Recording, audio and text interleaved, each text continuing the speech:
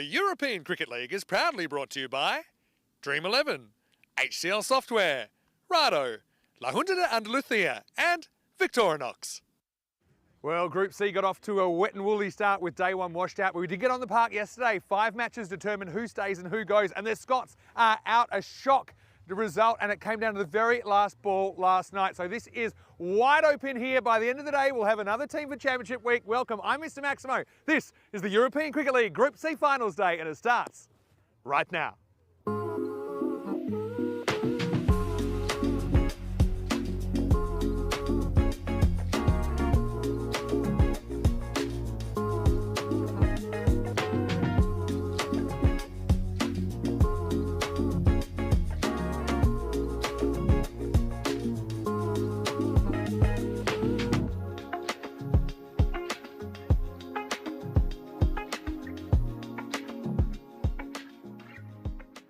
Buenos dias, good morning to you wherever you're watching from around the world, and welcome to another huge day in European cricket. It is day 3, that's finals day here in Group C. Already we've seen Darmstadt CC qualify for the Championship Week, Week 4 from Group A. We've seen Hornchurch, the defending champions, qualify from Group B, and now it's time to add another team to that list. We have 4 matches today. Looks like we're going back to 10 over cricket as well, and it should be really, really interesting to see how things pan out. So starting the day with this Eliminator, so 2 teams will show, but 1 will have to go. Sophia Stars of Bulgaria are here. They finished in 3rd. They're taking on Christiania, who are from Norway. They finished in 4th place after the group stage. Right here a little while ago, we had Ian Ramage, the tournament referee, and the 2 captains. Let's see what happened at the coin toss.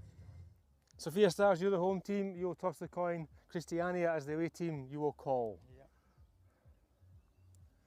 Dream 11. It's been called Dream 11. It's come down European cricket, so you've won the toss.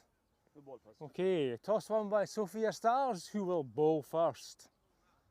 So Sophia have won the toss, and the Bulgarians want to bowl first. That means they will get to chase, and they did that last night. In fact, at one point they looked like they might even chase and get the double chance. In the end, they got there off the very last ball. They needed 1 just to survive in the tournament. They needed 6 to win. You wouldn't believe it. They hit a 6, and that's why they're in 3rd place here, slightly higher ranked. But look, for them, it's been a Cinderella story so far with that win over the Danes Scanderborg, who did still hold on to 2nd place, and we'll see them later in the day. For Christiania, they've been really impressed with them. Of course, they've got some players we have seen before, Raza Iqbal, Waligari, for example. But I think that they put on some really, really big runs. I don't think they mind batting first here, and they'll feel that, you know, if they bat to their potential, they could really kind of bat the Sophia Stars out of the game. But hey, anything's possible. This is the European Cricket League.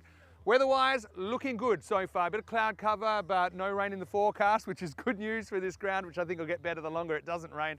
We're expecting 17 degrees. Currently, it's about 14. Well, the man that called that dramatic last ball last night is Corey Ruckers, who's with me for the first half of the day. Well, Corey, I know your voice is probably a little bit hoarse, but let's get back on the saddle now, because we're ready for Group C Finals Day, and it's the Bulgarian Sophia Stars winning the toss and bowling first.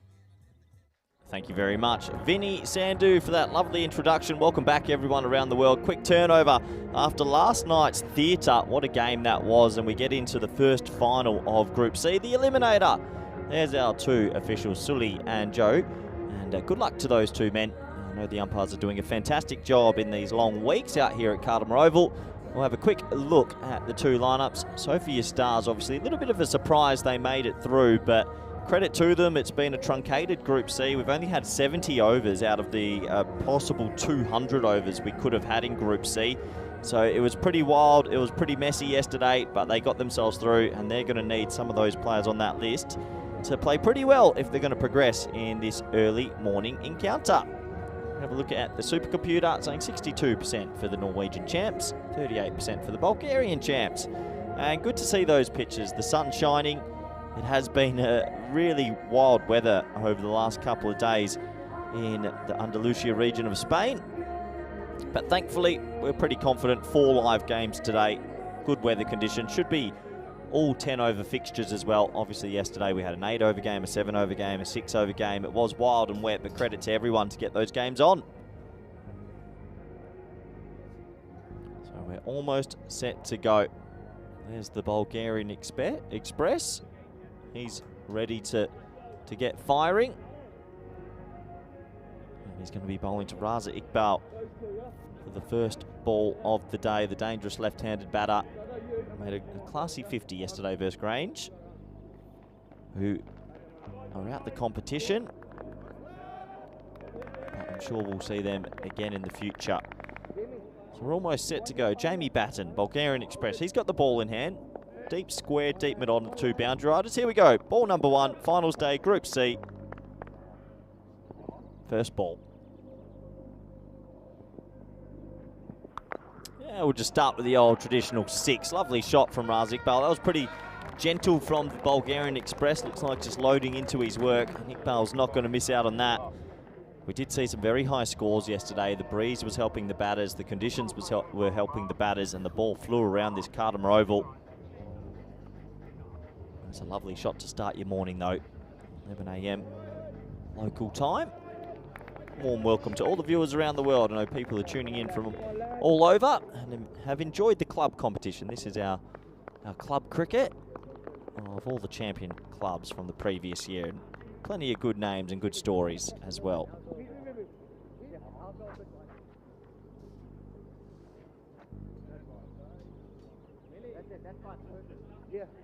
Just a little bit of a false start there, but yeah, great stories to see Sophia Stars win that crazy game yesterday and sneak themselves into finals today with a rather big upset.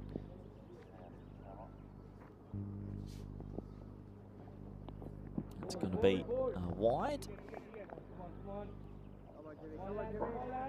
So Sophia Stars winning the toss in this, electing to bowl first, and they feel they can chase down anything.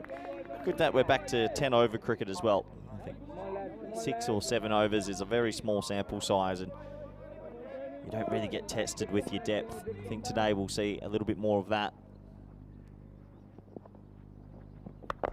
Pulled away in the air. 1-2 bounces, just skids on a little bit on the Cardimer turf. Good fielding out there.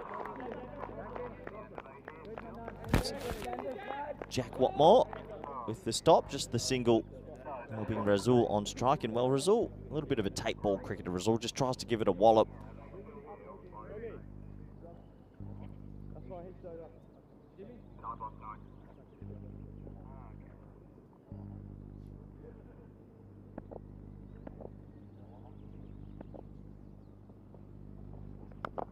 And it gets a fair bit of bat on that though. That's going to race away for 4. So Batten just trying to build into his work. A couple of looseners. Nice start for the Norwegian champs. 6, a 4, a single. They're away. Always nice when both openers get their first boundary and get ticking together. Much more pleasant conditions here today. Very still. No breeze at all. Quite warm actually, and a little bit of cloud cover, but looking at the forecast, we will be fine.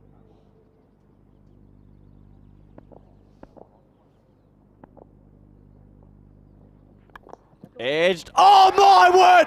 Oh my word! It's the greatest catch I've ever seen. Out of nowhere, Batten bowls a full delivery. They've got a slip in for some reason, and the Bulgarians have taken an absolute hanger. I cannot believe what I've seen. Vinny, take over. Oh my word! That is, I think it's the best catch I've ever seen in my life, and I've seen a lot. Oh, that is it's a superhuman effort. Is that Webster? It was what like a flash. Catch. How has he reached this? Unbelievable! It was past him. It was flying. It might have gone for 6. Oh, unbelievable catch. You cannot ever take it right in the fingertips. He comes down with it.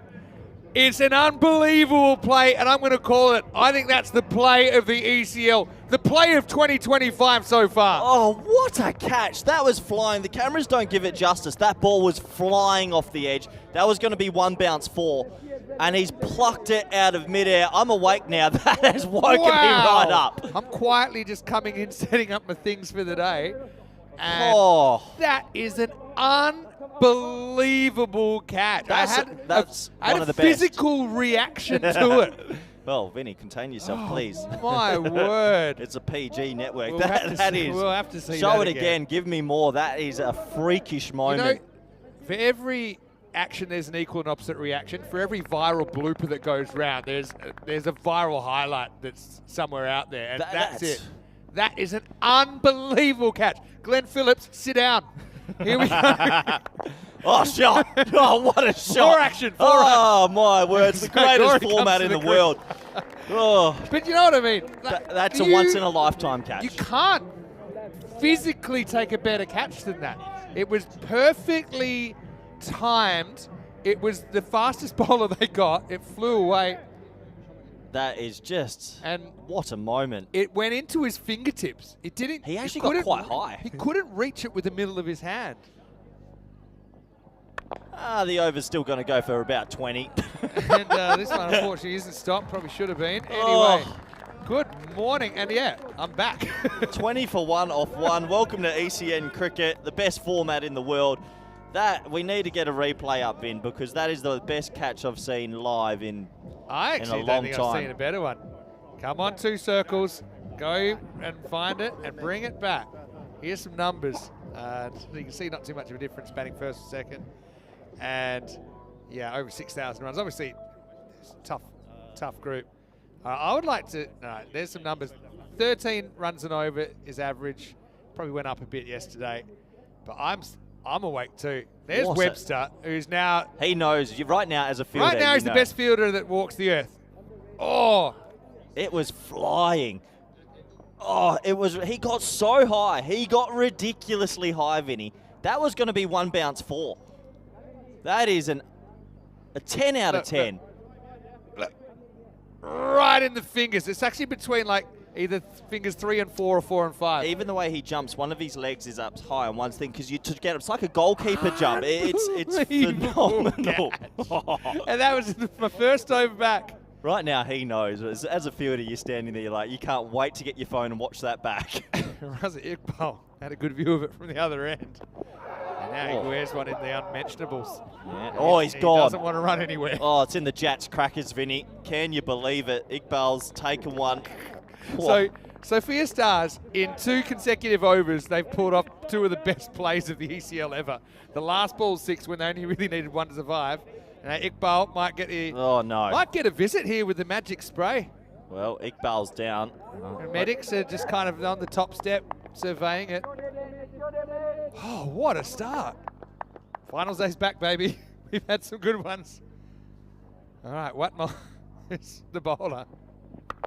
And he gets walked at, and Raza Iqbal gets his revenge. This time he puts it to the boundary for 4 runs. Well, despite the catch and everything going on, 24 of 8 balls is a very good start. Iqbal fights fire with fire. Nice shot. I haven't been able to open the YouTube chat, but I will now because that is, I want us to get some reactions to that. Yeah, what a moment. That was unbelievable. And it's not like you and I don't watch a lot of cricket. But that was an unbelievable catch. Oh, wow. Okay. Now, this one straight over the tram line won't be wide. So, yeah, so I don't really have a chance to paint the picture yet, but obviously Sophia Stars. It was crazy. They could have finished 2nd, 3rd, 4th or 5th going into that last match. Okay, each team only playing 2 matches, and they were reduced matches at that, but we're just happy that we get on.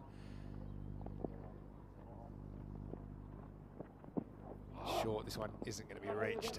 Wide will be the call. And let's go see what the comment section had to say.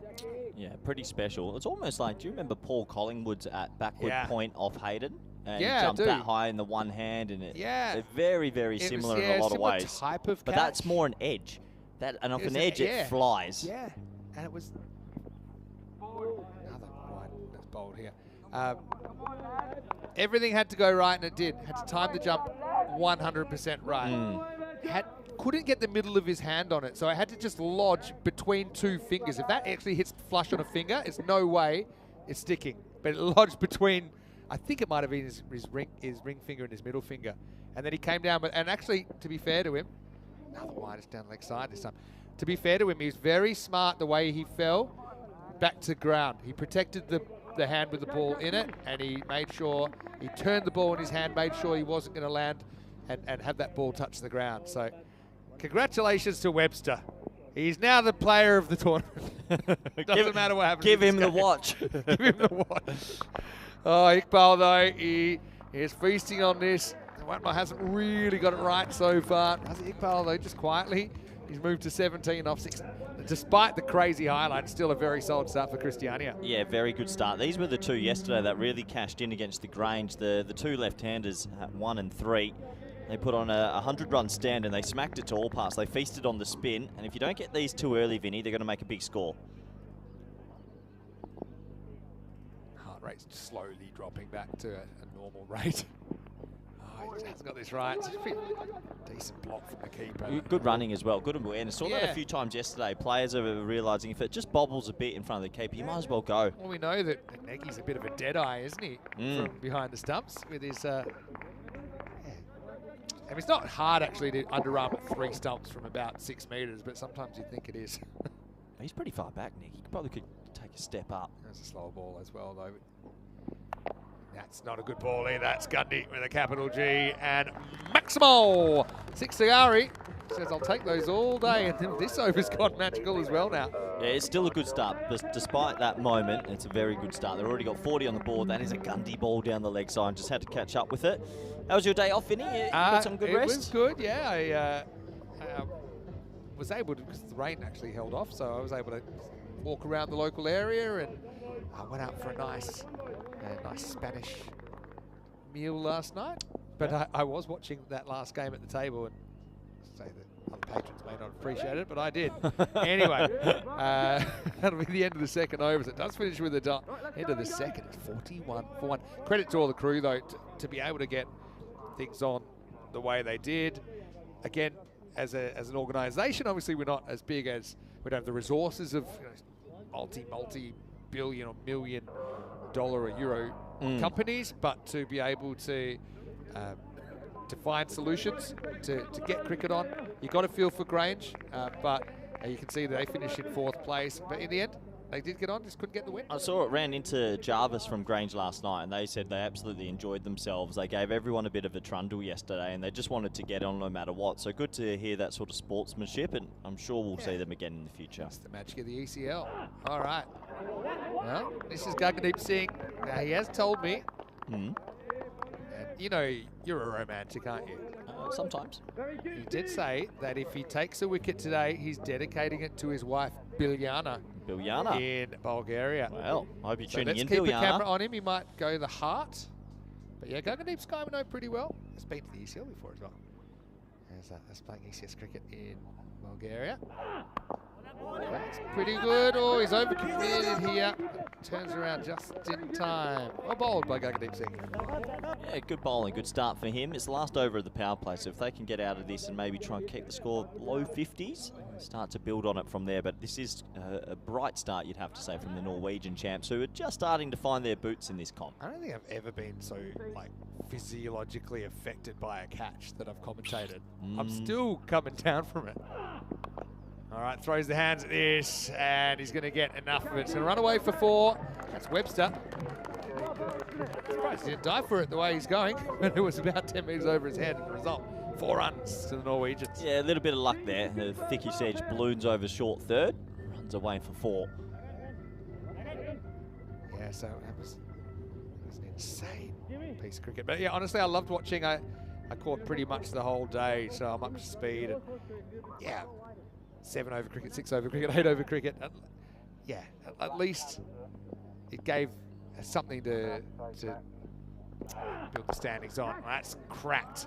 This time he tries the Yorker, and Gauri's a very good player. First player to take an ECC hat-trick, actually, Wally Gauri, back in 2021. He brings up the 50 here for his club, Christiania. Yeah, and good signs. These two left-handers are clicking again. The dreaded double click. So I see it sometimes at Carlton Road. When two players get going together, it's very hard to rein them in. The 50's up inside 16 deliveries today, and they look like they're set for a very big score. Shot. Rolling cutter, and he plays it really nice. He holds his shape, bangs into the vents. Maximo stays mass. One thing I really like about Gauri, Vinny, he accesses the offside very nicely. He's not a leg side happy play. He really likes to say leg side of the ball and free his hands. That's a beautiful cricket stroke, and he's really ticking here. 56 sure now. Yeah. He's 28 off 8. Kind of been blinded by the highlight, but the reality of the fact is they're going at pretty much 20 and over here.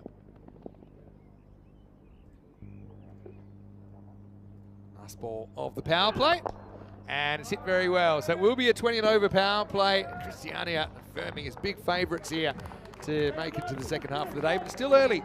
It's 60 for 1 after 3. Yeah, dream power play for them, going at 20s, and there's another example. He stays a little bit leg side of the ball, doesn't press his front foot across to close himself off, keeps his arms open, keeps his shape open, and pumps it for 4. So 20, 21, and 19. Despite that highlight, that one ball, it has been a dominant batting display so far. Can you win a power play just off a classic catch? No, you can't, Vinny. Unfortunately, it just looks like, on the scoreboard, looks like any other catch. We know it wasn't. Oh, man. Got to say, I didn't get to comment on the kits too much, but I like the kits here in, I like in the Group stars. C as well. Sophia Stars have got a very nice kit. All the teams have nice kits, but for Sophia Stars, that's like, I think I was saying yesterday, it's like a baseball collector's item, that one. Yeah, I quite like the Grange. It's kind of minty fresh. Do you reckon there's any viewer out there that's collected every single ECL shirt? I'm sure. One day it'll be worth a nickel. Nickel. So, good unit of measurement there. Thank you, Vinny. Right, Mishra is going to get worked away here. Long chase, unsuccessful chase. Raza Iqbal is going to knock it away for 4 runs. Yeah, good shot, Vin. Just turning around the corner. And, well, the two left-handers are really flying now. 64 on the board. Sophia Stars need to break the partnership, otherwise they're going to be chasing 180 plus.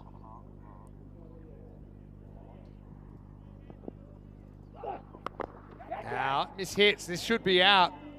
It'll be taken.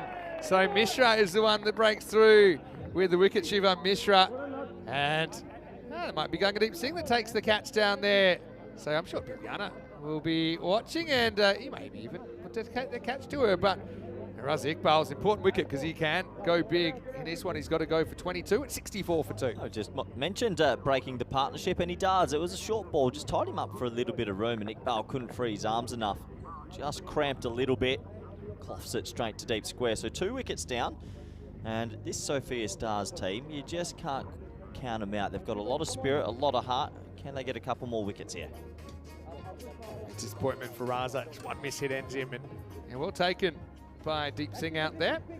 So can Sophia Stars turn things around? I mean, their game had crazy momentum switches, didn't it? Last night, obviously earlier today, they weren't able to get the win. Christiania, I'll be perhaps a bit disappointed with their first match. Otherwise, maybe they could have pushed up into the double chance. But hey, in the end, well, to be fair, I think after 4 overs they were 63, so they had a shot with the batter on strike. Yeah. It just didn't work out in the end, and then yeah, it was a crazy end to the day. All permutations were on the table, but they crept over the line. Akram to the crease. like a slow ball. The old grunted slower ball always works. Oldest trick in the book, Uncle at Christmas. The old Sharapova. Good player. She was very talented. How many Grand Slams did Sharapova win? 3? 4? More? 2? 4? I'll go 4. Okay, I'll give you the answer. Thank you. It was World Tennis Day yesterday. Yeah, true, I heard that. Full of delivery, and that is a beautiful shot. Lovely batting from Gorey. He's looking $1 million this morning. He showed us his skill over the offside, but that's a beautiful leg side clip. Yeah, beautifully done. Just timing. Nice little pickup land. Just got such a pretty technique, doesn't he? Nice player to watch. Good, nice on the eye. Slow ball, takes it on, and just over the top. Oh, lightning can't strike twice there for Sophia Stars. Just climbs over his fingertips. Gorey survives, and the result, maximal, 6 runs. Yeah, Gorey, 44 off 11, striking at a flat 400. Just got enough. Just got enough. Maybe half a metre over the rope. But that's all it takes. So she won 5 Grand Slam titles in her career. That was close. Between 2004 2014. Ever play a bit of tennis? Good at it. 78 for 2 after 4. Yeah, a little bit of tennis. Padel's taken over. Good, Fun game. I liked my squash, actually. Squash was a very, very fun sport. Yeah, myself as well.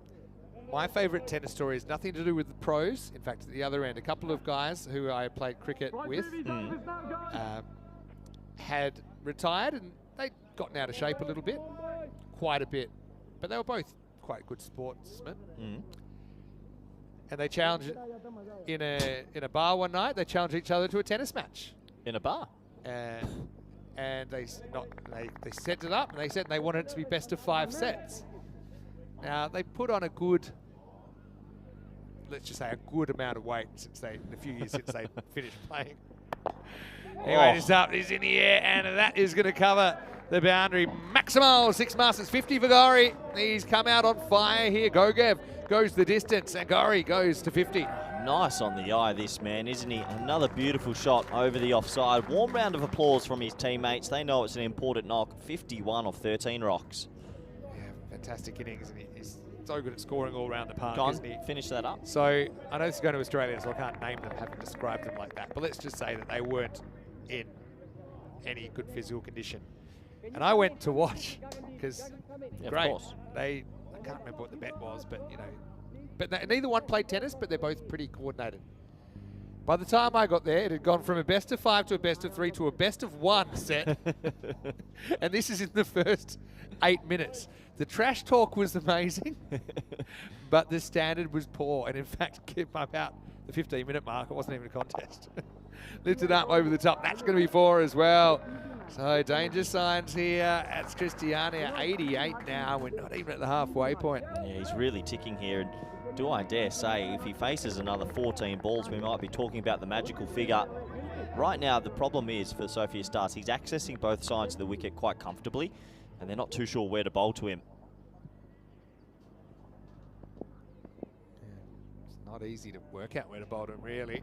Oh, he's got to wait for a mistake. Doesn't come here. Slashed away. And that's over the fence as well. Maximo! 6 carreras. This is where it's probably the most difficult time for an opposing captain. You've got Gori ticking. He's gone over mid-off, over cover, over mid-wicket, over square, now over third. Really tough person to bowl to. I think you've just got to try jam in your best Yorker and hope you land it, because he is really flying. 61 off 15, looking extremely calm and enjoying the pace onto the bat. Oh, well, that's a miss hit, and this is a huge moment, and it's gone. Well, there you go. The longest journey starts with the smallest step, and Gori, he's so disappointed. He looked on for a ton there, but again, that one just hits high on the bat near the splice. I think it's Jacob Gould that takes the catch. And so, yeah, Gori walks back for 61. Credit to Gogev. I mean, challenged him kind of in the boardroom there, and Gori just clunks it. He's gone. And the score is 94 for 3. Yeah, he plinked one out of nowhere, really. Proper innings, though. He's set up his team in a very strong position. And brave bowling to dig one in then. Not too sure if he meant it or not, but Gori goes. Very, very good inning. 61 off 16, 45 runs on the offside. Yeah. Nice to see that. Yeah, it's a brilliant innings from Gori. Probably goes into the category of high cameo. I mean, it's more than a cameo. That's substantial. Yeah.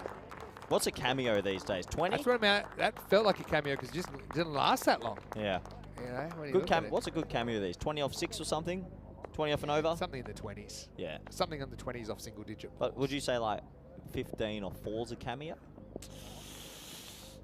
Bit part. Oh. All right, Anwar strokes this quite stylishly through the offside for a single. Saeed Anwar for a moment then. Okay, it's Mirza Anwar.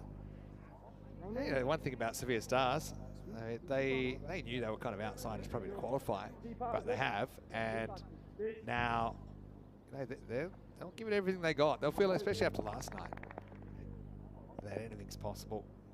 Momentum could change quickly. Oh, I don't know what happened there. I think it's right off the cue end of the bat. It was hard enough to go past the bowler, but they won't get a run.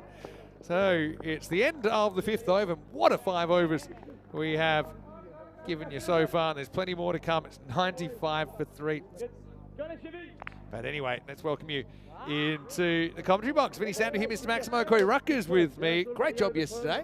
What a day of cricket it was. I was an amazed spectator like everyone else. Rico Full will be with us a little bit later in the day for the second half of finals day. But what were your kind of thoughts? Any surprises here in Group C for you? Well, obviously the talking point's Grange, but I just think with the shorter formats of 7 overs, it was a lot more volatile. The tough conditions, as that one's misfielded, and they'll think about 2, but they'll surf 1. Obviously the tough conditions meant some of their quicks couldn't charge in, but they kept playing with a smile on their face. That was good to see.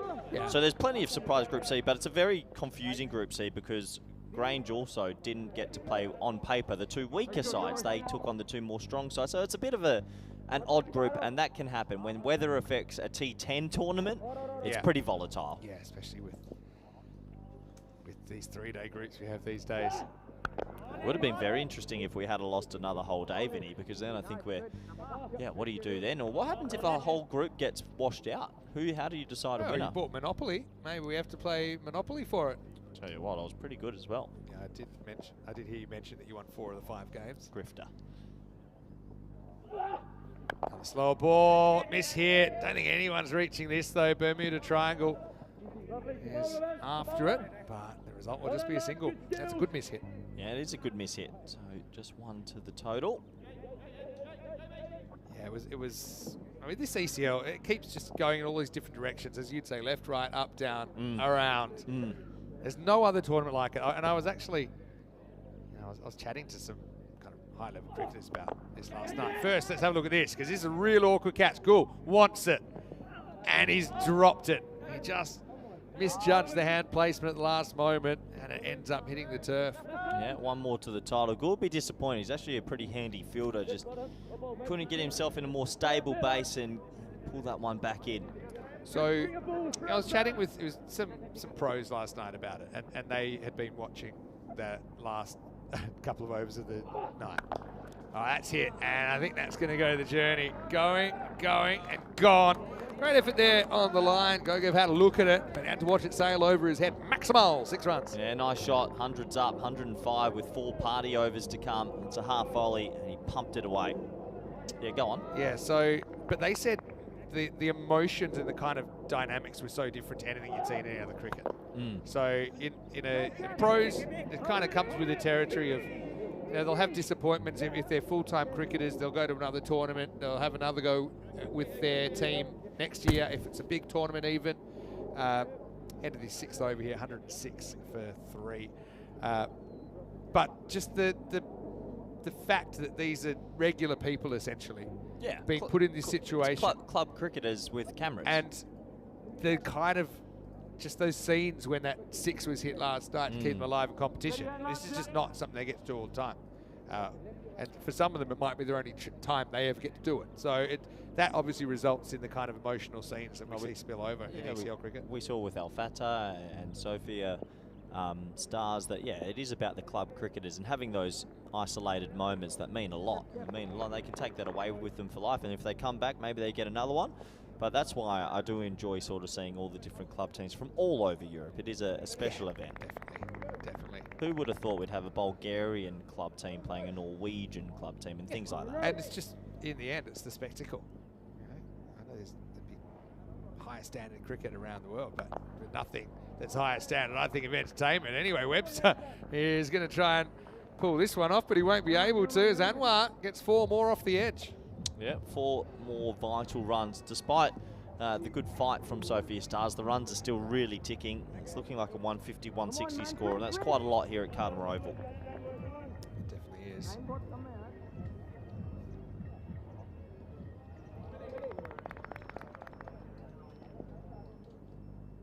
Gogev with the comeback. Don't get hurt too badly here. Definitely this game's taken a different turn, hasn't it, since it's the Gori wicket. And obviously the fact they got Raza Iqbal reasonably early. Yeah, look, they're fighting hard, but there's a lot of damage already done. The run rate's at 17.7, so just even a steady finish here from the Norwegian chance will get them up to a more than defendable score.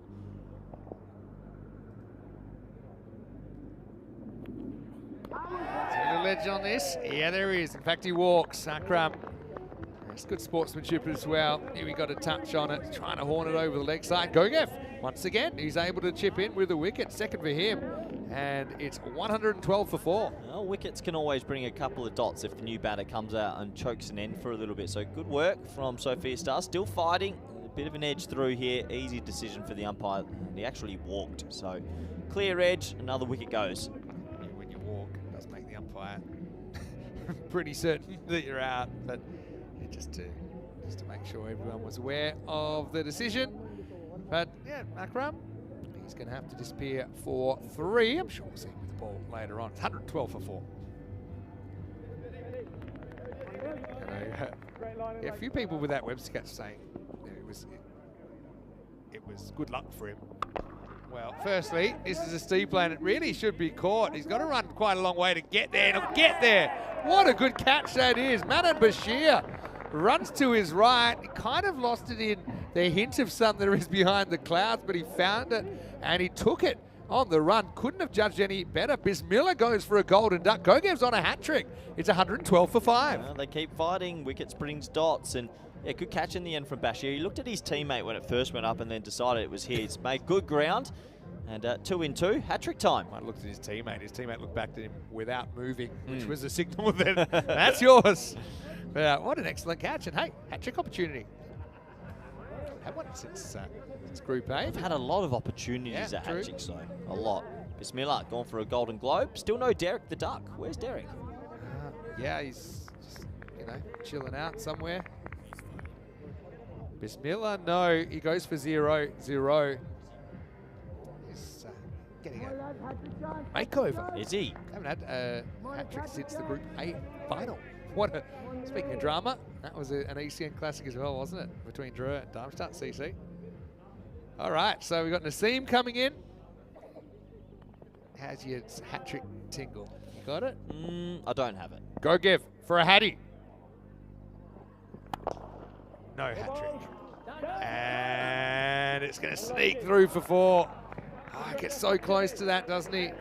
But it's going to run away. And the result's a boundary. That's Shiva Mishra down there.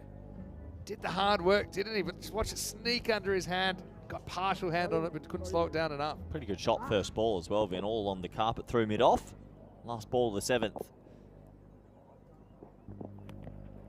It's not a good ball, but he's going to get away with it. In fact, he almost could have created a run out. Then the bowler and the batter get in a tangle, and Gogev, in the end, walks away with 3 pretty big wickets. I think it's the end of the 7th over. It's 117 for 5.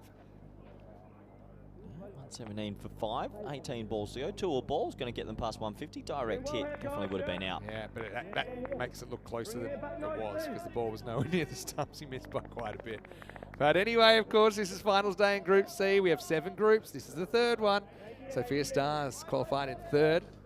Christiania in 4th. That's why they are playing this Eliminator. The winner will play Qualifier 2 against the loser of the Raw Strikers and Scanderborg, who will play in the 2nd game.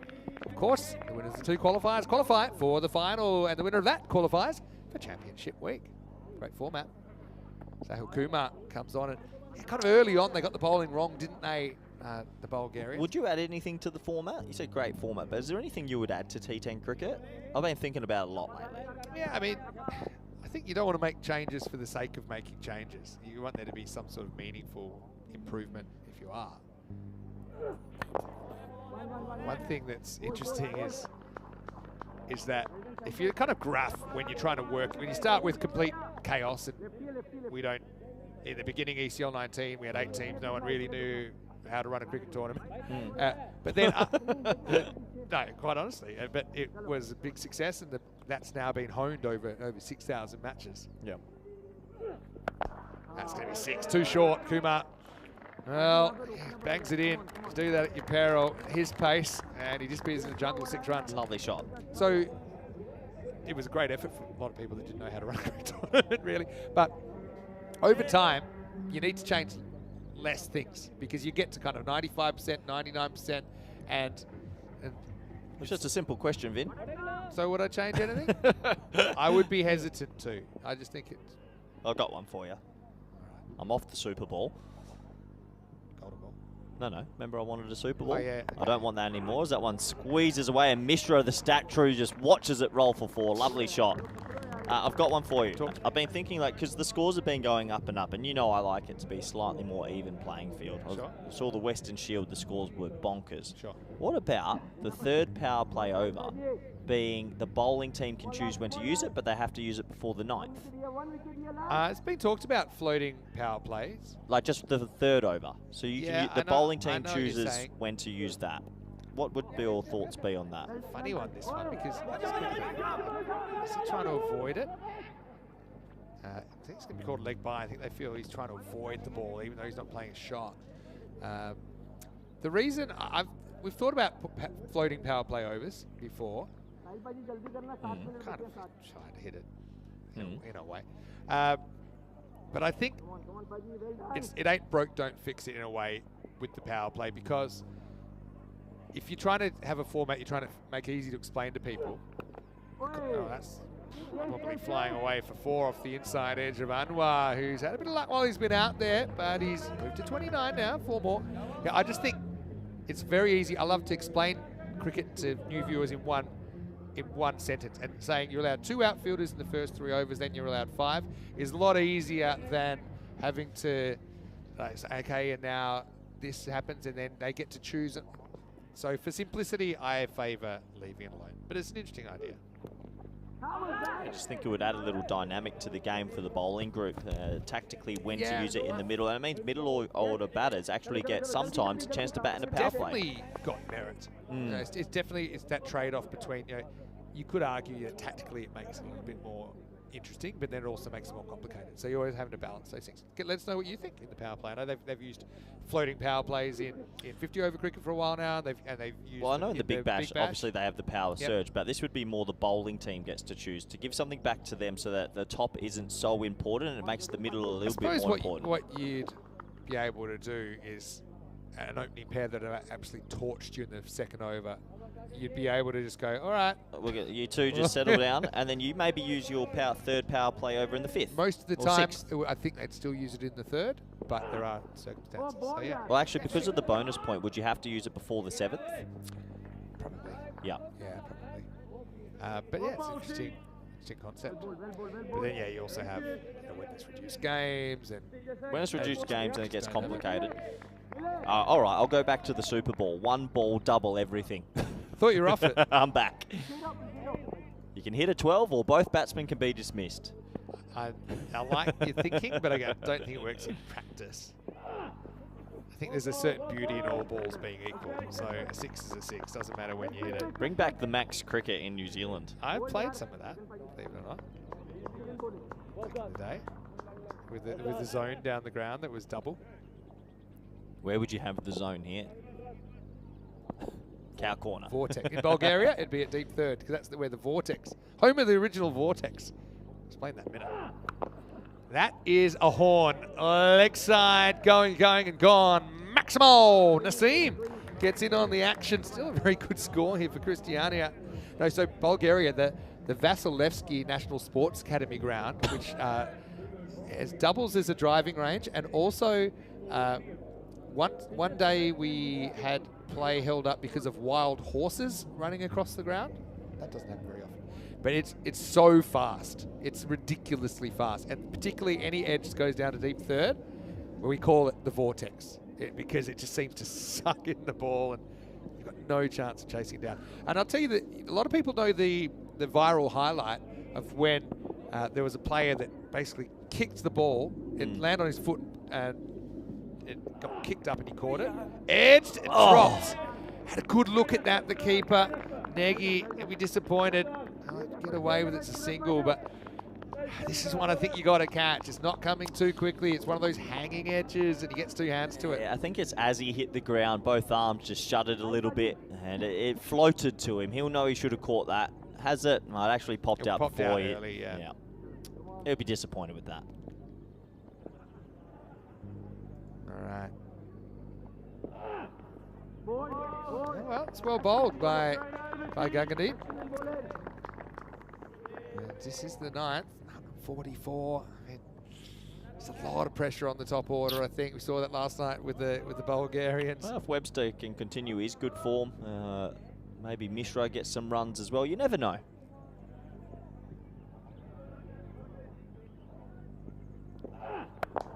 That's hit pretty well. Fielder is not going to be able to knock it back. Ends up kind of basically wrong side of the touchline. That'll be 4. And at the end of 9, it's 148 for 5. Not too sure he wanted that. He just needed to take a step forward and maybe he takes the catch. In the end, he goes backwards. And yeah, went uber defensive and actually kind of made it impossible. Yeah.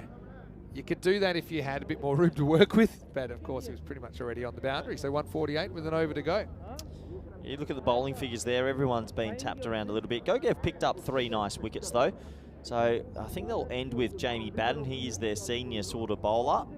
But this is already an impressive score.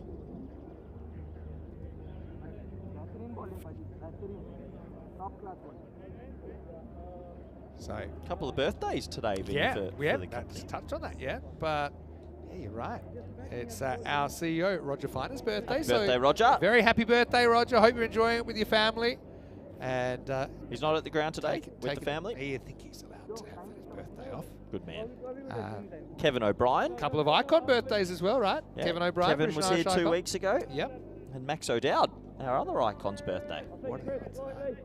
What's Ross Taylor doing? I can tell you, it's 1 in 365. Ross Taylor wasn't born on the same day. I can tell you that much. It was good to have Ross out here, wasn't it? Definitely. All right. First one down the leg side. We're going to run to the keeper. It's probably smart running so far back.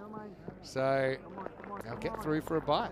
Yeah, rate that. Clever cricket. Why not? Take it on.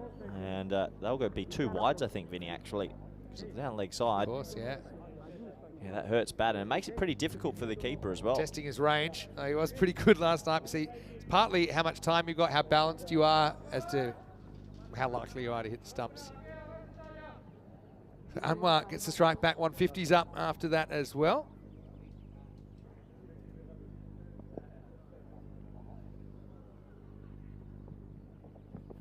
And this time they think about it. And, well, he's missed. And they probably could have got him at the other end. So, Nagy used up all his accuracy tokens last night.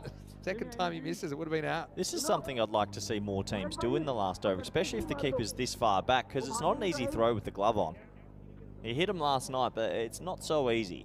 It's actually something you should practice as a keeper a little bit as well. He's taken a step forward here. I'd be Because curious if they go again. You need to organise your feet, get balance, and you're so much more likely to hit if you just panic. Go. Whoa. This time they don't go. It's just going to throw it over arm. Be a wide fight this time. Yeah, good call from the umpire. So quite seriously for keepers, it's not something, it's coming in the modern game, so it's not really something they've... Just looking at the field here, Vin. Oh, that man there, deep square. He just has to be careful he doesn't take 1 step to his right. So they've actually almost got 3 behind square. Yeah, good point. He can't move at all deep square. To his right. All right, that's an edge with Batten's pace. That's going to fly for 6. Maximo. 6 carreras. Yeah, just going back to keep throwing at the stumps. Balance is really important. You should get 3. You should have 3 steps and be able to throw with a straight arm. If you're off balance, if you've had to dive, and you don't get that ability to settle yourself, then you're just less likely to hit stumps. So something you can practice if you're a keeper at home. Yeah, pretty hard luck there for Batten. It's a good heavy length delivery and the edge just flies for 6. What can you do? Pace can work against you in this format. Yeah, you're right. Come back ball. Pretty well bowled. It's up in the block hole. I think they're going to have to settle for a single. Yeah, 1 more to the total. So we're looking at a score in the 160. Still can get to 170 with a big finish.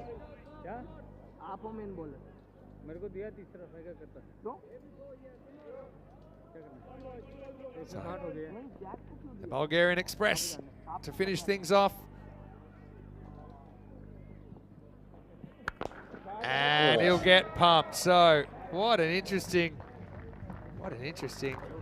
innings this has been. I don't know why I've just gone off the edge. I thought that was last ball. Yeah, well, keep your eyes forward, Vin. We still got, there was a couple of wide. We've got 2 balls to go. 175 still on. That's a lovely shot, really. Interesting, they're still given a 9% chance of chasing it. Yeah, 9% might be a little bit generous. It would be one of the more famous chases we've seen here. Obviously, Sophia Stars weren't expected to make it this deep in the competition already. They've tried their best here, but they've been outclassed. All right, back.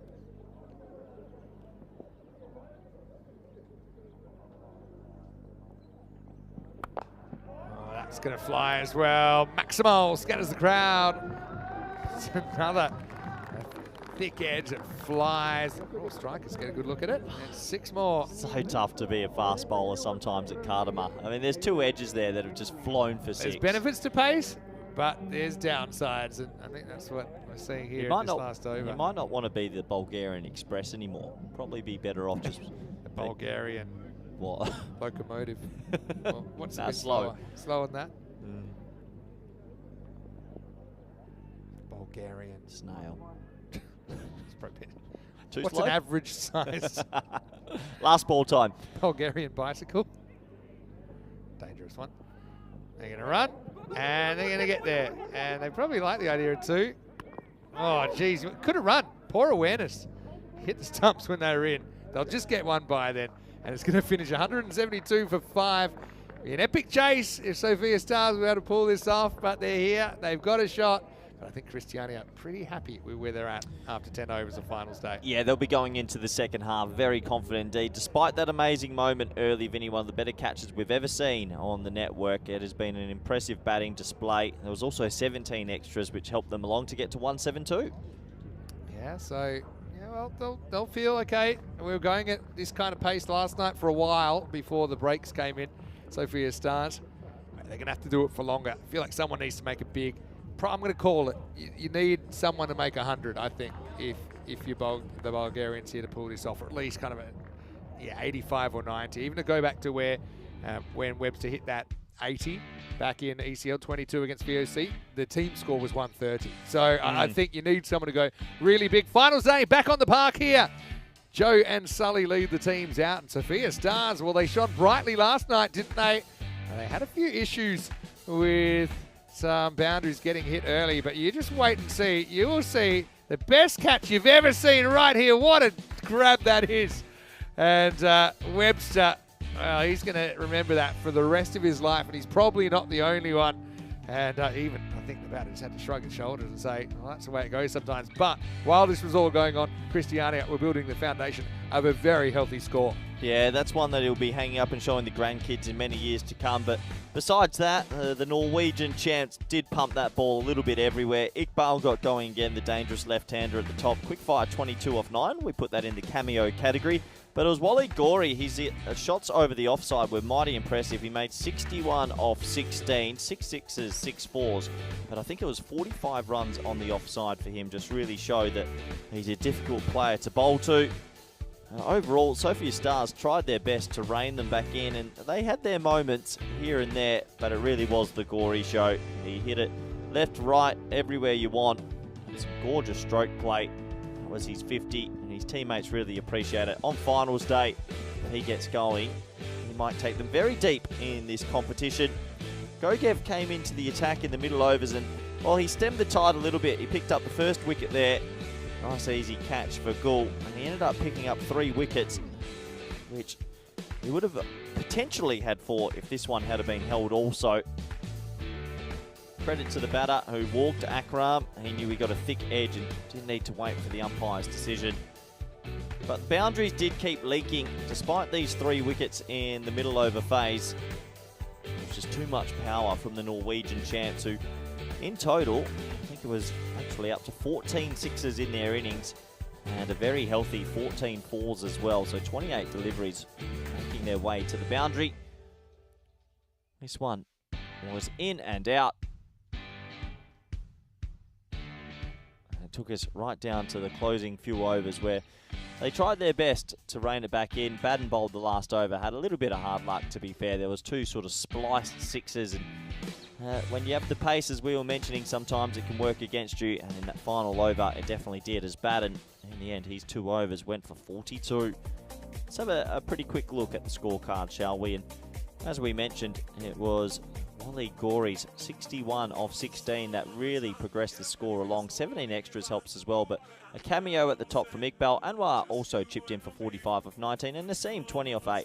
So a lot of batters enjoying themselves out there at Cardimer Oval, and 172 is a pretty imposing total in the first eliminator. Have a look at the bowling scorecard. Everyone trying their best. It was Gogev's 3 for 28 that stood out, but everyone else getting a bit of tap. Not easy conditions for them as the ball was flying around from ball number 1.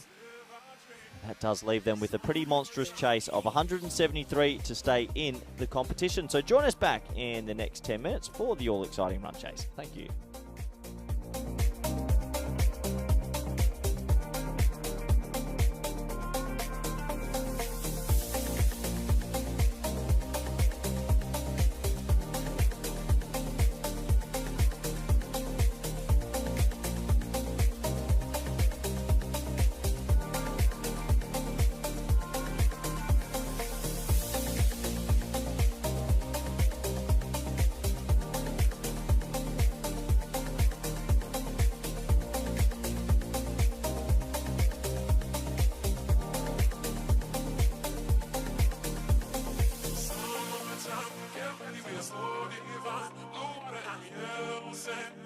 just you and me.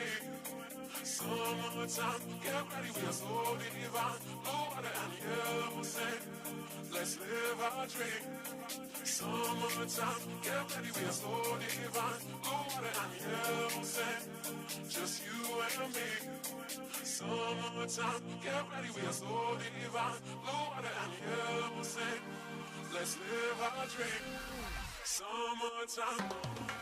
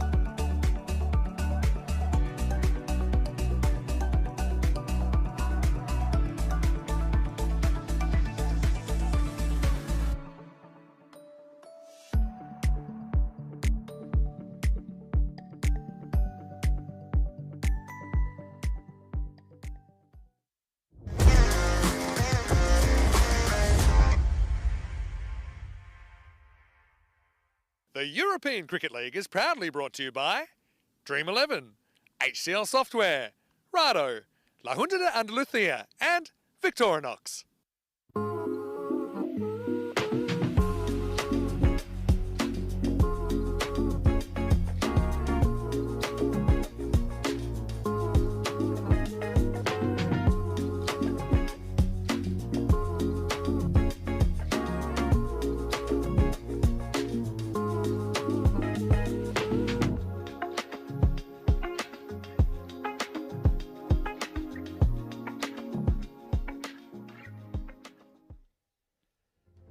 Hello and welcome back to the European Cricket League live from the Cartama Oval in the beautiful Andalusia region of Spain. And although the weather hasn't been too kind in this group, we are heading to the business end. And now we're going to have to say goodbye to one side. At the end of this innings, of course, with Christiania putting a very, very healthy total on the board here in the Eliminator. Teams just getting set to come back on the field, and well, anytime you get up in the 170s, it's going to be a tough chase. For Sophia Stars, so they'll be hoping that they can pull off a little bit of a miracle. 173 runs required off the 10 overs if they are going to stay alive in the competition. Vinny Sandu here, Mr. Maximo for the European Cricket Network, and it's great to also be being broadcast on so many international broadcast partners. ECL has just grown and grown and grown. It's taking cricket to places that it's not typically played as a known sport, traditional sport. It's quite amazing when you think about it that it's the second most watched sport in the entire world, but it's probably only an established sport in about 10% of countries in the world. And when you think about that clash, it kind of boggles the mind. And so the European Cricket Network and European cricket in general is hoping to spread the game, and we'll actually see 33 nations represented in this European Cricket League. The champion club of every nation is invited to the European Cricket League. And this is the 5th edition that has been held. Well, we saw one of the all-time great catches in the first half of this game. Chris Webster, absolutely incredible. In a kind of floating slip position, took one, just kind of lodged in his fingertips. A flying edge off the Bulgarian Express, Jamie Batten. And now Chris Webster gets his chance to let his bat do the talking. There he is, getting ready to face up. His regular opening partner at the other end is Manan Bashir. But I certainly think that catch is already locked in the play of the day, and I actually think that you'll be seeing that around the world many, many, many more times. It's quite an incredible effort. I still maintain it. I don't think I've ever seen a better catch, live or on TV. It was an amazing bit of fielding. And the fact that Chris, you know, obviously he's a reasonably good cricketer, but he's just a regular guy. So for him to do that, I feel happy for him. Obviously, probably not as happy that they need 173 to win, and I think for them to win, he needs to make quite a few of them. It's going to be Mofasa Saeed, skipper, who is going to open up. Here we go. Webster knocks it to the infield. They don't take a run first up. They made a real flying start last night, the Bulgarians. It was quite an interesting game. They were chasing 79 to win, but they could afford to lose by 4 runs and still qualify, which meant the target was 79. But to stay alive, they had to make at least 74. They were 73 before the last ball. You'd think staying alive in the tournament is probably a priority, but we saw a 6 attempted and hit. And we might see another one here as that goes straight down the ground. Webster, Maximo. Stars away. Stars were shining brightly last night. Can they do it in the daytime? Probably a bit of a slot ball there from Saeed. And he steps, he hits it straight. It's good batting. It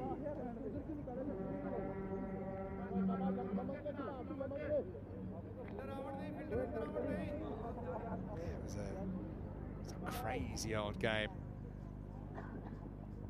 That's what this format does. Now he's in the air and he's gone. Well, there you go, 6 and out. Wasn't quite there to hit. It's almost like he couldn't decide where he wanted to hit it. Chris Webster kind of wanted to go straight, but then because it wasn't really full enough to play the same shot, the bottom hand came into play, dragged across, and a simple catch taken there by Wally Gorey. He was never going to miss that. And so, unfortunately, it is a 6 and out. And that really does harm what chances the Stars had of chasing this down. But one of the things I love about this competition, let's say if the Stars here, if they kind of crash and burn, if they're shooting Stars in the chase, they still have that win last night, something that they will always remember. And then also something like that catch from Webster today, that will always be remembered long after this result falls by the wayside. As it is, though, he'll be disappointed to go for just that 6 for 1 in the first over.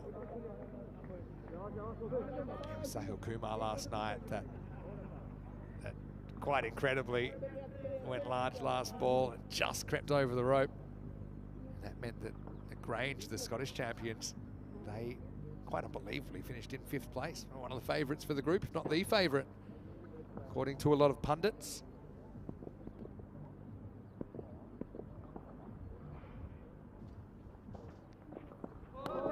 Just a wide. Remember, the regulations here say that if the ball passes the popping crease and even any part of it is over that red indication line,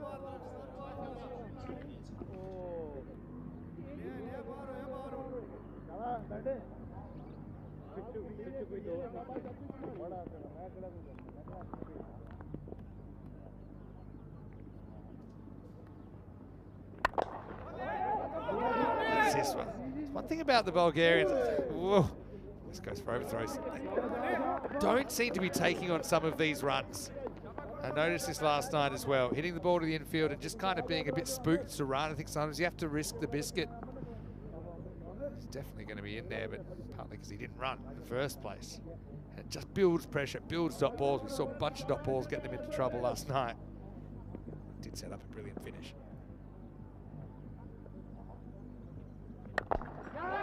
This is up in the air, and that's going to be gone as well. So it kind of shows you, probably shouldn't have been on strike there. Mishra, Shiva Mishra that is, he's going to go for a duck 2-ball aside with a double strike here in the first over.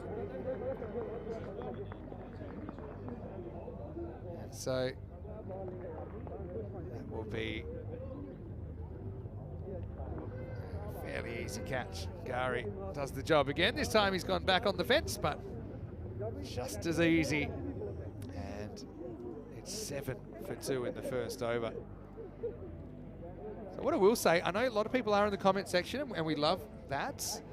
We have that two-way conversation. Corey Ruckers joins me back in the commentary box, but also Corey, one thing we like to do is sometimes share our social media. So I know that yours is cruckers_28, right? Yeah, correct. cruckers_28. Or you can get me at Mr. Maximo with 5 O's. And if you want to send in any random questions, now's a great time to do it. Or let us know where you're watching from. Let us know where you're watching from. If you have anything you want to say, if you want to shout out, now's probably a good time. We don't get to do it too often because it's a hectic pace here. Yeah, 7 for 2. Good to be back, Vinny. And oh boy, Sophia Stars, they got in here with a miracle, but it's not looking good so far. Go Gev, his first ball. Across and stays good as well. So end of the first over. And things were tough to start with. They're even tougher now. Sophia Stars 7 for 2. Yeah, the Norwegian champs played a pretty good game so far in the first 11 overs of it. You'd have to imagine they're going to progress from this point on. Sophia Stars, though, if they do get knocked out, they've won some hearts around the world. 35 matches since our last Golden Ball. I think we'll get at least one more this tournament. I hope so. Yeah, well, we had, I think, 3 last year in the ECL. One on opening day, isn't it? Quite freakish. We had one on opening day last year and this year. Amin Asim ready to bowl over number 2. I want to say a quick hello to Zishan Siddiqui. He's messaged me, actually. And he said, hello, hope you're doing well. And he's also excited for the Portugal internationals with the Norwegian team touring Portugal, men and women's sides. Oh, how exciting is that? That'll be the first time I think Portugal's women's team will play. Yes, that's true. Norway are playing a little bit. All All right, that's up in the air, and that's going to be 6. They need more of this. Bashir, well, he is kind of a bit of a freak of nature in a way. And of course, I know that Rico mentioned last night that his first ever hardball innings was 100, and after he reached 100, he started batting left-handed and hitting some crisp off drives. That's He started the 10th over, game 1 of the ECS Bulgaria, and he's made 100, and then he's just left-handed. It wasn't like a 6, but it was just a proper, you know, proper drive. Sounds like he was living a dream, Vinny. But his dream has turned into a nightmare occasionally at the Scanderborg Oval. Missed the rest of the series with concussion after getting a ball in the helmet, I think, in the first tour he had here. But, Christiania, Superman colours. All our viewers in Australia, I know we're on Fox Sports down there. The Western Bulldogs fans will be all over Christiania. Yeah, good call, actually. Dead ringers, aren't they? And then you've got almost, the red's a bit complicating, but you've always got a Richmond versus Western Bulldogs situation in this game here. Oh. Maybe. But look, Gogev comes out. If you're the Stars here, you've got no kind of point to play for. You're just... Oh, you're swinging from the hip. You're swinging, and if you go down by 100 or more, yeah, it doesn't matter. go down. Yeah, give it everything you've got and hope you get a little bit of luck along the way. It's been a wild ride. I think that wild ride's coming to an end in 8 overs time, Vinny. Beware the batter that starts with a few dot balls. I think we saw that last night with Sahil Kumar. Oh, it was a great game to watch. I actually really enjoyed watching it as a spectator because, yeah, I suppose we do this quite often, and I still am a spectator even when I'm commentating. But that one, it was just. It was up there. It was. Does that fit into the ECN Classic category? 100%. How big's the category? Big. Edged. Oh. Keeper couldn't really organise his feet here, and it was kind of going down when he wanted to be going up. I think he would have gone. Missed it anyway, but someone called Chris Webster. That's going to be 4 runs. Have a look here. Yeah, that's had a few issues, Barty, yesterday at times, I know. You know what I'd like our social media team to do if they're listening out there? Get Paul Collingwood's catch and split that with Webster's catch, because dead ringers really, really was a special moment. Handy 4 runs for Gogev there. Him and Bashir up against it, but I'm sure they're going to give it their all. Nice to see May Webb in the chat. Says she's watching from Trinidad. Oh, yeah. It's Carnival Tuesday in Trinidad. Wouldn't mind being there for a few hours, Vinny. It would be a one-way trip for you. It would be over.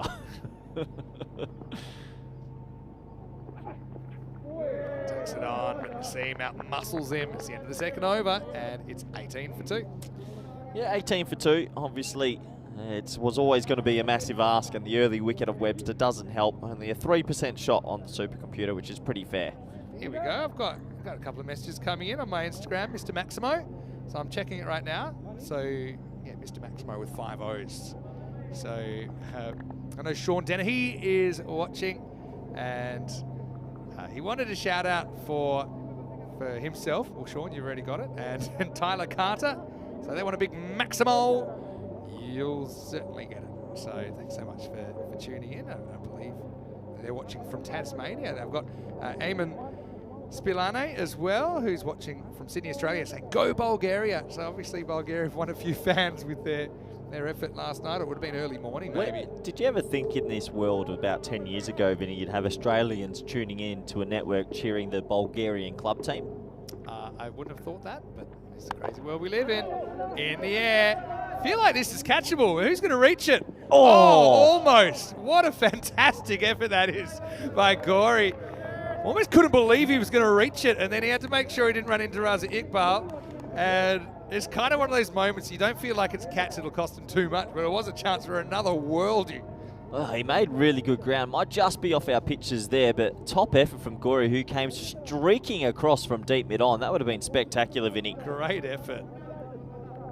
It was like a free catch. It's like a right of reply, actually, to that catch in the first innings. Yeah, when I saw it wasn't going for 6, I was like, well, someone has to reach it.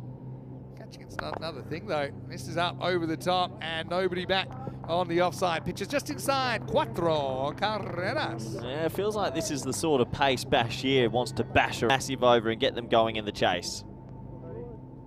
Yeah, so like I said, if you want to shoot us a few messages, now's a good time. Yeah, get them in. What time is it back in Australia now? Late, isn't it? It's 7:12 in the West Coast, probably 9 or 10:12 on the East Coast, depending on where you live. I'm still waiting for when we do go to ECN network down in Australia. ECN, We must be getting still closer. can't believe we haven't done it yet, but I can't believe We must be getting Logistically, closer. it's a bit tough, but we need to do ECN Australia. Yep. Club teams, artificial turf, small boundaries. Just think about it. January in Australia. We didn't have any cricket in January this year until the very last day. 4 weeks in Australia. Perth? Would you do it in Perth? Time zone slightly better in Perth for all the European viewers. It's up and If you put an invitation out to, let's say you're doing it in Sydney cricket or in Perth cricket, how many club teams do you reckon would sign up and say, yeah, we want in? I think it'd be off the chart. Well, you tell us in Australia. Message us right now. Get in the YouTube channel, ECN European Cricket Network, or message me, Mr. Maximo, on Instagram, or you can see Rutgers_28. I think we get inundated with people that want to play. Easy. All right, that should be out. Anybody? Gone. Well, Bashir is going to have to go. Really, Sophia Stars. They're shooting stars, but they certainly shone brightly last night. That'll be a wicket to Saeed. So now he's got 3. As this power play rapidly comes to a close, it's 26 for 3. Look, we know this one's pretty much all over. With that wicket there, Bashir goes. Maybe he was their last hope. Just clocked it, didn't he, straight up. And the old crocodile style of catch. Kids, I don't recommend it, but at least he held on to it. But, you know, yeah, crocodiles eat fingers. But what I think people it's taken a bit of time, but I think people are starting to get their head around that this European cricket, it's a different format of cricket. It's not T20. And T20, when T20 first burst onto the scene, no one could quite get their head around that. But over time, that's become mainstream. So T10, and not just T10, but it's the dynamics of European cricket make it such an interesting format to watch. And yeah, it doesn't matter what time of the day, you can tune in, you can catch some cricket action. If you... Oh, we've got a jumper issue here. Oh, okay. Oh, get the police out there. The player that's taken the catch has the wrong number on the shirt. Oh, big trouble. Penalty runs. Need to be 100 of them, I think, to make this game close. But yeah, I want to say hello to the boys from Peel and St John's and Isle of Man. Good bunch of boys. So yeah, well, Jacques actually sent me a message. So he said, watching from a tropical Isle of Man. I bet it's not. Do you think we're ever going to Isle of Man with the I'd love ECN? to. All right, Prakash is here.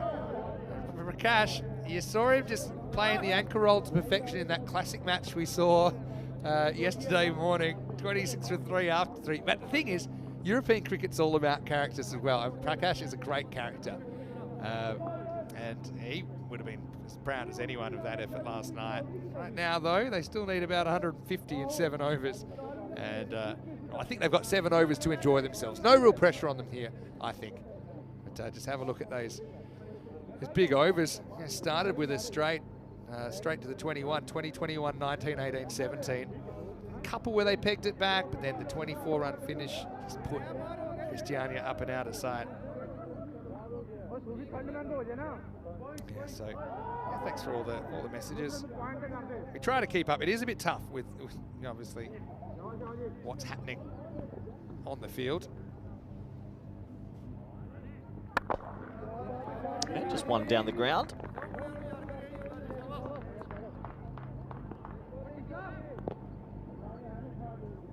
So this would be a great chance. The thing with Mishra, I know you mentioned that he may have retired several times, I thought but he did you retire. never know if it's his last dance or not. If we learn anything from the Last Dance Netflix series, Good series. it was almost literally his last dance. It almost knocked out his peg. What sportsman around the world or sportswoman has retired the most and come back?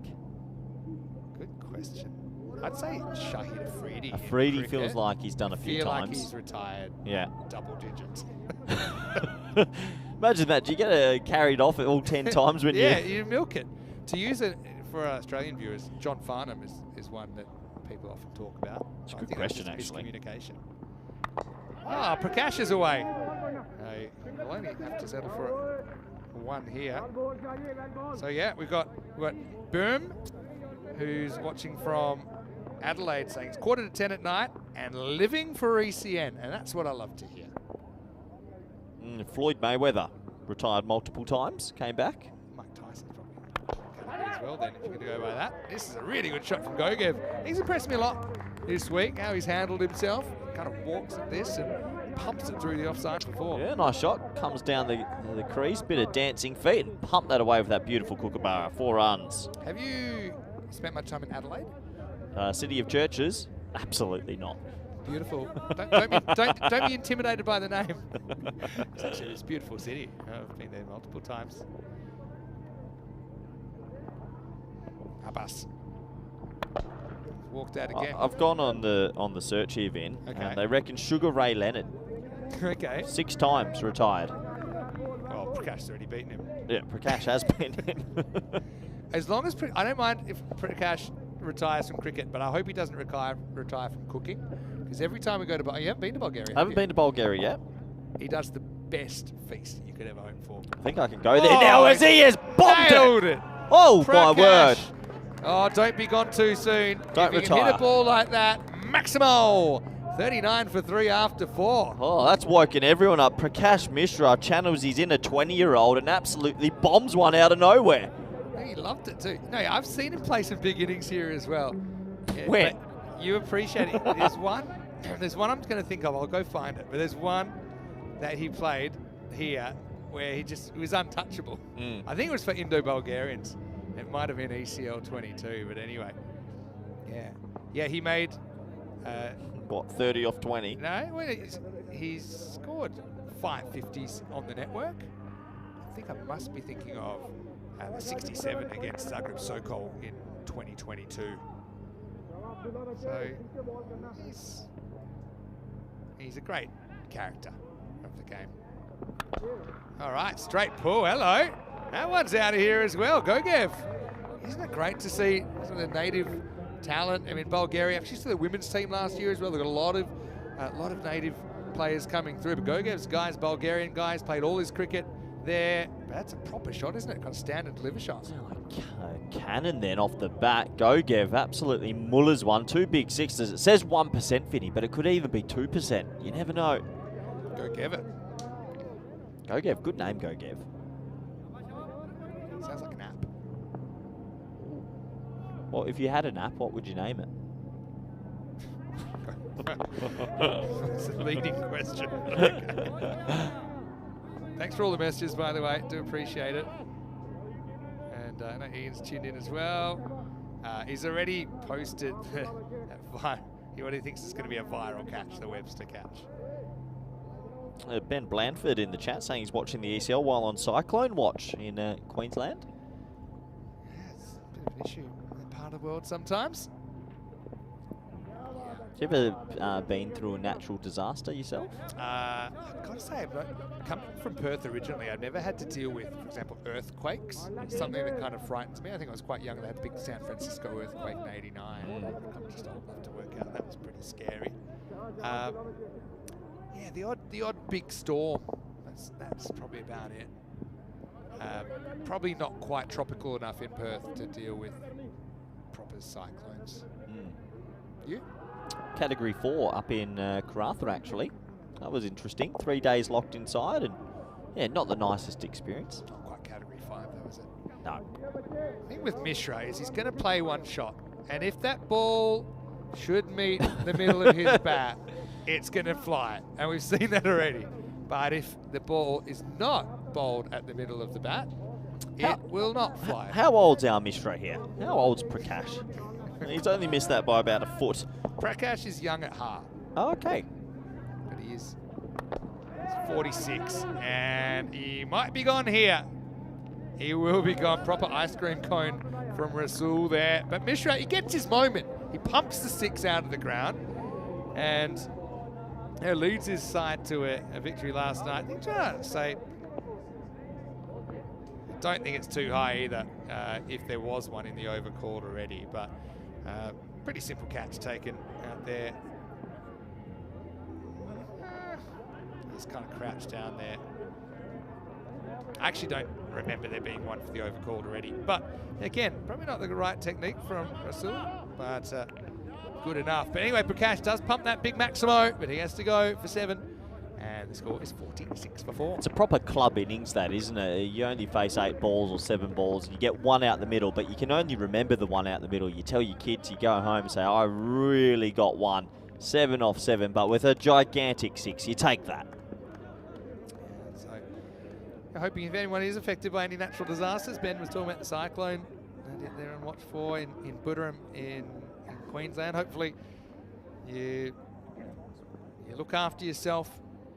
Stay safe. So last ball of the 5th. Batten's made his way to the middle. Oh. That will be the end of the over. And the score is 46 for 4. And, oh well, as we pause, I think this game, we've had a few classics. I don't know if this one will quite be a classic, the way things are working out. Let's welcome in the commentary box Vinny Sandu to Maximo. You've got the slow hand clap going. There's always something to talk about, though. We just said if you want to get in touch with us, you can get me at Mr. Maximo. You can get him at CRuckers_28. Send us messages. Instagram's probably good. We'll check the inbox. We can talk to you. We'll talk back. Shows that we're real people. We're not robots. That's good to have so many viewers. Trinidad was just mentioned, Adelaide, people from all over. We feel pain. Don't we? So yeah, we're people just like you. These are people just like you. They're getting a big platform, and let's get right behind them. Right now, though, time for over number 6. Let's go. You ready? Vinny.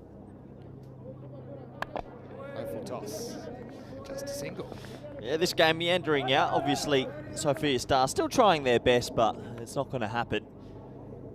A couple more personal highlights, though. Always nice to take home with yourself. Yeah, that's what we're hoping for. Like absolutely. I mean, a bit of the morning after the night before for Sophia Stars, but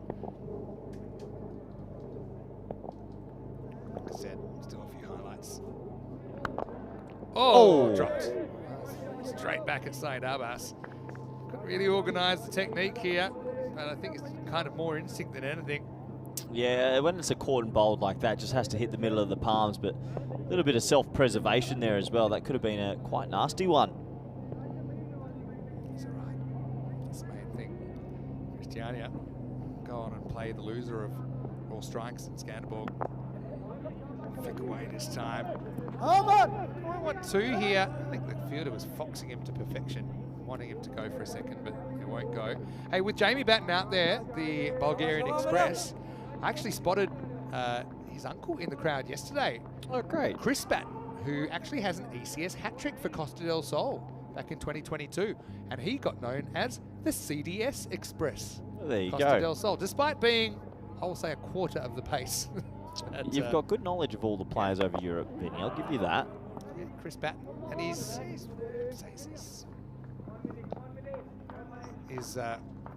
twilight years of cricket, if you want to call it that. Maybe that's a bit unkind. But yeah, Chris, I remember he took a hat-trick here. It was the same series Viv Kimmer was actually playing as well. Yeah. I think Viv Kimmer's down in Namibia now. The Dutch have a series starting tomorrow. Chris Batten, 62 years old. Let's get a bit creative here. Oh, no. Just run out waiting to happen, but they'll scramble through for a leg by. But the main thing about the European Cricket League, it's a festival of cricket. You've got players here that have qualified through their respective countries, and it just has a certain festival atmosphere, unlike anything else that you'll see. The spectators get to get up and personal with the players, and yeah, hopefully that translates through the screen. Anyway, here's Abbas.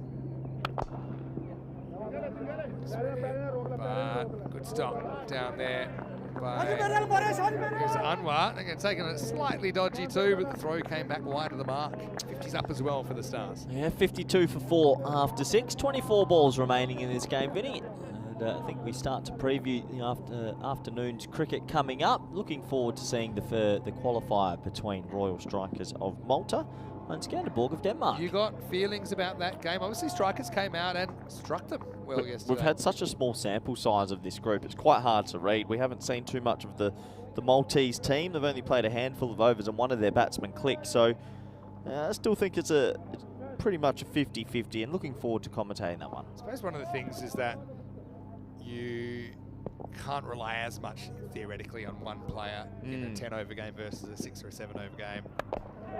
This one he's gotten wrong. Fielder comes in and takes the catch. So Bismillah, well, he went for a duck, but first ball he bowls, it's going to work out pretty well. Batten gets that all wrong, as the Bulgarian Express will have to head back to the station, and the Stars are 52 for 5. I'm sure we'll see the Bulgarian Express in the future somewhere, Vinny, but wasn't his day today with bat or with ball. Another wicket goes.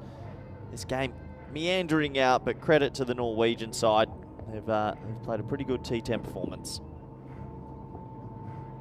So Warren Casey has sent me a message. He said, always the most entertaining form on the television. Was it here from Ipswich in Queensland? Keep up the good work. And big thanks to Wazza. I've actually played in Ipswich before. I think I have as well, yeah. Nice part of the world. So yeah, thanks for sending a message. If you want to do it, you can. This is the time. Good comment from Deborah Hall in the chat. Being through a natural disaster, does marriage count? That's pretty good. That's the kind of chat we're here for. You got to poke some fun sometimes, don't you? Watmore comes to the middle now. He's got a chance for some personal highlights, and he's going the old Shivnarine Chandapur. I like it. The old frontage. And just bats normally in the last step and pushes the single. Boom. Do you think that Duckworth and Lewis tried to shorten their marriages using their own method? Good. Don't know where to go from that now. I'm curious Watmore's gone the old Shiv Chandapur. Shiv Chandapur, tell you what, underrated cricketer. He churned out runs for a long time. And he used to bat. He used to bat with the old baseball sort of. Of course, yeah. The paint under the eyes. How come that hasn't caught on actually? It's an extra thing to do, isn't it? Unless you're really. What's the difference from zinc? Probably. Is it easier to apply? What actually is it? There was a thing that came a few years ago saying you shouldn't use white zinc because it can reflect the light into your eyes, because white reflects the light. So you should use coloured zinc. I don't think I've ever seen black zinc. I use yellow. Yeah, yellow's okay. I guess a better one. Oh! Well, he's not dead, so that's probably a good thing. Gee, I thought that got him. Actually gets him in the hands. That's one of the more scary things that it's going to happen one day, Vin. But I only saw that at the corner of my eye. I thought it laced him. Yeah, you got a hand on it. If you're really unkind, that's a drop catch. But have a look at it. Oh. He's thank. Like, don't worry, everyone, I'm fine. He actually he's pounded it. That was on target, wasn't it? Magic spray time? Well, Kind of got the heels of the hand on it. It was less he was trying to catch it, more he's trying to protect his face, which was. Does that go good down strategy. as a dropped catch? It's nothing official, but I think any ball that's touched, particularly with the hand or the arm, has Did to you go see a drop couple catch. of years ago the New Zealand bowler that started wearing a helmet as he ran in? Yep. Here comes the magic spray. Well, magic spray could really help here. Need the old Jiffy finger straightener as well, maybe. Yeah, I saw that. And I actually think it's sensible, but it's about it being practical. Some baseball pitches, it's exactly the same issue as baseball pitches. They don't have a physically possible reaction time, especially in baseball pitches as well. They've got a big follow through. So there's been some really nasty incidents. There's one from the Zimbabwe bowler. I can't name his name due to his name being quite difficult to say. Yeah, difficult to say as a commentator, but he took one really bad, and that's when they started discussing in cricket, should bowlers have some more protection? Yeah, I mean, we see umpires sometimes yeah, you see with their umpires. helmet. So yeah, it comes down to what's required physically of bowlers. And also, I think the bravado of the players comes in a little bit as well. So the general thinking would be, if this guy's running in, bowling in a helmet, he mustn't fancy himself as much of a bowler. Does the umpire in the Big Bash, does he have the grill on as well, or has he just got? No, I got the grill. I think that you could just do the jockey lid as a umpire would actually look okay. As long as you can see. The thing is, you could have the ball deflect off the stumps and into your face. There was a very nasty one actually in Italy a couple of years ago. The ball deflected off the bowler and did some really bad facial damage to the umpire. And that's not his fault. It bounced off the bowler's fingertips. So I think the grill makes sense if you're going to wear the helmet. It's always being comfortable with it, I suppose, as well. It's one of those tough things in cricket. There's no obvious solution. That's the end of the 7th over, 56 for 5. Let's have a look at the teams of these two teams that are coming up. Raw Strikers versus Scanderborg. with Clinto Paul coming into the side for Raw Strikers. Chandral Sudasanan will be behind the stumps, led by Savio Thomas. But yeah, Push Parajan, where do you think? I think he's got to open. I don't know about him at 3, but anyway, we'll see. Divya Kumar and Dinesh are listed to open. For Scanderborg, Darmgard and Shangiv T. I saw you balking at his name a few times, but he gave it a go yesterday. Shangiv Tanikaitasan is going to be there. And the supercomputer, I think, has strikers as slight favourites in that game, but I'm not sure if I agree. Yeah, it's going to be an interesting game because we've had such a small sample size. You know, it's pretty even to me. Maybe a toss-up. Shot. Yeah, nice. Little kind of maneuver from Gogev. It's going to go all the way. Maximal! Shining light here for the Stars as well. I like his innovation. He's a natural kind of sportsman here. And the Bulgarian says, yeah, okay, I'm going to try something. And he gets it perfectly. 6 runs. Yeah, lovely shot. More runs to the total. And look, they're going to go out, but it'd be nice if they can go out with a bit of a bang, Vinny.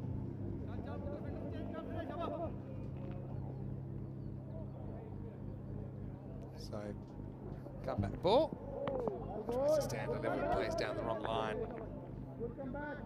Good to see the sun again, Vin. We went through a pretty few hairy days there with the weather. I have a bit of a reputation, and I had a scheduled day off yesterday. Yeah, sure you did. But I have a reputation of just the weather gods being unkind when I'm at home, safely tucked up. Oh, you wouldn't believe this dismissal. He executes it well, but he hits it onto his own stumps. Well, there's nothing like the sort of scoop shot into leg pole. That's what he's pulled off there, and he's going to have to go. I mean, to be honest, it wasn't off the middle of the bat. I've seen this done off the middle of the bat, and it looks probably even worse. But just have a look at it. He gets across. It's a bit of a bottom edge, but crashes into the stumps. Watch this. Actually got a fair piece of it. Look at this. It's hard to do that, you know. He's unlucky. If he gets anything more on that, he probably gets the elevation he wants and gets it away for another boundary. He's basically bowled himself, hasn't he, really? But Gogev, still a good innings from him. 29 off 22, 4s, 2 6s in there. He's been a fun player to watch this week, as he has to take a seat. The score is 62 for 6. Yeah, 62 for 6. Another wicket falls late in the piece. Just be a single into the leg side this time for Goal. And why has he been batting so low? Been surprised to see Goal so low. He's got some natural power, Vinny. Yeah, he does. It's true. I mean, it actually shows their depth has improved a lot. The Bulgarian side, the fact that he can bat this low, but what? Oh, geez, it hasn't been a good innings to be a bowler. A lot of balls coming back quickly. Anyway, that is the end of the 8th over here. 2 to go, and the score is 64 for 6. Yeah, it does worry me that one day we might get a bit of a nasty one. Hopefully not. So 64 for 6, 12 balls remaining in the morning encounter. We're going to lose another team, Sophia Stars. They've tried their best, but a bit of a mismatch in this one. I'm sure we'll see them back in the future if they can win their domestic league, Vinny. Yeah, looking forward to that. We should be back in Bulgaria later in the year. That's a pretty good shot. Just picks it up. Whatnot goes maximal. Takes the Stars up to 70. This is kind of the exact score they were last night, the last couple of overs, and it got really close. Well, this is the thing. They've definitely found a couple of players this time.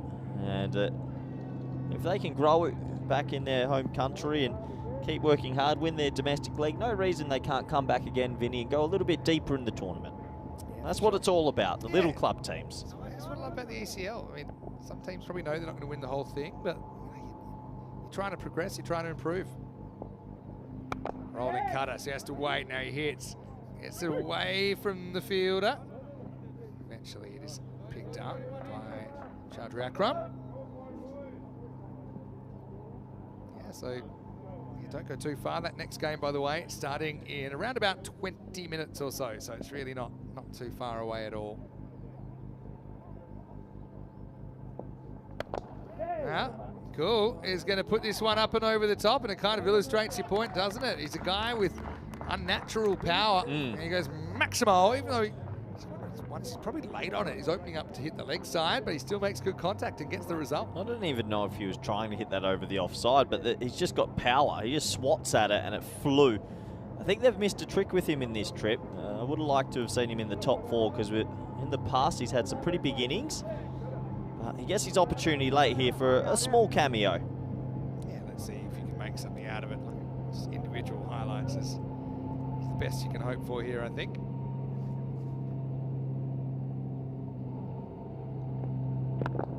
Yeah, good comeback from the bowler. Just keep it out. Yeah, I'll try and get you on the Bulgaria trip. You'll enjoy it a lot. It's a nice walk from the hotel as well, normally. And this is something, I'm not making this up. A couple of years ago, Bulgaria was voted that it had the most beautiful women in the world. If you had said that to me a couple of years ago, Vinny, you would have had my name first, but these days, don't think so. Hope you're not listening, Em. Anyway. I can just see Corey's now. He's had to put the line through Bulgaria for the rest of your commentary career. Oh, Vinny. But yeah, that's facts are facts. Facts are facts, are they? That's what. You know, we love our fun facts.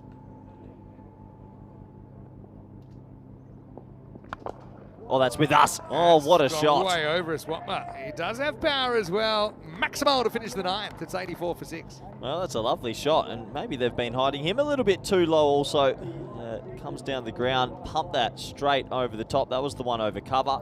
This one's down the ground, got every single piece of that. And some beautiful batting here to close out this game. Yeah, that one went mild, but a bit of a training run feel about this one now. And so, Bismillah ends up going 1 for 24.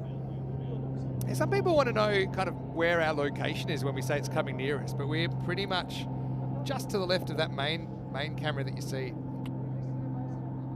Yeah, maybe we can show just a little bit of our view. We do get a beautiful view here, especially when the sun is shining. That's us there, just at long off there. I don't know if you can see us. Wave our arms down. The 2 towers, one's the scorer's tower, Yep. one's the commentary tower. We're right next to science. It's a good view of the game.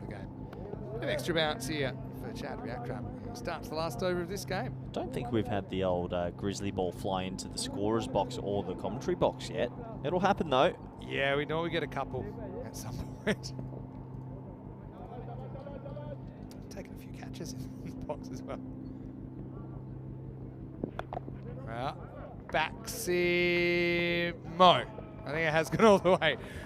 That's 6 runs for Gould. Once again, I think the shots intended and the shots played don't necessarily match up, but they'll definitely take the run to the Stars. There's 6 of them. Yeah, the old Baximo. He swings hard, loses his shape. Doesn't really matter, does it? Closing stages, and it carries all the way for 6. Yeah, so this is only the first 4 games today, don't forget. So it's night time where you are. Settle in. Slower ball this time, maybe a bit too slow. And scramble through for 1. So maybe they can get up to the 100. They're 91 with 3 balls to go. Let's see. Yeah, a little victory, personal victory for the team if they get there. They've enjoyed their stay. They'll still be disappointed that day 1 sort of got washed out, Vinny, but they came roaring back in day 2. And they got the bonus game today, let's be fair. 3 balls remaining.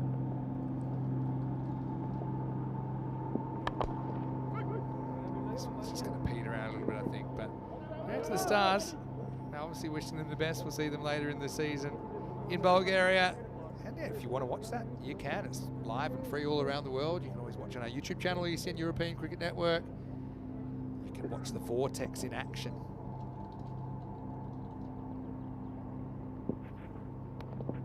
Swing and a miss. They're going to run. Keeper thinks whether it's worth throwing. Eventually does. Last ball coming up. Yeah, Watmore pretty clever there. Gets himself 1 more delivery. Try and end with another big highlight. Final question before we move on. Yep, talk to me.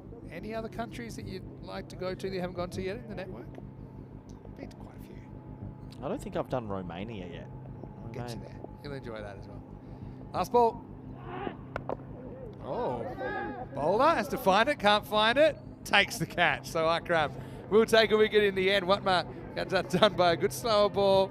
So Sophia Stars are going to go down here in the Eliminator, and the final score is Christiania of Norway 172, Sophia Stars 93. So I'll make that 79 runs to the margin.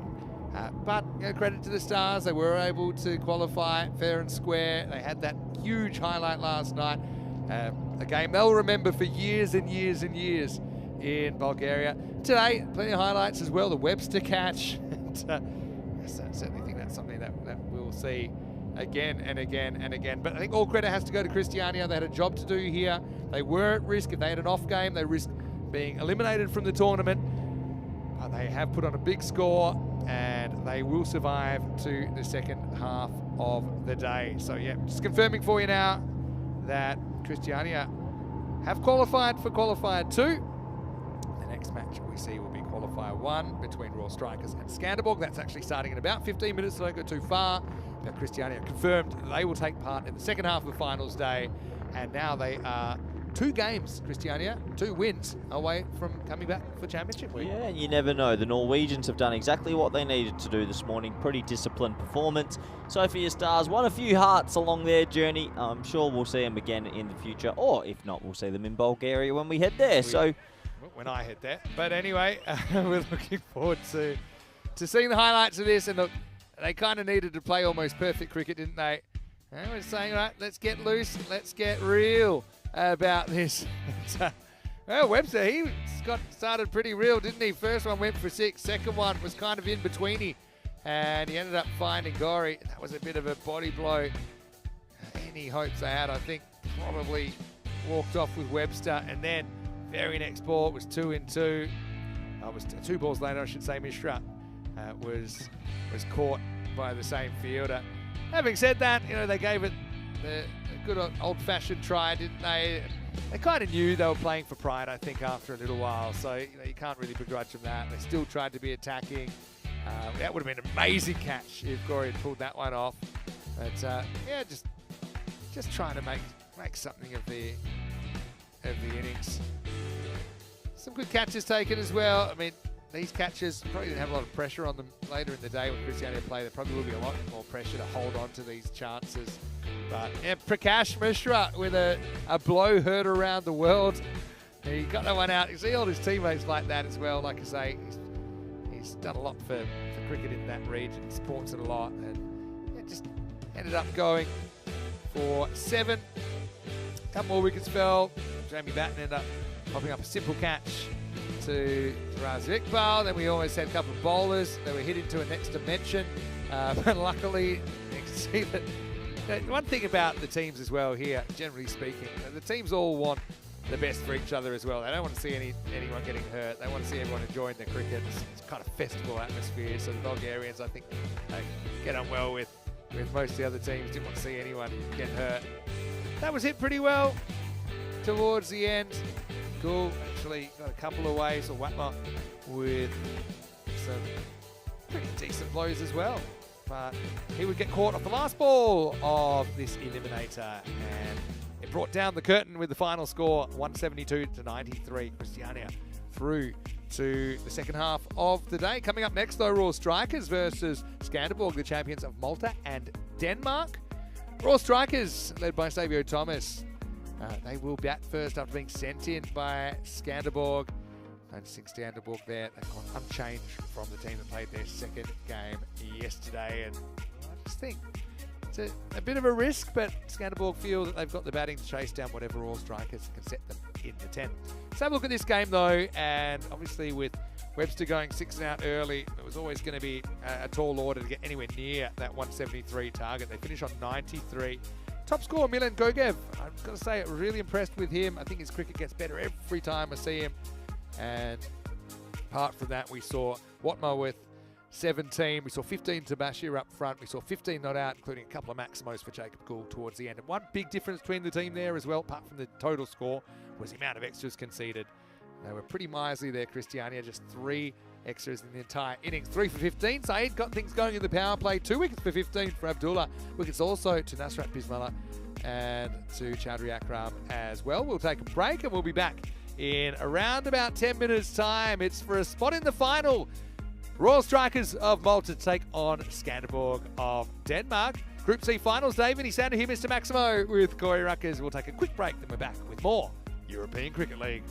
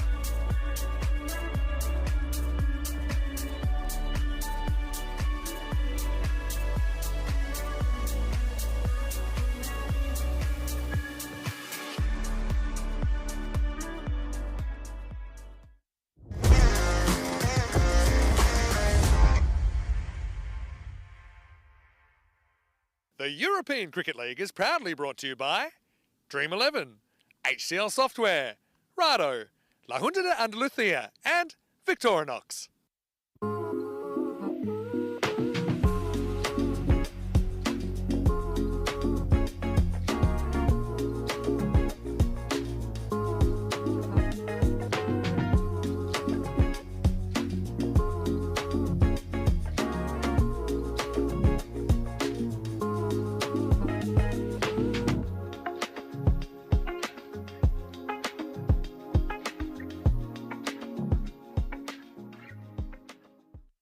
Hello and welcome back. Great to have your company. One game into Group C, finals day, and we're heading into Qualifier 1, and the first spot in the final tonight is up for grabs between these two teams that finished in first and second position after the group stage. And I'm talking about Royal Strikers of Malta taking on Scanderborg of Denmark. Let's see what happens at the coin toss now with Ian Ramage and the two captains.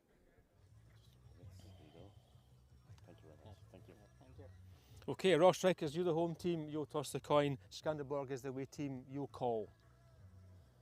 European cricket. It's been called European cricket, it's come down. European cricket, you won the toss. Okay, toss won by Scanderborg, who will bowl first.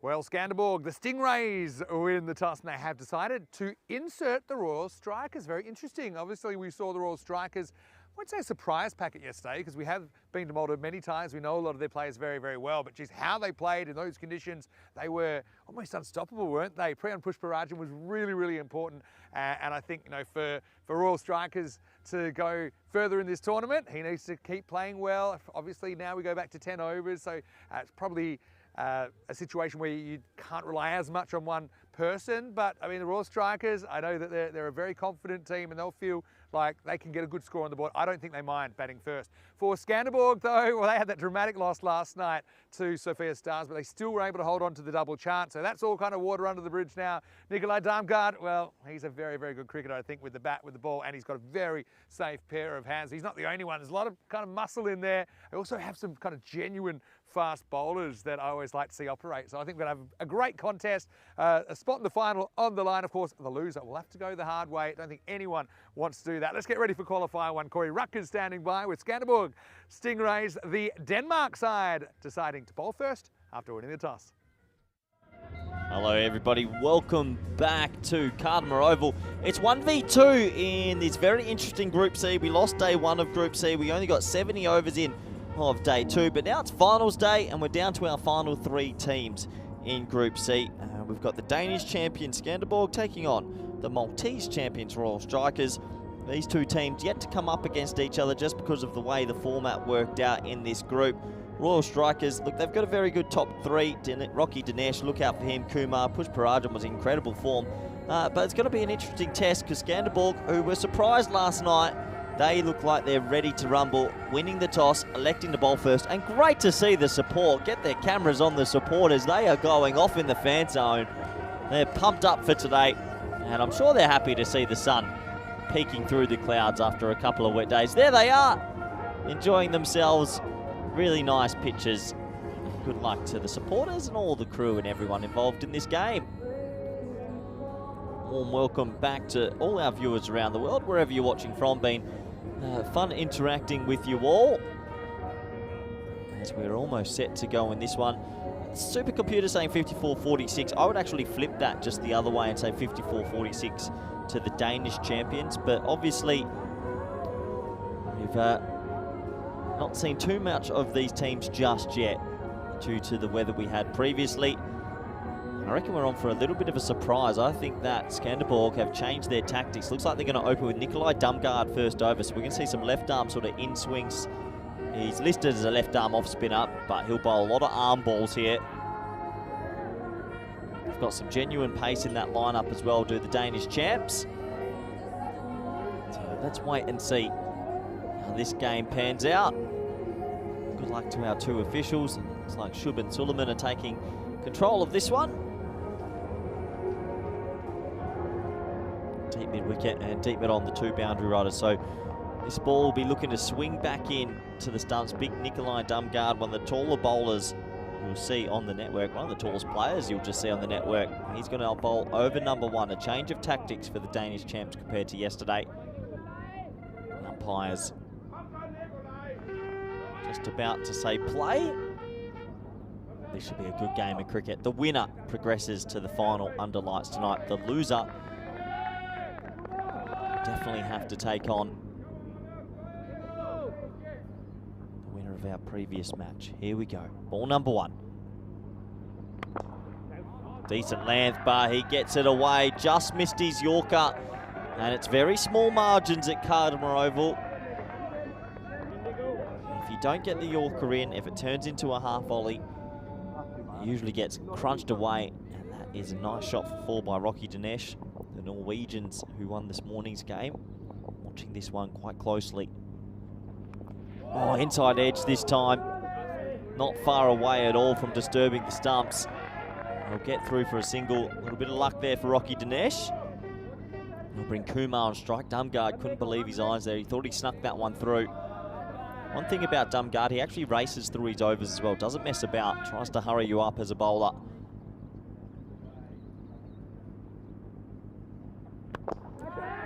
Shouts a catch and caught. Well, there you go. Swings it in. It's full and he picks up a big wicket early. Kumar goes for a golden globe. And that's exactly what the Danish champs were after. They've changed their tactics. They went pace heavy early yesterday. Not this time. Darmgard picks up the early blow. Definitely some shape in, from the tall. Almost call him a left arm swing bowler at the moment. Got that one to drift in quite a bit. A nice catch from Weldon, who made good ground tumbling forward. First wicket will go.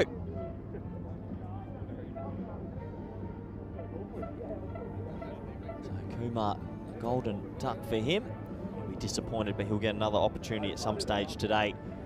Here's the big matchup though, coming out at number 3 is the man that smacked 2 50s yesterday in under 13 balls both times. Pushparajan, he's a very good player.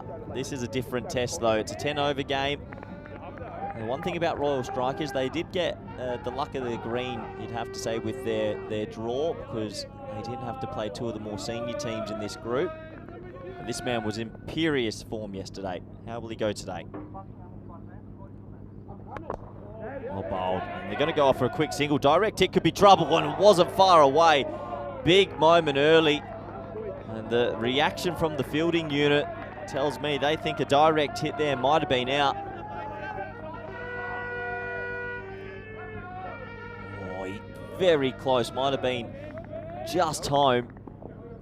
An intense start to this qualifier. Well bowled, he's landed his Yorker there. It's a very good length. The change of tactics works so far. Last ball of the first. Just misses at that time. He gets pumped for 6. Rocky Dinesh, that's a glorious shot. 12 off the first, a wicket down. I have to give that over, I think, to Scanderborg. They'll be happy with that. Feels like we're in for a good game of cricket though. Score at the end of 1, 12 for 1. Great to see so many people in the chat. Wayne, Dave, Premier League Cricket Club, Gollum, all of you out there. Hope you enjoy this final. This is where we're at with today's schedule. Royal Strikers finished first, Scanderborg second, so they get the double chance today. The loser will play the Norwegian champs in Qualifier 2. And then Group C final under lights tonight. And always love the cricket under lights. The ball zips around and it is a really nice showpiece for these players and for all the viewers to watch. So we're going to go back to pace now. Weldon's going to come in. He bowled well yesterday without too much luck. And this is a big matchup. Fire versus fire. An in-form batter versus a quick young tearaway. This will be good to watch.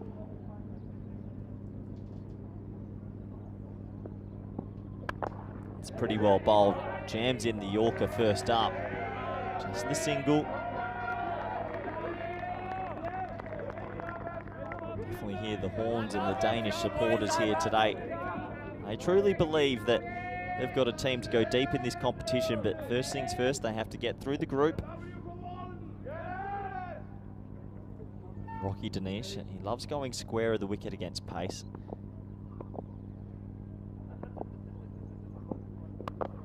And you can see there, square of the wicket, he just sits back and he was looking for that. So that one goes away for 4.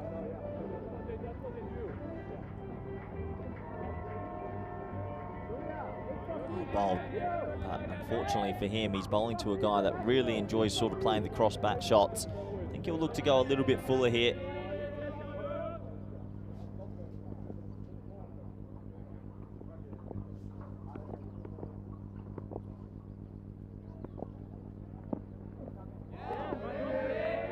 Gets away with that one, maybe got a little bit of line.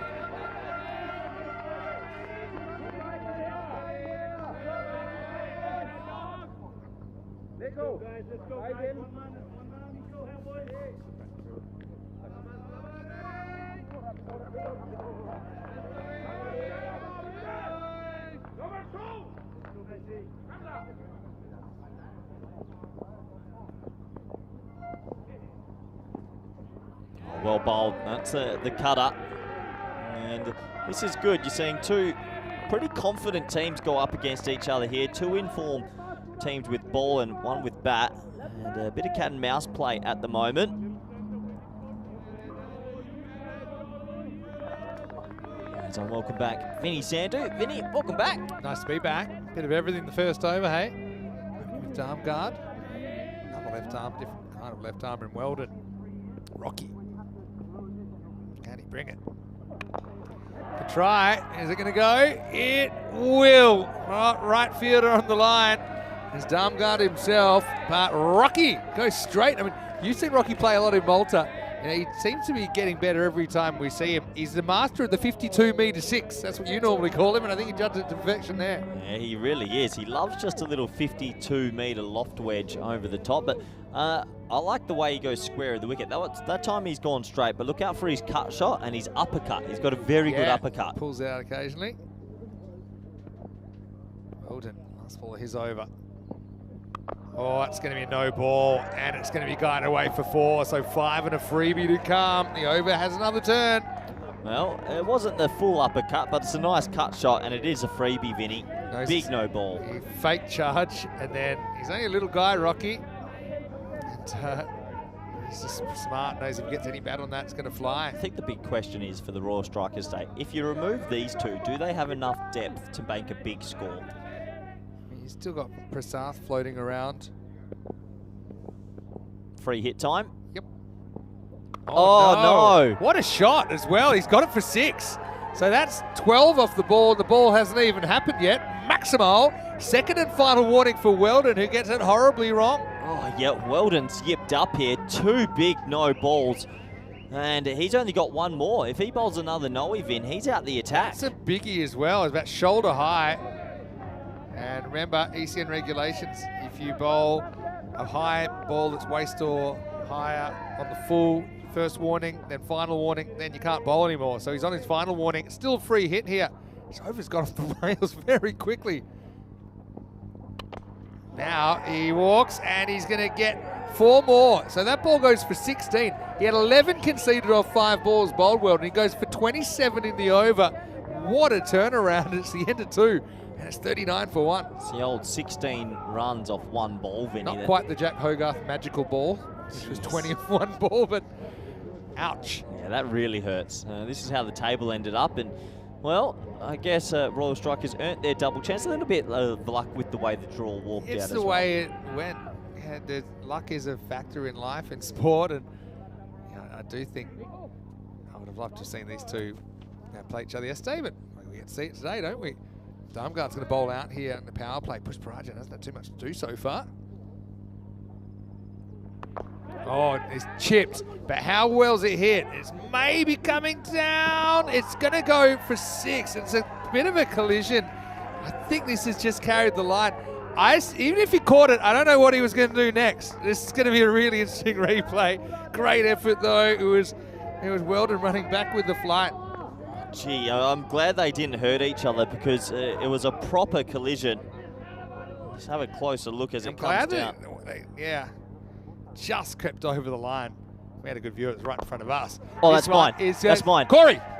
Oh, he yes! dropped it. What a catch! Yes!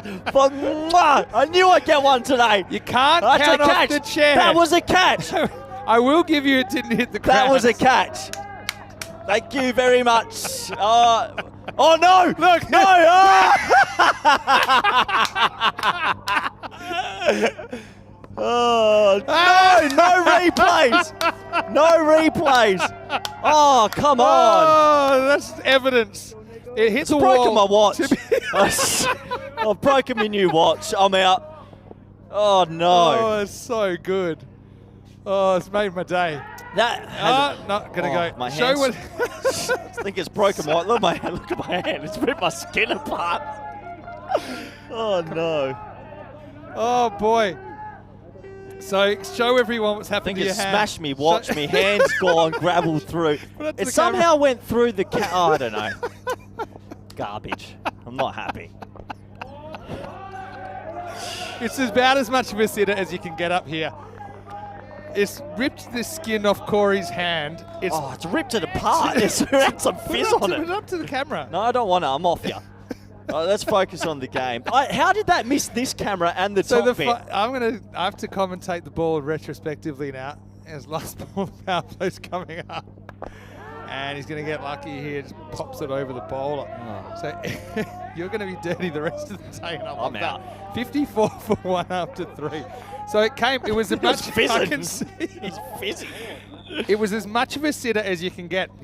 It wasn't a Vinny. I've got 4 He's laptops come and a straight at camera in you. front of me.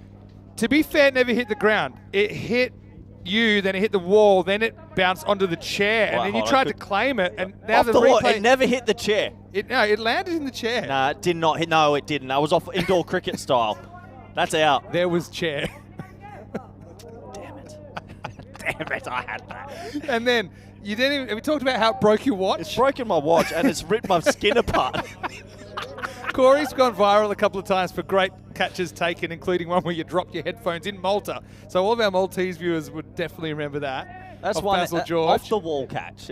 Honestly, let's just talk about the luck. You- It's avoided our comcam. It's avoided the pergola. You've lied twice. You told everyone you caught it. You didn't. You said it didn't hit the chair. I watched you pluck it out of Didn't the chair. hit the chair, Vinny. I watched Grow you. up, Vinny. Back to the action. Here's Peck. Have a bowl. Anyway, what a power plays today have been crazy. We had the Webster catch, and now we had Corey. Swelling up. We had Corey bust his hand. Oh. Oh man, what entertainment! Game on as well. 55 now. Good power play. Oh, reverses in, and he's gonna get it. How about that from Rocky, who's gonna put it up over the top? It'll go for 4 runs, and the strikers running away. Believe it or not, they're favourites now. Yeah, Look at where he holds the bat. He actually holds the blade. As you do. That's a different style of reverse Malachi, but I'm a look huge at where fan. look at where he's holding the bat. He just basically keeps his bottom hand where it was. Are you allowed to do that? Do whatever you want. I'll bat upside down if you want. All right, now he's going to get this. He's in the gap as well, and that's going to be 4. Rocky stealing the show here in qualifier 1, moves to 44. It's the old double click, Vinny. The double click is on 44 off 14, 17 off 8. They are flying along. Do you think we can get the medics up here for Corey's hand? I think I literally mentioned it an busted hour your ago palm. that we haven't had one up here. You did. I know. You did mention. All right, now he's going to go offside, but this is probably going to work for him. It's going to curve away from the fielder as well, actually. Oh, he's in trouble. Oh, it's a bit of a dodgy one. Direct hit would have been out, but would have had to hit from 48 metres side on. And they'll get back for 2. 2 more to the total. And tell you what, Royal Strikers, they believe they are on here. They've batted well so far this tournament. No team has been able to get through that pretty good top 4. I just want to see the crowd reaction now. I can go back and read it. Danish on 46.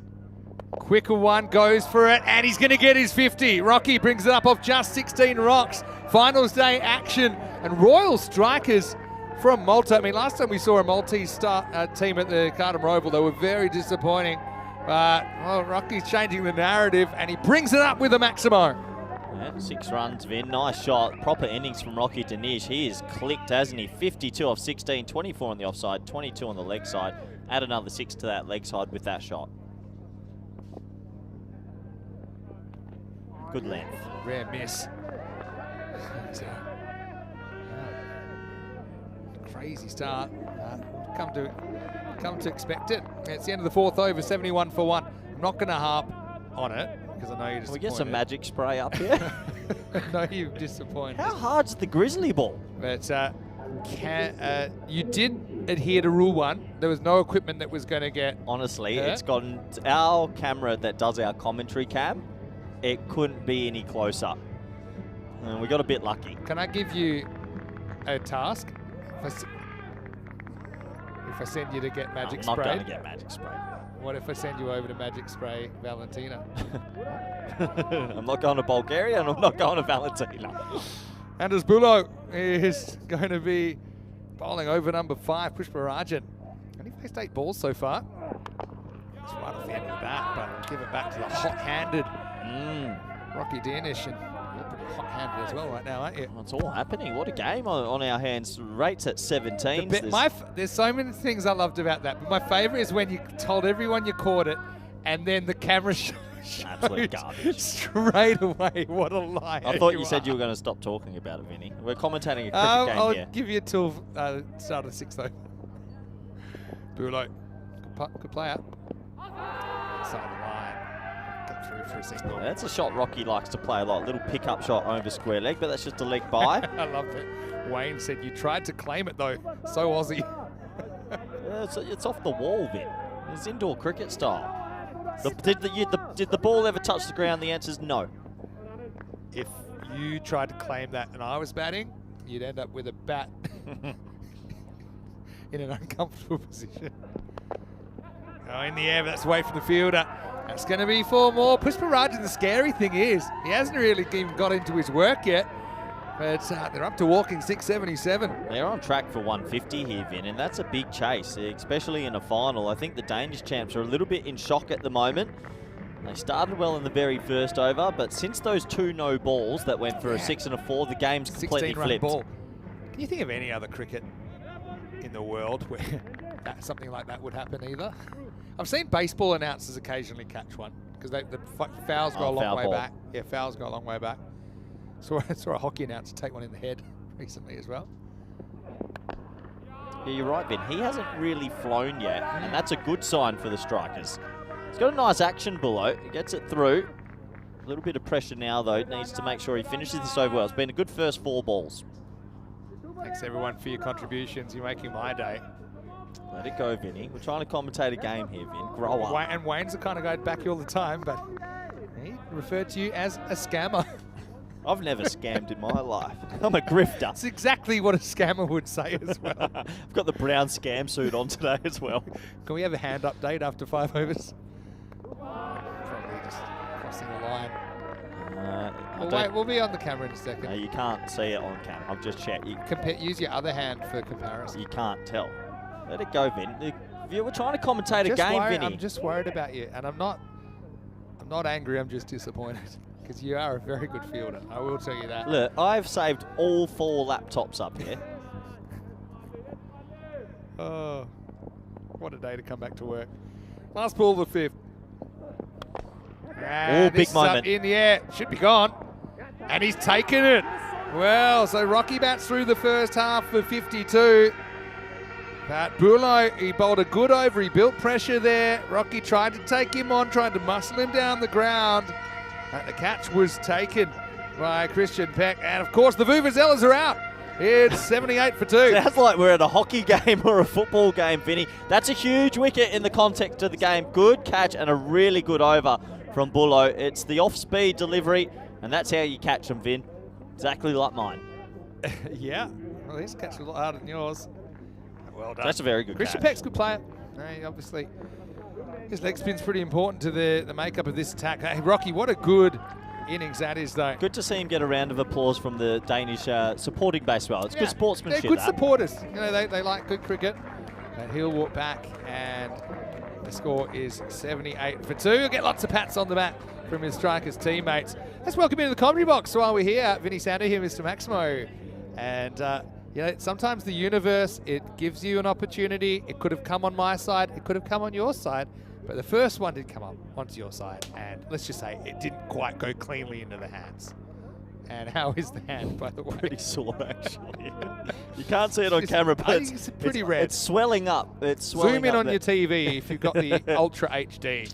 But anyway, we'll let you off the hook now. At least you had a go at it. I'm very happy it didn't smash the camera in front Rico's of me. the only one that hasn't taken a crowd catch. So if Rico was here, that would have been, because there's no way of avoiding that one. Oh, that's big. No way of avoiding this either, because I still think they've got batting to keep this rate up. Obviously, you got Varun Prasath coming to the crease now, although that is Push Barajan going bang, Maximal to start the sixth. Just another spinner, and I'm not convinced yet that teams that play 3 spinners can get away with it. Well, it's a huge over this. They've picked up the big fish, but there's another couple of big fish at the crease now. Amjad's got to get out of this over.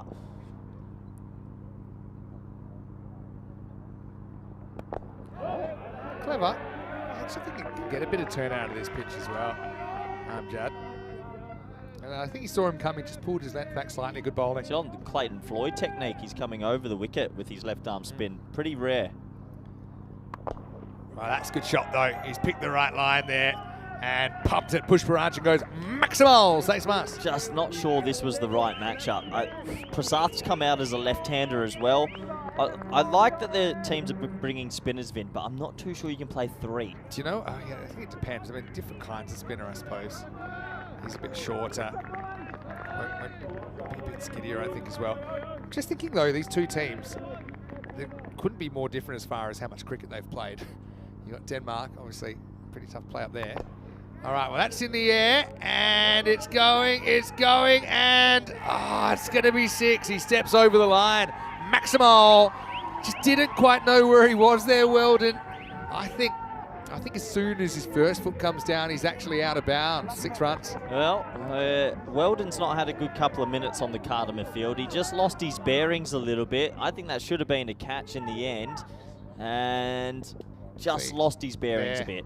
First foot comes down, it's already 6th. By then it's too late. That kills you as a bowler, Vin. Prasath has to hustle here. Yeah, but in Malta, remember, they just came off a European Cricket Series. Now, Royal Strikers didn't play in that series, but they do have a lot of players that did play for other clubs as guests of other clubs in that series. So at least there has been cricket in Malta recently. I don't think there's been any, definitely no outdoor cricket in Denmark this year. Prasath, left-hander. How destructive he can be. So left-hand, right-hand combination at the crease now. Curious if he tries to tee up this first ball. He's got the matchup he wants. Kind of tee it up. Will. Especially, yeah, the matchup. Not going to look at one? If it's really not in his zone, he won't go it, but almost anything will be.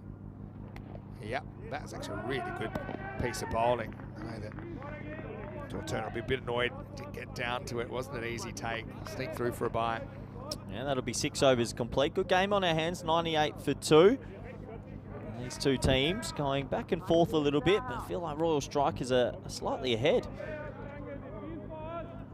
So 98 for 2 off 6. Just had a message here from our CEO, Roger, saying it would have been a great birthday present if Corey had held on to the catch. Well, please let Roger know that obviously we have a watch company that sponsors us. And you did break your watch. This watch... Is it gone? Show me. No, I've got it back. A pin came out. She's back. Tell Roger that I wouldn't mind a new watch for my birthday. Happy birthday, Roger. Send that footage to Max O'Dowd maybe as well. Kevin O'Brien. Max, of course, your ex-housemate, though. He's an icon now, Max. Probably afford to buy a new one. He'll be getting a message tomorrow. Just never know what's coming next. Hello to Shreyans as well. Your old sparring partner in the comment section as well, Shreyans. Enjoy your time out, Shreyans. Yeah, don't time him out. He's all right. Okay. Surya Anand, the bowler. First one is pulled away. Anand, he was the player yesterday that came on and bowled that freakish maiden, Vinny. And all of a sudden, it felt like it was going to be game on again. It looks like we might have a little break. It looks like a bat change here. Cracked his bat. Do it next ball, though, because it's not facing this ball. Had some good bat breaks in our time last couple of weeks here at the Scanderborg Oval, haven't we? Oh, we've had a lot. Was it Maxi's bat that's Max shattered in half? Shattered in half. That really promotes a top-grade Kookaburra bat for the pros, doesn't It's it? the old 2 grade. But I'm going to be honest, this Grizzly ball, it's harder than Mercury the planet. The thing is, sometimes in European cricket, this will be literally all the bats that a team will have. Like, choose one. Well, the old MRF. Yeah, tyre Rubber company. factory, yeah. Jinx. What's your favourite type of rubber? When it hits the road. Good answer. Good 12th manning as well.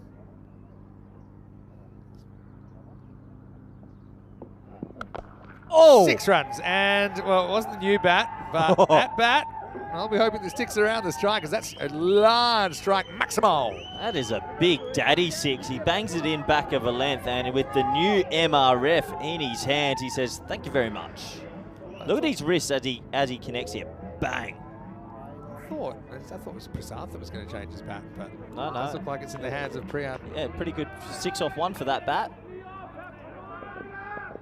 And turned on there, probably thinking he's going to go fuller. No, he goes short again, doesn't learn his lesson. Maximo and 50 to push Parajan. Strikers flying in this ECL. And this is what I love about the format. You never know which club's going to have a heater, and right now they're on one. Well, he's gone bang and bang. That bat is 12 off 2. This man's gone 350s on the trot and having a serious Group C. Slightly disappointing international series for Malta when we were there at the Did he start. play? Yeah, he played and just wasn't quite batting like this. You know, and it happens, that's form. I thought he'd come back big, and he certainly has here. Oh, now, this probably was a big wide, but he chases it. He'll only get a single. But, yeah, good players do that. They fight back. He's channeled it. Obviously, looks like he's been training or trying to kind of prepare as well as he can. I suppose they're lucky also in Malta with the facilities. The fact they're one of the countries that can kind of play outside at this time of the year, and they have some nets there at the Marsa Sports Club. Well, that's going to be a no ball. No ball. And I think it's going to be, well, it's before, no ball called, second bounce through the over. He was pretty clear cut. Prasad with his first boundary and a free hit to come. Oh, it's crazy from Anand. He knows he just bowled the bouncer for the over. He got told, you've bowled your one for the over, and then he comes in and bowls another one. Pretty good shot. Pretty amazing shot, to be fair. Varun's tall already. That was very short. But what, Vin, where's the thinking there? He just bowled the one for the over. Oh, it must have been a mis-execution. Maybe he was trying to bowl coming chest high. Probably no to Prasad. It's pretty dangerous to bowl in the slot. I actually think he's one guy you can get with a good Yorker. Never moves his feet, Varun, but he's just got such a good eye. Free hit, though. Oh, that's a pretty good shot. And 4 runs. I mean, that's probably the most footwork you get out of him. He actually gets a good stride in, gets towards the pitch of the ball. And Royal Strikers of Malta are putting down a real marker here on Group C Finals Day. They are smoking it, Vin. They really are. They're going at 17.7, and they score 180 here. Oh, boy. Could be in the final. They might not defend it. Oh, it's hit very hard. That's a bullet down the ground. Side screen buster. And Quattro. The Maltese top order look like they've been on the bowling machine for 6 months. Everything is coming out the middle. Oh, that is one of the shots. Absolutely tattooed down the ground. Luckily, it was a fair bit over the umpire shoe. He has worn one in the melon before here at the Scanderborg Oval, and actually he was umpiring the helmet for a while. It's, honestly, it looks like they've sat on the bowling machine for 6 months. 5 for 2 after 7, of course, previous editions. You were part of the first team ever to win in 2019. Yeah, Happy memories? That was good fun. We didn't know what we were coming into. We had a pretty strong team. It was good. Yeah. Pack I Care Badalona up there in Group D, which starts tomorrow. Looking forward to that. A bit under strength this year, Pack I Care, if in the group stage, but they're confident if they can get their way through. It'll be interesting to see. Bullock comes back, and he's going to get hit out of the ground as well. Maximo! Wow, wow, wow. Top 3 all clicking for Royal Strikers after they've been sent in. And suddenly the horns are pretty quiet. Well, you bang it in on a length to this man, you run into some troubles, and he is on a tearer in this group. He's played 3 times, he's made 350s, and he's striking well above 300 in every innings. Pulo, does he change his tactics? You've got to go wide hole here. He's in the slots, hits so high, and that's out of here as well. Maximal! 6 más. What is going on here, Royal Strikers? Just on an absolute terror. He stays down on that. He just looks so organised at the crease at the moment, Priyan Pushparajan. Yeah, nice shot. He overpitched this time. He lofts it for 6, and there was a few words between bowler and batter after the ball. So a bit of spice is hitting Cardima's turf. One thing I actually like about the Scanderborg team, they do speak Danish on the field. So That's what every proper team should do. It's great. Obviously, depends on the makeup of the side. I think what they're saying, well, Priyan saying there are only 3 infielders. Should have pointed that out before the ball was bowled. Yeah. Well bowled. Come back from Burlow. I think a 2 here because he got knocked actually away from the outfield. And Peck was backing it up. So he stays on strike. Hey, I know we all had a bit of a laugh with what happened, but can I say something to build you back up? You forever will be the first person to take a catch on ECN. You did that in the first game of ECL 19 against Drew. Ah, yeah, true. And do you know who you caught? Nabi? Nabi. Yeah. That hurt. That's the mark. No one can ever take that away from you. Thanks, Vinny. Well, that one's hit as well. And for 6 more. 140s now. Oh, they're really flying at the moment. Maximal, 6 carreras. Can you give me some numbers of our boy Priyan's He was tournament quiet so far? early. He was, he was overshadowed. What did he do yesterday, Vin? Because I'm pretty sure he's just on a terror. He's gone in back Group to back. C. I can tell you this innings, top of my head, he's gone 10 6s and a 4. What about yesterday? How many 6s yesterday?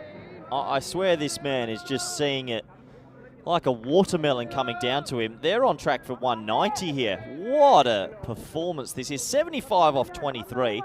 Since he grabbed that MRF, I think he's hitting a 6 a ball. I think he is actually. 75. That's a huge, it's no ball. That's a wire, that's the first. Oh, is it? I thought, can't keep track what over it is. That was last over, he had the 2 high deliveries. Yeah, that's the first one. All right, but then again, it's got to be careful. It would have been a wide. Well, it is. Well, he's Anyway. used it now, so he can't go there. You'd have to think he's thinking Yorker here, and I tell you, if you don't hit that Yorker, it's going for 6. Pretty good drama, a nice intense game. You're right. It's pretty good drama because I actually don't think there's a score that you say you're absolutely safe if you're all strikers against this Scanderborg lineup. Oh, just on at the moment. 81 now and counting. These are big bombs flying out of the Cardiff Oval. This is some serious striking. Priyan is tearing it up. 81 off 24 rocks. Yesterday, he was in the exact same flow. Would you like the yesterday numbers? Yeah, talk to me. So yesterday, in the first game, he scored 65 off 15. Right, striking at 433. Yeah. Another one. Oh. This is unusual punishment. We got 5 6s in the over, and it's gone supersonic. It's gone for 33.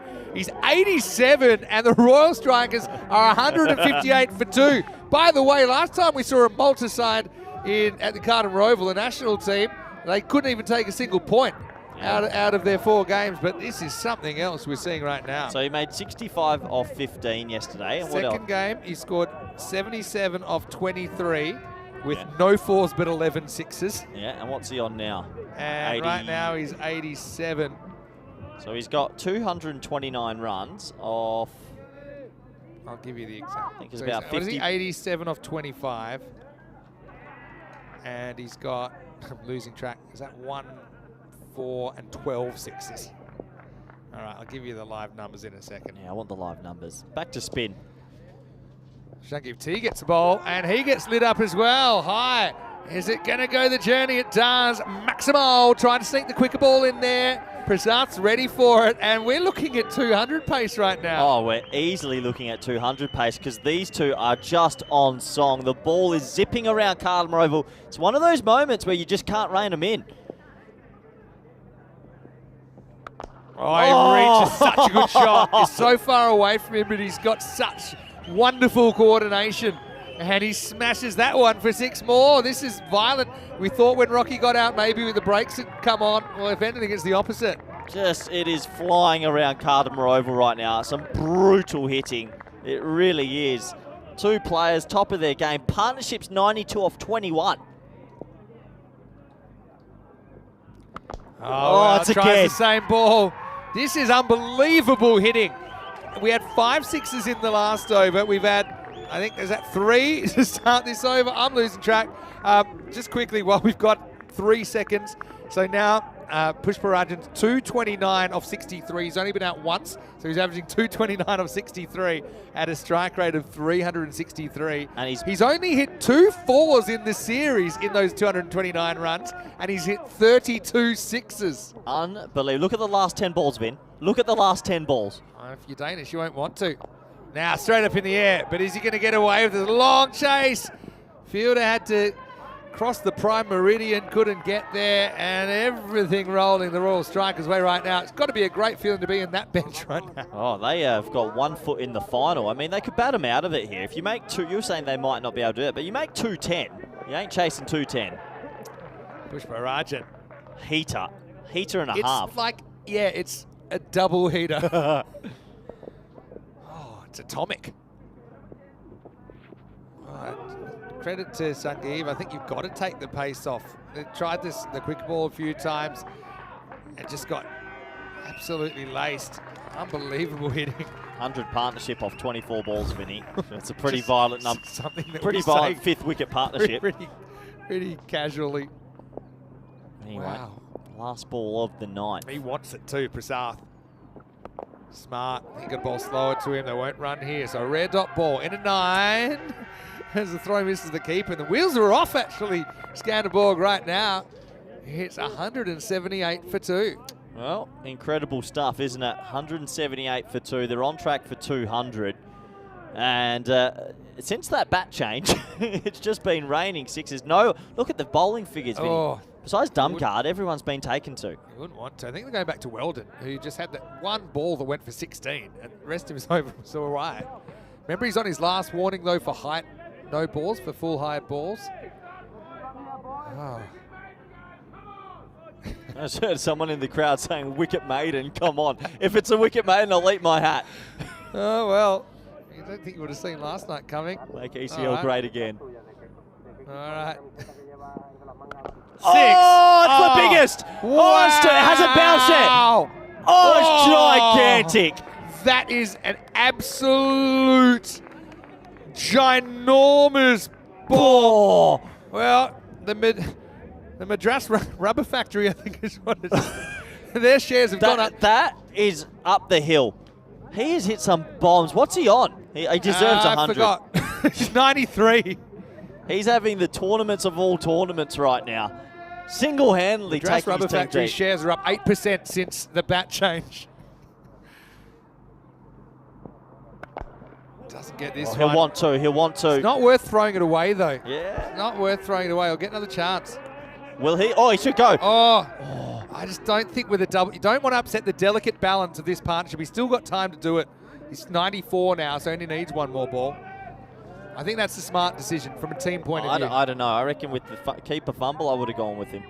But anyway, hey, this has been one of the partnerships to remember at Scanderborg Oval. This has been great to watch. Yeah, don't forget. Had Abdul Shakur score a century in Group A. Didn't have one in Group B. Is this the 17th ECL century ever?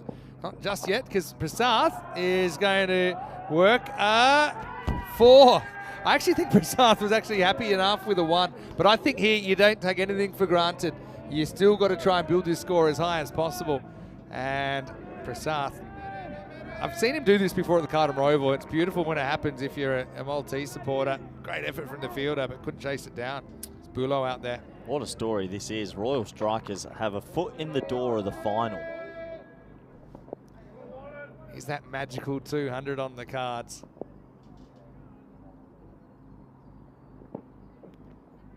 There's your 1. Back. So you're always going to get it back. It wasn't worth. Well, he might have 1 bite of the cherry here, because if he scuffs it, they'll probably run the single. You have to for the team. You do the team game here. You're not taking a single. Yeah. So He might have one bite of the cherry here. 94. So he deserves What a knock. ton. How many Deserves balls? a ton. He's faced 28 balls. Maybe he had what seemed like a slowish start. Well, he should be opening. Him at You three's dropped him. wasted. I dropped him. I can. He's hitting it hard, Vinny. 94 for one of the best centuries we've ever seen at the Scanderborg Oval. It's in the air. It's going. It's 100 for Priyan Pushparajan. What a magnificent knock on finals day. This ECL continues to deliver stories, action, entertainment, and it's going to the heights we never thought possible. Pushparajan, what a knock. Take a bow. He thoroughly deserves the 3 figures. He's gone 50, 50, 100 in his 3 knocks this tournament, and right now it's an incredible display of batting all over the ground as well, but monstrous sixes from this man, and he's put his team very close to being in the final. Third ECN 100 for Priyan Pushparajan. First here at the Scanderborg Oval. And he's going to finish with another boundary. It'll be 6 more to finish, so they do reach the 200 as well. What striking. We wondered, would they be able to sustain their form from yesterday over a full 10 overs? Oh, you bet they have. 106 not out of 30 for Pushparajan, and Royal Strikers 202 for 2. Scanderborg, the Danes, will have to be great if they're going to get anywhere near this. Look, at least they do have the double chance, obviously, but hey, what a knock. Let's just take a minute to appreciate that. Yeah, let's enjoy this warm round of applause. Keep the cameras on him and keep the cameras on the crowd here, because everyone will be giving him a warm round of applause. That's one of the best knocks we've seen at Scanderborg Oval. Definitely in the ECL, in club cricket. It's probably one of the best I've seen. And great to see everybody being good sports here and giving him a warm clap, because that innings was fantastic.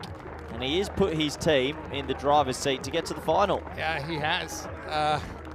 Although we've never seen 200 chased. We have a feeling it'll happen one day. It's low 200s. You've got someone like a Darmgard there. Malta will say they're not really a renowned bowling side either. But hey, let's have a look. And let's not forget, little Rocky, the engine that could, he came out and his 50 set the pace here and kind of set the tone for this innings. Yeah, he did. Rocky Dinesh got going, didn't he? And while he was there, Kumar went for a Golden Globe. Probably good for the Royal Strikers that they can get big Priyan out there. Yeah, it was that 3rd wicket partnership that got flying. The 2nd wicket partnership got flying as well. And they just never could rein them in. I think Scanderborg got a little bit shocked at the situation, and the ball was going everywhere. But the 2 no balls, Vinny, that went for 6 and 4, just everything swung from them. Flipped the script, didn't it? Yeah. 6, we had Weldon, everything was going fine. Okay, 11 off 5, it's kind of normal. This was the moment. That's a where catch. That's a catch. Yes. Could clearly see the ball land on the chair there. And You can't see the chair. You can't even see the chair. I've got it embrained. Embrained. Embedded in my brain. It embrained me. But I tell you what, it was a crazy innings. Rocky Dinesh made it to 50. Ended up being out pretty much at the halfway point of the innings. Nice catch taken there by Peck, sliding in. But be careful what you wish for, because that just activated full beast mode of Pushparajan. And that was one we did get caught, but they ran out of real estate there. Weldon had a bit of a 10 overs again. Here comes the MRF. And when the MRF came out, the balls really started flying. Along with Prasad, they end up with this partnership, which is worth 124 in 5 overs. So that is 248 pace they were going at. It was unprecedented, really. Yeah, it was beautiful striking. And also, credit to our number 4, the big man, Prasad. He never slowed up either. But this over off Bullo, 5 humongous sixes. He hits that pull shot so nicely. And it was a joy to watch. It really was. The ball flying around the ground. Sometimes you get pairs batting like this. And it's the double click, Vin. It was like a double cannon, wasn't it? And that must have been a real fun bench to be a part of, because they were watching it like everyone else. This is where we got towards the end, where Pushparajan was on 94. We wondered, would he get a chance? He did, and he made it count straight as the day is long. What a knock. Brought up the century off 29 balls, had 1 still to go. And he's a man on a mission, isn't he? Priyan Pushparajan ended up edging the last one for 6 for good measure. And the Royal Strikers made 202. In T20, that's a good score. They've done it here in 10 overs. Scanderborg, the Stingrays, will have the right of reply, though. And, well, let's put it this way. They've got it's 203 or bust, so you know they're going to be going for it. 52 for Danish up front of just 20 balls was a nice little kind of prelude to what would become the main event with Pushparajan. 106 off 30. I'm sorry, he's got to open. He basically opened here because Divyesh Kumar was out first ball, but he's got to open. Prasath with 37 not out was a good foil and kept things moving at his end as well. Just 7 extras, but 202. There were 22 sixes in that innings. There were 11 fours. And Scanderborg, so they started well enough. Darmgard won for 27. Things would go off the rails. Weldon had only conceded 11 off his first 5 balls, but ended up going for 51. So he went for 40 off his last 7. And then Bulo, again, had his moments. Took a wicket, but also went for a lot of runs. So, look, what's done is done. Just look at the quality in the Scanderborg lineup. Shangiv, Tanikaitasen, Darmgard, and these kind of players. You got the Mahmoods, which are going to provide a bit of muscle. I think if they hit 22 sixes, and we got a game on. That's what they're going to have to do. Vinny Sandhu here, Mr. Maximo with Corey Ruckers. We'll take a break and see you shortly for more unbelievable entertainment here. You're watching European Cricket, and this is the European Cricket League.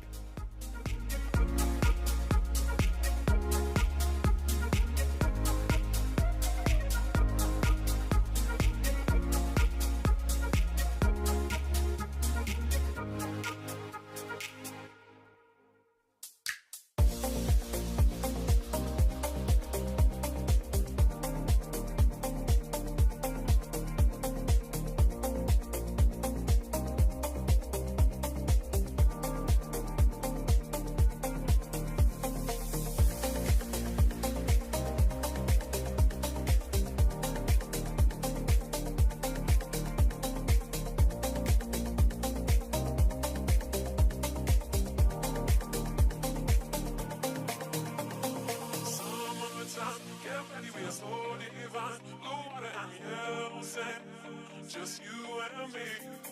Summertime, get ready, we're so divine. Blue water and yellow sand. Let's live our dream. Summertime, get ready, we're so divine. Blue water and yellow sand. Just you and me. Summertime, get ready, we're so divine. Blue water and yellow sand. Let's live our dream. Summertime.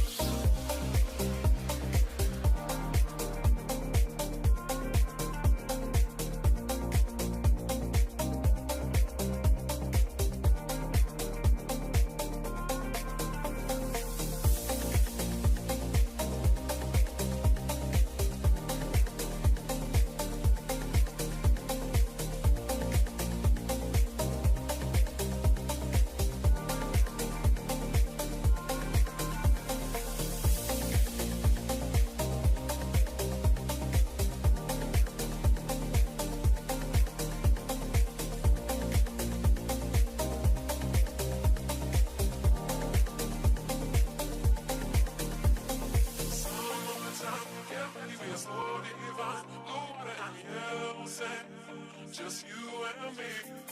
Summertime, get ready, we're so divine. Blue water and yellow sand.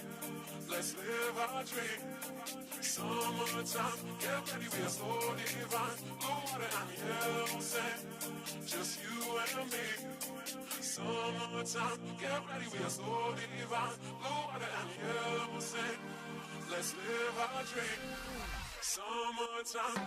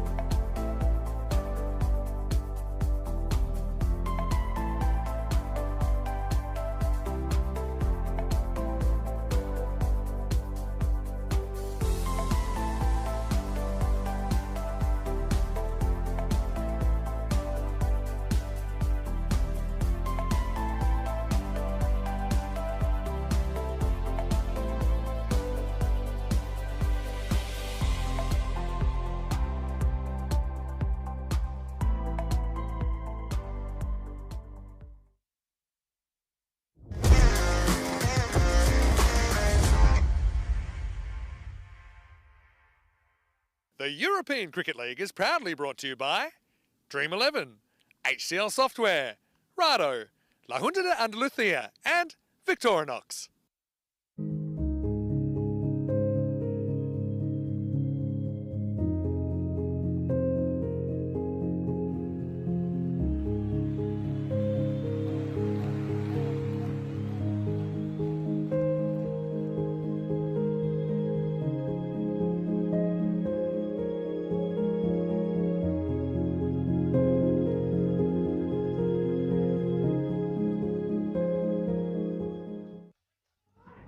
Hello and welcome back. Great to have you with us. And what a show we saw put on in the first half of this Qualifier 1 for the right to qualify for the Group C final tonight. And of course, the right to come back in Championship Week 4. Royal Strikers of Malta got an absolute terror, 202 for 2. And we had our first century of Group C, our second century of this ECL. Interestingly, both of the centuries so far have come in Qualifier 1. It was Abdul Shakura that did it for Darmstadt CC on Group A finals day. And now we've seen Priyan Pushparajan take his game to scary new heights with 106 not out of 30 balls. 200's never been chased, but Monday will be chased. I'm sure of that. Will it be today? It was certainly something you had to see to believe. A lot of the cricket we've had today, in fact. It's great to have your company wherever you're watching from around the world. It's been thriller-minute stuff. Scanderborg, don't count them out here. I know I don't know what the percentage would be, but there is a non-zero chance they could do this. They're obviously huge underdogs. 203 required, significantly high, about 10% higher than the previous highest chase that we've seen achieved. But well, time will tell if they're able to do it. Vinny Sandu here, Mr. Maximo. We've had one of the best one-handed catches I think that anyone's ever seen. We've had Ball join us here in the commentary box as well. All the chaos you could ever hope for and more here in the European Cricket League. Thanks again for your thoughts, ECN European Cricket Network. We love to have the comment section light up, and it certainly has been that way today. Looks like we've got Siddharthan who will open up for the Royal Strikers. Nikolai Damgard will be facing the first ball at the other end, Shagif Tanikantas. So, thing is for Scanderborg, it's basically they make 201 or 41, it's the same result. So they might as well just go for it. Damgard, good player. He's going to start with a boundary. He's going to run away for 4. And they're talking about the field. There's nothing illegal about it. It's just unusual field. He's gone right arm around, and there's hardly anyone on the leg side. There's no fine leg. But quite get in the middle of the bat on that. Does Nick? I've seen him playing for Team Europe. I know he was really disappointed he was unavailable for the Western Shield, but he would love to press for selection. Yeah, was actually selected, but was unavailable for the last series. And he gets a thick edge here that's going to fly for 1. It's just time for Shangib T to come into his own.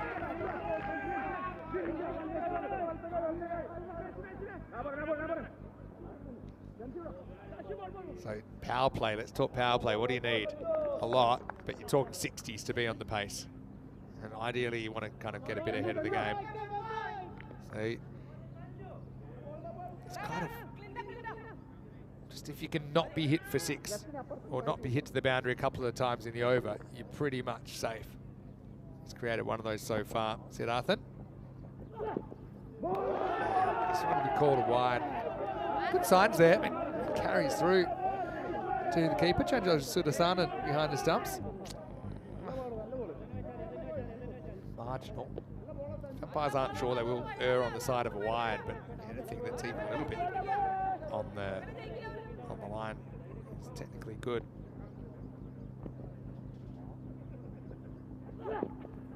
Swing, moving the ball a bit here. Siddharthan, Shagiv, that's a slash away. You know what? There's a fair few vuvuzelas at the ground, but they've kind of gathering dust at the moment after what we saw in that first half. 22 sixes, so 2 sixes and over. Seems a bit of a must here. We haven't had one so far. And this won't be one either. It pops and come back for 2. You have to hustle. It's good hustle from Tani Kartisen. But just not happening so far. Having said that, I will say there was nothing overly remarkable about the start for Royal Strikers either. They obviously had Rocky Dinish with some good stroke play in there. But it was just a point. It was a 16-run balls, what we identified, where it really just lit up. There was no way back after that.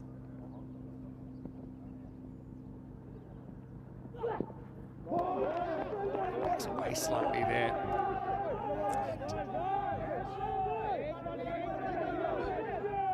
See there, it's come forward. To be honest, it's probably the same ball, the 50-50 that was called earlier in the over. If it is a true 50-50, maybe that's the right result. But remember, any of that ball goes over the line, it's good.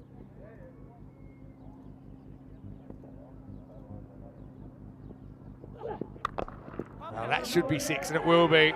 Tani Kartisen has got very, very good wrists. Just clips this away, so not what they needed, but they're not too far behind, at least after that first over. Scanderborg are 14 without loss.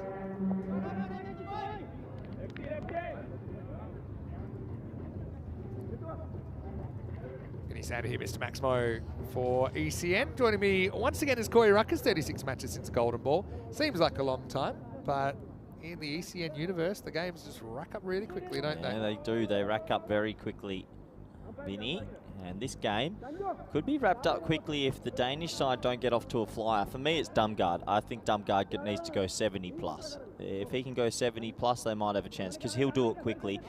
Looks like Johnny's going to come up with his left arm around the wicket to the left-hander, which is interesting. Deep cover and deep third, so he's going to have to take it right across. Always happy when he comes on the ball, because we can say, here's Johnny.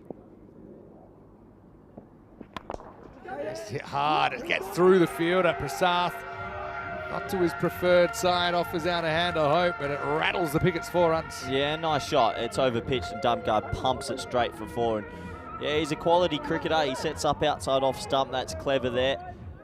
Yeah, just tries to close the sort of zone where Johnny can pitch it. I think I'd prefer Johnny to come over the wicket to the left-hander, but he's going to stick with around at the moment. Yeah, I mean, it's an unusual angle, isn't it? Well, what Dumgaard can do is actually just put his heels on off stump and basically try and hit leg if you want. Still can go offside as well. He's got a good technique. Guy Dumgaard. Just missed out on a freebie. You can't miss out on an easier 6 in your life. Yeah, Dumgaard. He's got a bit of a gift there. I think they're checking this for height, but it hits him below the waist. So hits him on the knee. Yeah. So he's pretty tall, Vinny. But that's just a freebie. And when you're chasing 200, you need almost everything to go your way. Just not happening so far. That rate, 24 is my point of no return. 21.2 required. Johnny to take on a bit of a dodgy one. Wasn't the greatest throw coming in from Jamshid Kuranchirakal. And 1 more to the total. They're not getting that massive power play they need. These next 3 deliveries have to go. Johnny, 5 off his first 3. That's okay. Like this, yeah. Comments about the crowd. They like the crowd noise. Yeah. I still think, give it a few years, we'll have a fair few spectators here at the Card Roval. Grandstand full. Well, actually does well. Gets a bit of a Tortuga there. Does Ashwin Raju. Knocks it down. got on the end of the fingers, but I mean, every time the ball's kept on the field, that required rate just creeps up a little bit more. Yeah, and the problem is at the moment, they're just not finding the boundaries in consecutive deliveries which they want. So 21 off the first 10 balls, chasing 203. It would take something crazy from here to get close.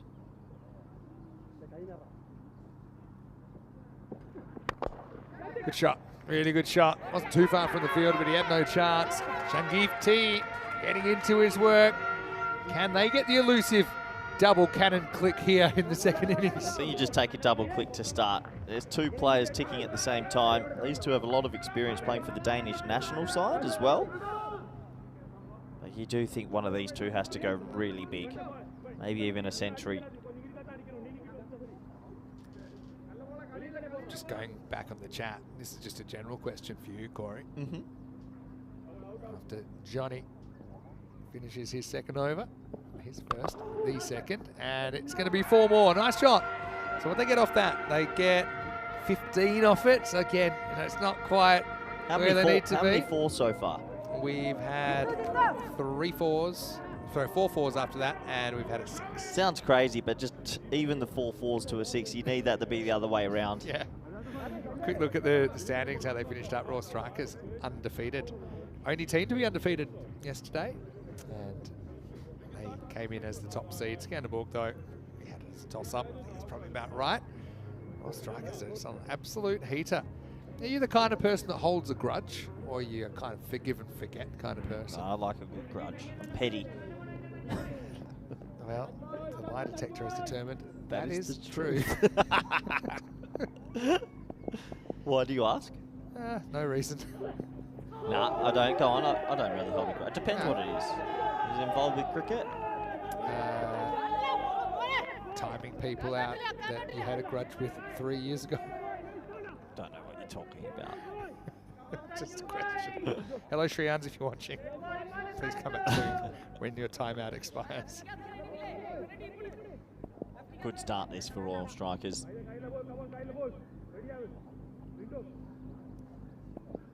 Guard on the start he was looking for. This is one here, so nothing. Teams are on the clock, by the way. If you just joined us and maybe haven't watched a lot of ECN cricket, that clock's just ticked under 27 minutes. That's how long you have to finish 9 overs, 9 of the 10 overs. 10th over, we understand. You know, sometimes you want to take a bit more time, but it's been really effective. I don't think we've had a clock fire. Have we had one maybe in the ECL so far? I don't think we haven't had one. The throw versus... Not for the batter being late, but for fielders. I know, fielders have been exemplary. Yeah.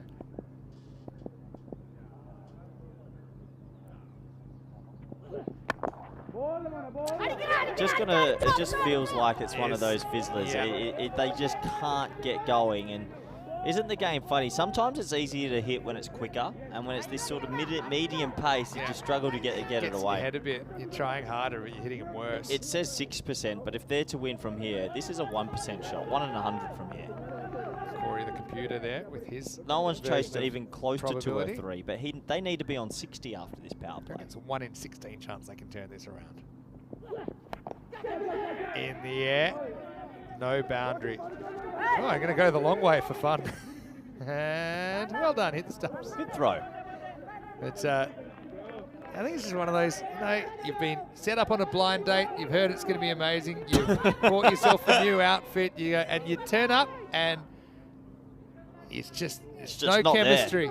You see, you know, and much as you try and keep the conversation flowing, it's just... You just look across the table and you just know in that split instant, it's not happening. It's not happening. 173 off 45. They just haven't. 11 off 8 and 17 off 7, just not happening. Maybe there's a 5% chance that there's somebody that gets stood up at the next table. You shoot them a little sideward glance and the old, you have the happy ending anyway. Well, that's in the air. I don't think that's carrying the boundary. It's not, and it's gone. That's Tani Kaitson who's going to have to go. Siddhartha deserves that wicket. He's built pressure, and now he's cashed it in. Scanderborg, well, they were struggling already. Now they've lost a key player. It's 30 for 1. Probably brings out a Mahmood. Let's see if he can muscle a few around. But right now, it's seeming almost impossible. We'll have will have any other result than the Strikers going straight through to the final. Yeah, it looks like the Strikers are in complete control. Another ball swinging away, inside out, straight to deep cover. And the wicket falls. So the Strikers in dreamland at the moment. They look like they're going to be fast-tracked to the final tonight, Vinny, from Malta.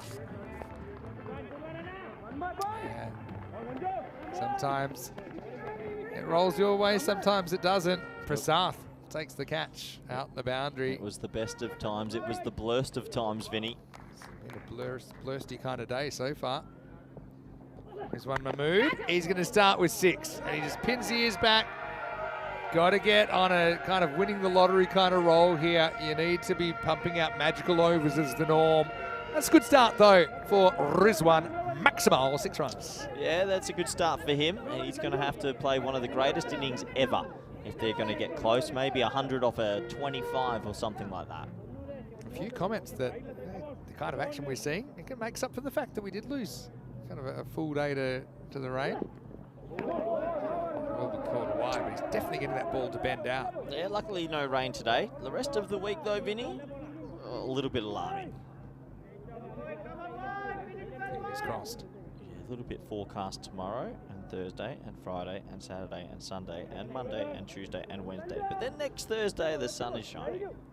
I'm trying to catch up on the chat, and Lithium had a pretty good question about what's the most sixes an individual batter has hit in an innings. Wide, just getting too much swing actually at the moment. Do you want to have a guess? It used to be Lala, aka Mebubali in Malta, who I'll go like 22. the old record was 20. Yep. Don't want to talk out of turn here, but I'll tell you. I know who holds it's Arslan Amjad in Estonia. And he hit 25 sixes in his 183 not out of 42. So a flat 150 in sixes. Yeah, just, you know, for fun. That's a good shot as well. Vinny, no. It's over us. Please be over us. Straight on the roof. That was in the sunshade, so it was at me. We're fine over here. We've been under attack today. Just a good shot, though. It's a proper cricket shot. And if it rains again, we might have a leak in the roof. Watch this one. Yeah, lovely shot right on top of us. If that's a little bit lower, it's going under that pergola, and there's a lot of computers here. It was literally straight over my head. Just my instinct said it was on the roof, and luckily it wasn't. It wasn't in here. 14, 15, 15. So 3 meh kind of overs. It's 44 for 1. Yeah, 14, 15, 15 is like a Tuesday at work. It's just meh. What day is it today? Tuesday? Okay. Hamza Salim Dar, by the way, in his 193 not out, he hit 22 sixes. Pretty good. Which is not too bad. There we go. Here's the Centurion with the ball. This will be quick. Good start. It's had a pretty good game so far. And Dumgard's not got going here, Vinny. It's not. Priyam Pushparajan. There he is. 17th century in ECL history. The second of this ECL. Now he's going to get lit up with some of his own medicine. Maximal Dumgard hits back. Can Dumgard get on a tearer? Can one of these two just get absolutely motoring? It's going to take something extraordinary, but you never know. It'll happen one day, the 200 chase. We've been close 2 or 3 times now. It'll happen one day. How close we've been? 3 times? 2 times? Yeah, 3. Depends what you mean by close. But yeah, maybe 3 to 5 we've seen. I think 3 I can recall. I can remember When DDC hit 100 for Pack yeah, I that's Care. one. We had one almost last week. We also had one in Switzerland. Nomads were involved. We'll see them in Group D. Let's pace on here again. It's kind of converted into this kind of hybrid bowler. He can bowl seam up and used to, but I think he's a pretty smart cricket. He's worked out there's more value in this kind of bowling. Just being a bit more crafty. Western Shield Smoky. If he hits him like that, give him the captain's up. It's unbelievable hitting, honestly. Some of those hits over the leg side from this man on your screen were 100 plus, easily. Anyway, he's got the ball in hand now. Mahmood's 12 off 2. That's pretty good, Vinny. Yeah, it certainly is. He's a fun player to watch, Rizwan Mahmood. It's well bowled though. Jams into the block hole. only able to get a single there, Scanderborg. We'll have more horns this afternoon, though, if Scanderborg don't win this game. Let's get ready for a noisy qualifier too. Yeah. There we go. Bang over the point of no return now, I think, after that ball. Yeah, just took the pace off a little bit that time. Got a bit of the line. Well bowled. Clever bowling. It's keeping it wide, varying his pace.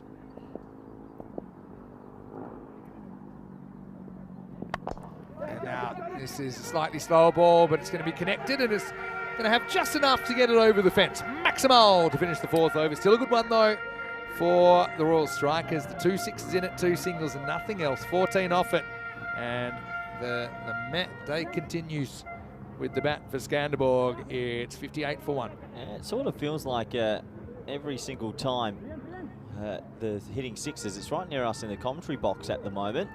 So 58 on the board for 1 off 4. Not bad if you're batting first, but they're not batting first on this occasion, unfortunately. They're chasing 200.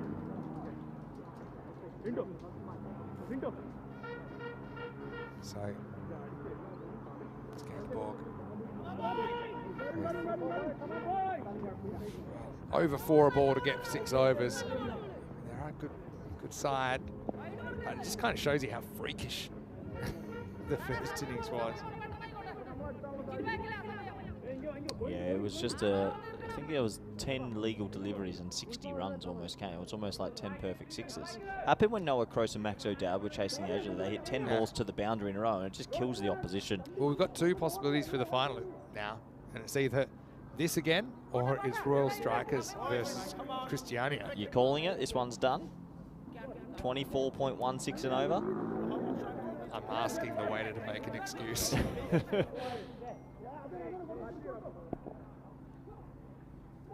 Anyway, won't stop him trying. Thing is with this guy, he slams it. Oh, it's the medics. Wow. If the medics get hurt, then who looks after the medics? Well, maybe Paolo. She was very lucky that they got the tent just in the way, because that could have been medic lights out. That was close. Oh, very close. Oh, Good to see Polo protect her there. yeah, it's let it happen and put it on the rebounds. Well, what happens if a medic goes down? Do we give them a concussion test? Yeah, who's equipped? There we go. Yeah, good to see he's still smiling. Yeah. Maybe the batter goes up and gives the test. You got to keep your eyes on the game, don't you? Did pretty well. Just knew to find a bit of shelter behind the wall of the tent. Well, this is the top edge. Keeper wants it, and keeper takes it. Sudasanan takes the catch. They mean business here, Malta. Mahmood goes 6 and out. We had to make a personal apology because he's going to have to walk straight past there. Oh, it's kicking off. Oh, I tell you what, it is kicking off. Malta going crazy at the batter. Darmgard's not happy with something. He thinks that they went a bit over the top. I mean, I just think they were just excited. I don't think it was anything. Nah, you didn't see it. Well, I didn't see it, but I want to see it now. Let's have a look. They went running in the direction of the batters and screaming and carrying on. And when you do that, deep mid off and deep mid on came running in past him and gave him a fair bit of verbals there. And you've missed it there on that he's streak. He's given it to him there, top left. Yeah, so you don't need that. That's maybe Push Parajan copped a bit in the first innings, and so there you see his head turn around, and then, well, angry boys. What was I saying about the teams always getting, not always, for the most part they get on. It's still heat of the battle there.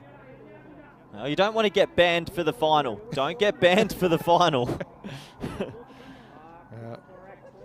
That's the one thing. And I tell you what, that has now, if these two come up against each other later today, that is going to add a fair bit to it. The horn's facing the wrong way there. It tells you how it's going for Scanderborg. Hey, but they've earned the double chance. Let's not forget that.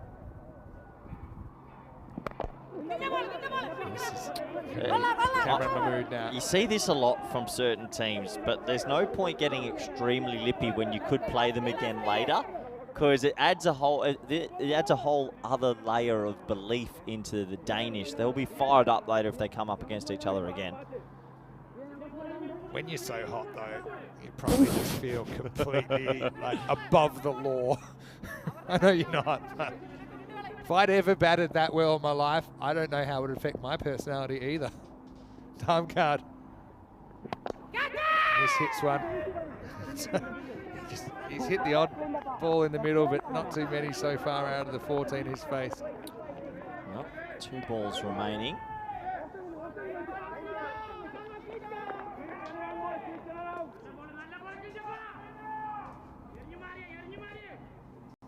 Oh, it's a quick moment to pause. It's been a fiery old ECL, hasn't it, Vinny? Loving it. Cut.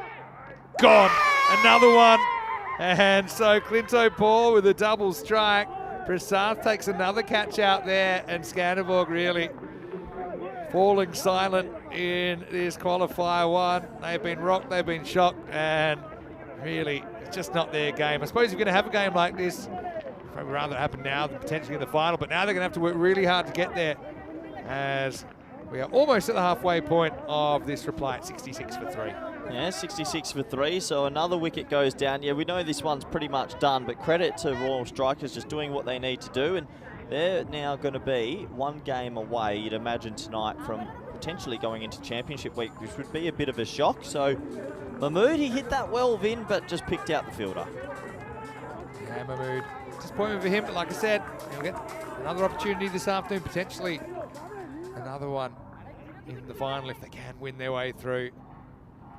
And as Bulo comes in at 5, and he tries to take it on straight away. He's probably out first ball. He's dropped. He's tried to take Mark of the Year out there. Jamshid Kunan Chirako tried to take it out in front like the fullback was chasing him, and for some reason it pops out, and Bulo gets super lucky first ball. Yeah, he should have been gone for a golden. I don't know why he's gone the AFL style mark, but in the end, puts it down. Well, there's been a few bowlers that have actually been charged with a 50-metre penalty in this game, I'll tell you that much so far. Vinny Sandu, Mr. Maximo. Corey Ruckers with me. Corey will be off the second half of the day. I know you'll be watching later on, but Rico Full will be in here, and I'm certainly looking forward to that. You've done a good shift. You did cop a bit of the weather yesterday. Yesterday broke me a bit. I'm not going to lie, it was pretty windy up here. You did come back pretty red, and it's a bit of a wind factor, but it's great work by everyone to get back on. For the Danes, I mean, they'll be experienced enough now, I think, to know that this can happen. And I will say they're trying to break a bit of a Danish curse here. Oh, probably if he hits, he's gone. Oh, add some fire into it. So, don't think there's anything in this, because he chooses his line. Well, the batter's not happy. This is just adding a lot of fire to if these two teams come up against each other later. So he runs. Does he change his? No, not a little bit, but not much. Oh, a little bit. Borderline. Borderline. Bet him to the doubt. Like he didn't cannon into him. Yeah. Putting his body on the line. Again, they're going to lose by a lot. In the air, gone. And that's it now for Damgard. 25 for him. Pushpa Rajan gets his man in the end. I think he keeps the lip sealed. But who knows? Maybe we'll see the rematch. Maybe not. Scanderborg falling away in the chase, 68 for 4. I just feel like the Danes are taking some tickets here, and they know they're going to lose this one, but if they come up against each other again later tonight, I expect a fiery encounter. How has Shreyan's got a blue moderator? No, he does too. Oh, ridiculous. Anyone just gets it. Goes for 25. Score is 68 for 4. Some people might ask the same question about you. But anyway. Oh, that's funny. Yeah, look, I was talking a little bit about the fact that Danes 4 times, either the Danish national team or the club in ECL has made a final here at Cardamom Oval, and they're 0-4. They've never made a championship week, which is quite amazing considering how much talent they have.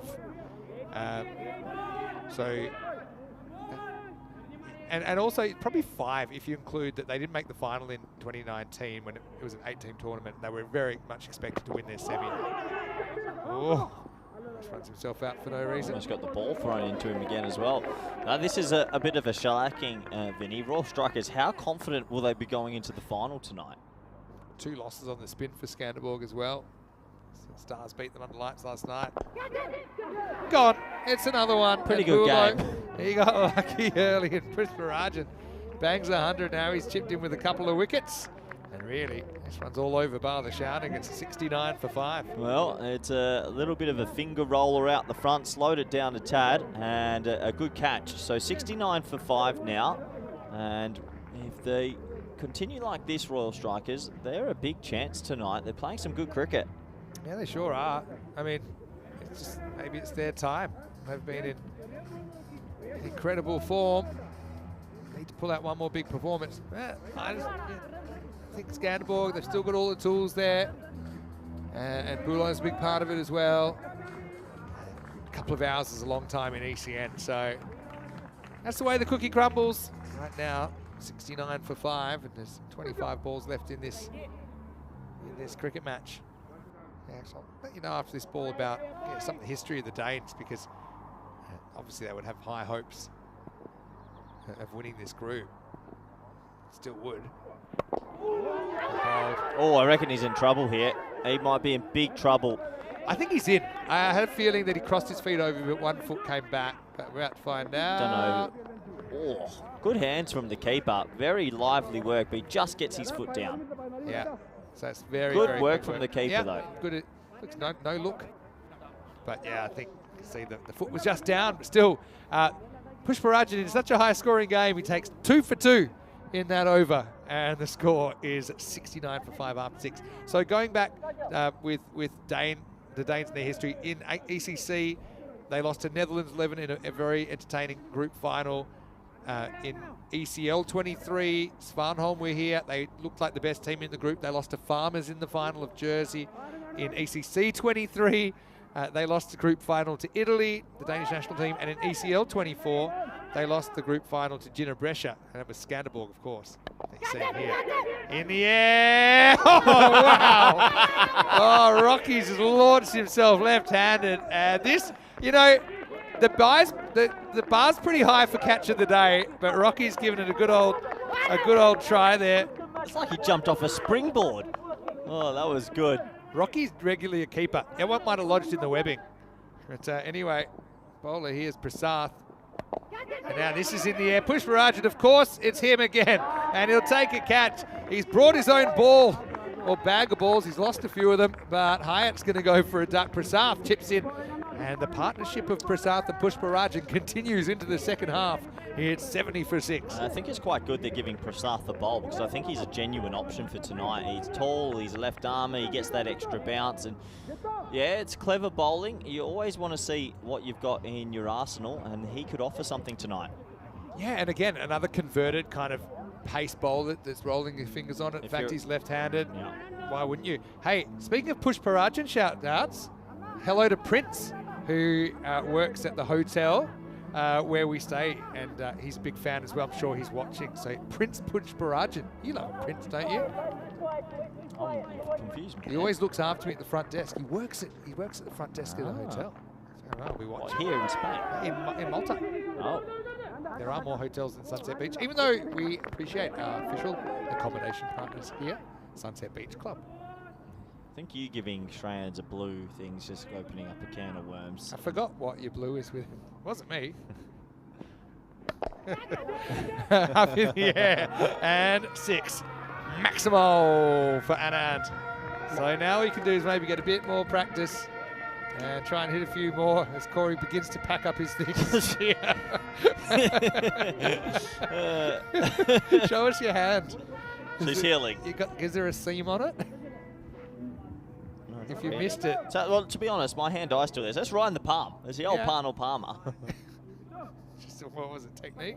Techers. You are a very good fielder, I will say that.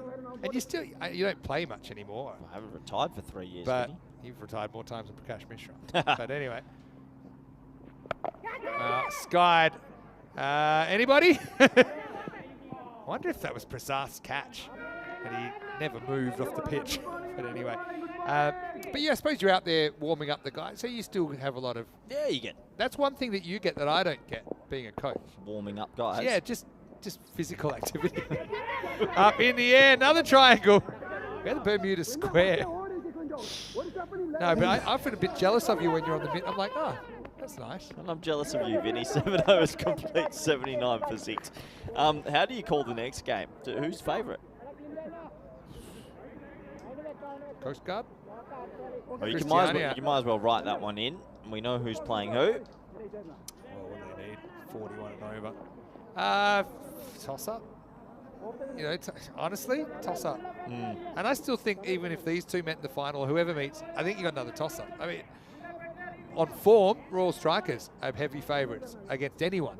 But there's always this feeling, can this form hold? You go back to a couple of years ago, Roma CC won every game and then lost the final. It happens. Going back further, Carlton of Scotland won every game and lost the final. They won 8 games. All right, in the air, dropped. Oh, this bit of a disappointing one, Siddharthan there. I suppose it won't cost them too much, but tonight they'll need to hold those chances. It won't cost them now, but they've dropped 3, I think, that they probably should have caught. A couple of AFL style trying to take them on the lead, but just, you can drop them now, but tonight you do not want to. Almost in and out. And that's going to be 6. That's a club. Jeez. From Anand. Maximal over the net and far away. Come again another day. Yeah, lovely shot. That's a big, big 6 win. Carlton of Scotland back in 2022. They actually had won 10 games, I think, and then lost the final.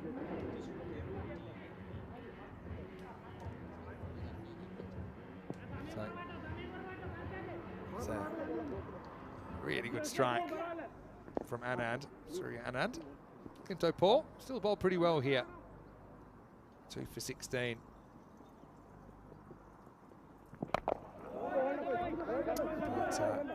Strikers, I'm sure they've got the whole island behind them at the moment. They were one of the last teams to qualify officially for this ECL, Royal Strikers, but they have made an impact. I'll be curious to see tonight if the Strikers lose Priyan early and what that does to the game. I mean, they almost had the triple click today, didn't they, really, with Dinesh. Oh, their best 3's gone big. The top 3's What's Kumar doing? Do you think that you have to move Kumar and go just the top 3, top heavy? Yep. I honestly, Kumar's a decent player. I'm opening Pushparajan. Yeah. I'm not leaving it to chance. You don't need to wait for an early wicket. He pretty much opened in that last game effectively. It has been. All right, another club. This is high. It's in the air. Going, and gone. Maximal. You know, you see some players with just a nice bat swing. Yeah. Anand's got a really nice fluid bat swing. It's golf. Yeah. Oh, that's what it's called. Look at this. Bang. Straight down the middle. Pick up the tee. Receive the applause from the gallery. Pack it up, Vinny. There's still 2 overs to go. Don't forget the highlights. Oh, yeah. Don't count these guys out of this group. That is huge. That's a bomb over the fence on the full. When you get over the net, we're talking height. Yeah, that was such a good shot. Just power. Lovely swing. Couldn't hit the ball more in the middle of the bat than that either. He's got that flourish at the end of the swing as well. Well, he's reached the green in 2 shots. It's a long par 5. End of the over. It's 100 for 6. So the crazy pace we've seen. Do you want some Pushparajan numbers then, up to date? Yeah, go on. I know you want them. So now, after 3 knocks, he's made 248 runs off 68 balls. So he's made 248 off 68 at a strike rate 380s. of 365. Yeah, wow. Proper tournament that.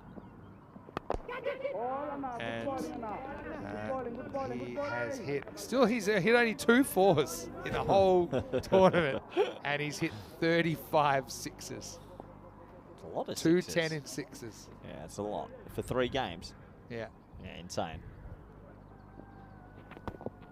Prasad's kind of slowly perfecting his craft, isn't he, with these left arm finger spinners. This one, I think he just drops down on the line. Yeah, perfect. Couldn't have been more perfect. Line belongs to the bowler, and this wicket belongs to the bowler as well. Tosses it up and disturbs the furniture. So yeah, change of pace does the job against Anand.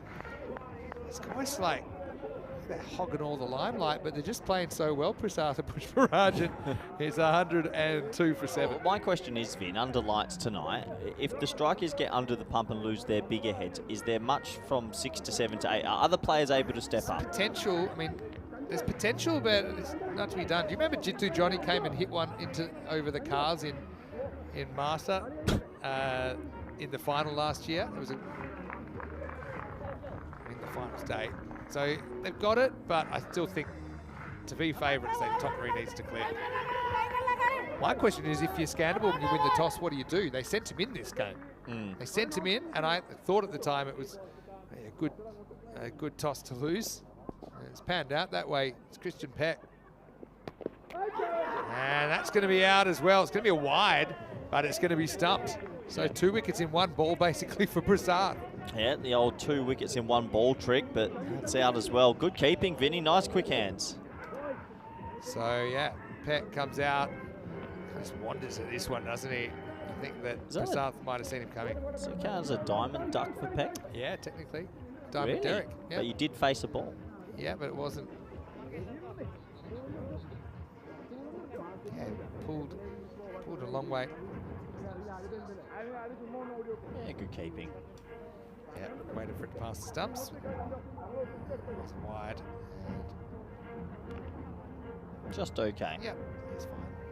Good hands though. So is this does this go down as a hat-trick ball or not? Technically, according to the Wisden definition, a hat-trick cannot contain wides or no balls. That's a shame, but you can take 3 wickets in 2 balls technically. Good. Wow. Man, count him for good measure. Fake hat-trick ball. And it will be clipped away. The only time this has come up is Cosmin Zavoiu in Romania did that. And there was a contentious debate. Eventually it was ruled as not officially a hat-trick. But it was okay, because he took 5 wickets in the over. But here's the best bit. I know you love this. Oh, that looks like someone should catch that as well. Herring in, Pushparajan. Remember he took one of the great catches here in the ECL last year, playing for Gozo Zalmi. This time he puts his name on it. The only thing hasn't gone his way. But Cosmin, native Romanian player, went for 32 in his first over. Came back and bowled a second over anyway and took 5 wickets in that over. Good captaincy. This time it will be 6, so Weldon getting a hit here. Don't get to see him batting too much, but that was a pretty nice shot. So that'll be the end of the 9th over. 111 for 8. Now 111 for 8. We're off to the last 6 balls, Vinny, and then we're into the afternoon. Looking forward to... What are you up to? You're off this afternoon? I bought you a present last night. Are you going to buy a present for me? No. This afternoon, catch up on a little bit of rest. A few emails that have gone missing. I've got to go for retrieve. Oh, Hillary Clinton. Missing emails. Eat something good, maybe a steak tonight. Just recharge the batteries for me. I think the Fizz is back. Might go catch up with the Fizz. Oh, is he really? Yeah, of course, they've been tonight. Rhino is joining us tonight as well. What time's he? Andrew Ryan. I think he's coming in around the time the final starts, around 7 o'clock. Andrew Ryan will be joining us because Rico is actually having a little bit of a mini break that he thoroughly deserves. Remember, he came straight from Malta. So Rico's got, I think, a 5-day break. Yep. So he'll be back. But Rhino's in for, I think, the next 3 groups. Brilliant. A lot of you will remember Rhino. So here's Savio Thomas, the captain, coming on, and he drills him right in the spine. Tell you what, tonight, if they come up against each other tonight... But that's fair. I mean, like, he ran... Oh, I know. I know it's fair, Vinny, but you just hold on to that ticket. If I'm a Danish cricketer, I just put that ticket in my pocket, and tonight on the lights, if these 2 teams come up against each other, it's going to be a bloodbath. And I hope you talk it up tonight. I don't know if that number 5 provides that much protection from the Grizzly. It's thrown from about 10 metres. Right in the spine. Could pick which vertebrae, but this one is going to be up and it's down to the ground. Weldon! Oh, how about this? It's a good hitting. It's coming from the lower order batter. Maximal, 6 runs. Yeah, 6 more to the total. Nice shot from Weldon. Hasn't had the tournament with the ball he would have liked, but he's been striking them nicely now. I gave you your present last night, Vin. Gave you $10. I gave you 5 back. And when you offered to buy me a drink, I knew there was something sus. Weldon, a bit of a heater. That's good bowling. So, it's going to be an interesting night. Maybe you and Rhino could put your feet up, get the popcorn out. If he's landed, I'll catch up with Rhino for sure. I think it'll be an interesting finals. I think there's still a few more twists.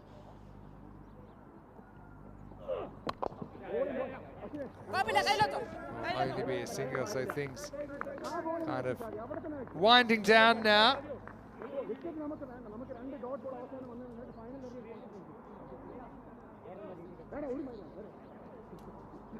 So 2 balls remaining in this one. Credit to the Royal Strikers. They put the runs on the board. They've defended well. They've taken most of their chances. It's going to be an emphatic victory.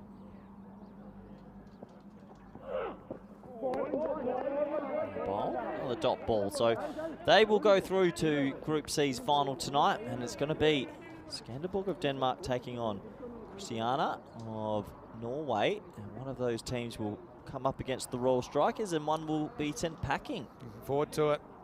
I'm not really looking for anyone being sent packing, but I'm looking forward to seeing who gets it. Gets the coveted spot. Anyway, last ball, Vin. And it'll run away. It will make it to the boundary, but it won't make too much of a difference. So it'll be 202 to 124, 78 runs the margin. And a memorable qualifier one. But it's all over. Royal Strikers get the first spot in the final. Yeah, get the first spot, but they dominated with the bat and then did exactly what they had to do with the ball. Is that the last chapter between these two teams? We'll find out. I have a feeling they might come up against each other under lights, but maybe the Norwegians have a surprise. So we count them out. The Norwegians have a lot of good players in there. Again, I'm not really thinking there's any heavy favourites in these games. Even if these two meet tonight, you wonder, can Lightning be caught in a bottle twice in a day? Because it was quite an unbelievable batting performance by Royal Strikers in the first place. But we can confirm now that it will be the Scanderborg versus Christiania battle. So yeah, a bit of a northern feel to that battle, and it's starting in around about an hour and 20 minutes right here on ECN. The toss will happen pretty shortly, and you'll probably see the result on your screen, or you can always check on our website, europeancricket.com. It'll be a pretty exciting second half day. Thanks to you, Corey, for your work. Pleasure, Vinny. As well, and we certainly had no shortage of action. But Royal Strikers, they've been the real story of Group C, and they have pulverised their way into the Group C final. Yeah, they have, and well done to them. They've taken their opportunities. They're 3 from 3. They go into tonight's final, the more confident team in this group, but it just feels like there's going to be a couple of twists still, and we'll have to wait and see how it pans out.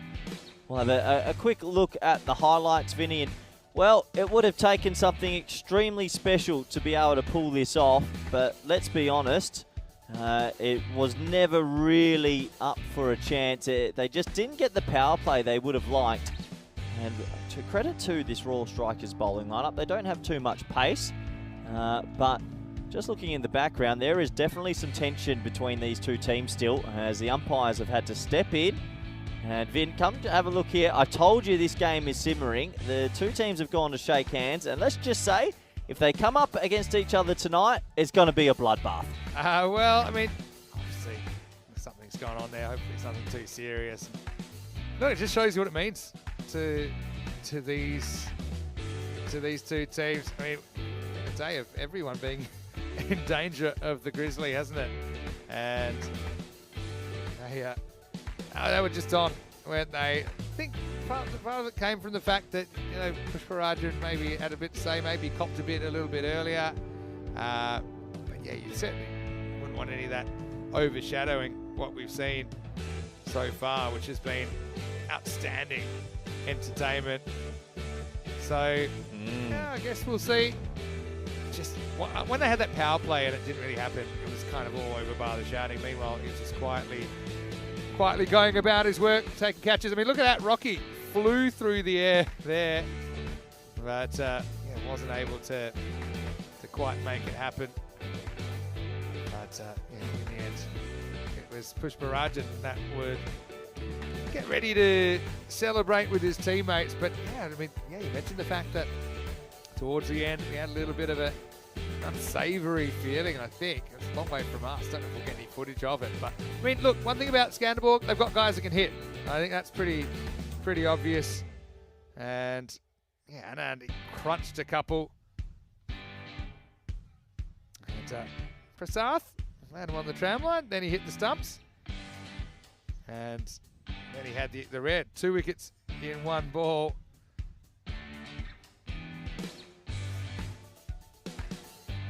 So, no, he didn't have everything go his way. I think Pushraj had most things go his way. Almost put off a crazy catch late in the piece as well. Credit to Weldon, actually. He was able to get a few away towards the end. But yeah, Royal Strikers, they have flown in.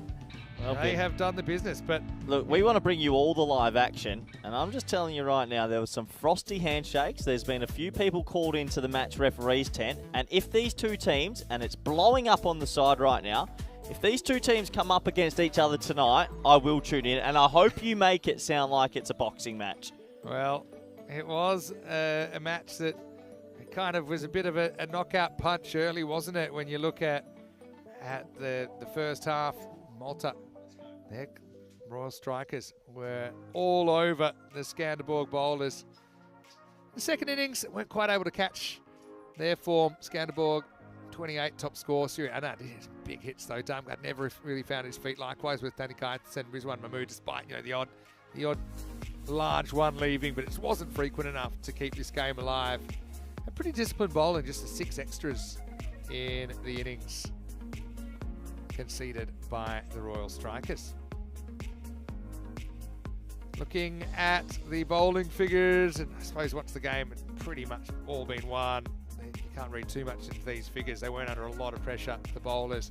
But no one really went more than 15. So again, a sign that they had a lot of bowlers that were able to come on and to be effective in this game. But again, it'll be a different feel under lights, I'm sure about that. Hopefully you can join us for the second half of the day. We'll be back in about an hour and 15 minutes then to take you into the second half. Vinny Sandu here, Mr. Maximo. Big thanks to Corey Ruckers. Hey, enjoy it, Rico, because it's his last day with us for a few days. He finally has his little mini break. So we'll be back in around about an hour and 15 minutes as Q2 will be on the park. It'll be Scanderborg and Christiania, the northern neighbours, with their last chance to survive in this tournament. Vinny Sandu, Mr. Maximo. Back with Rico Full when we return to Spain for more European Cricket League.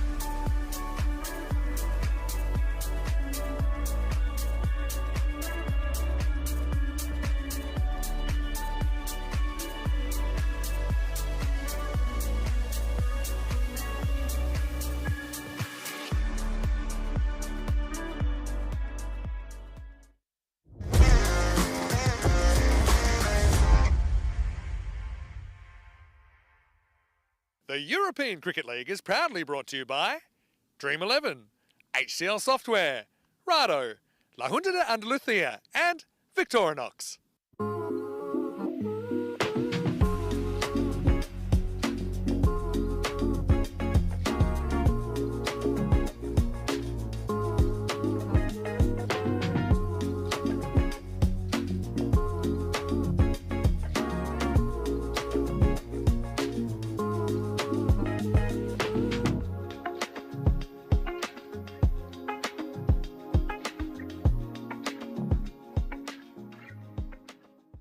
Hello and welcome back. We're halfway through finals day here in Group C, and coming up it's Qualifier 2 for the right to meet Royal Strikers of Malta in the final. And we have a really good game coming up between Scanderborg, the Stingrays from Denmark, and they're taking on Christiania of Norway. So a bit of a northern flavour to this one. Let's see who makes it to the big dance. A little bit earlier we had Ian Ramage with the two captains. Let's see what happens at the coin toss.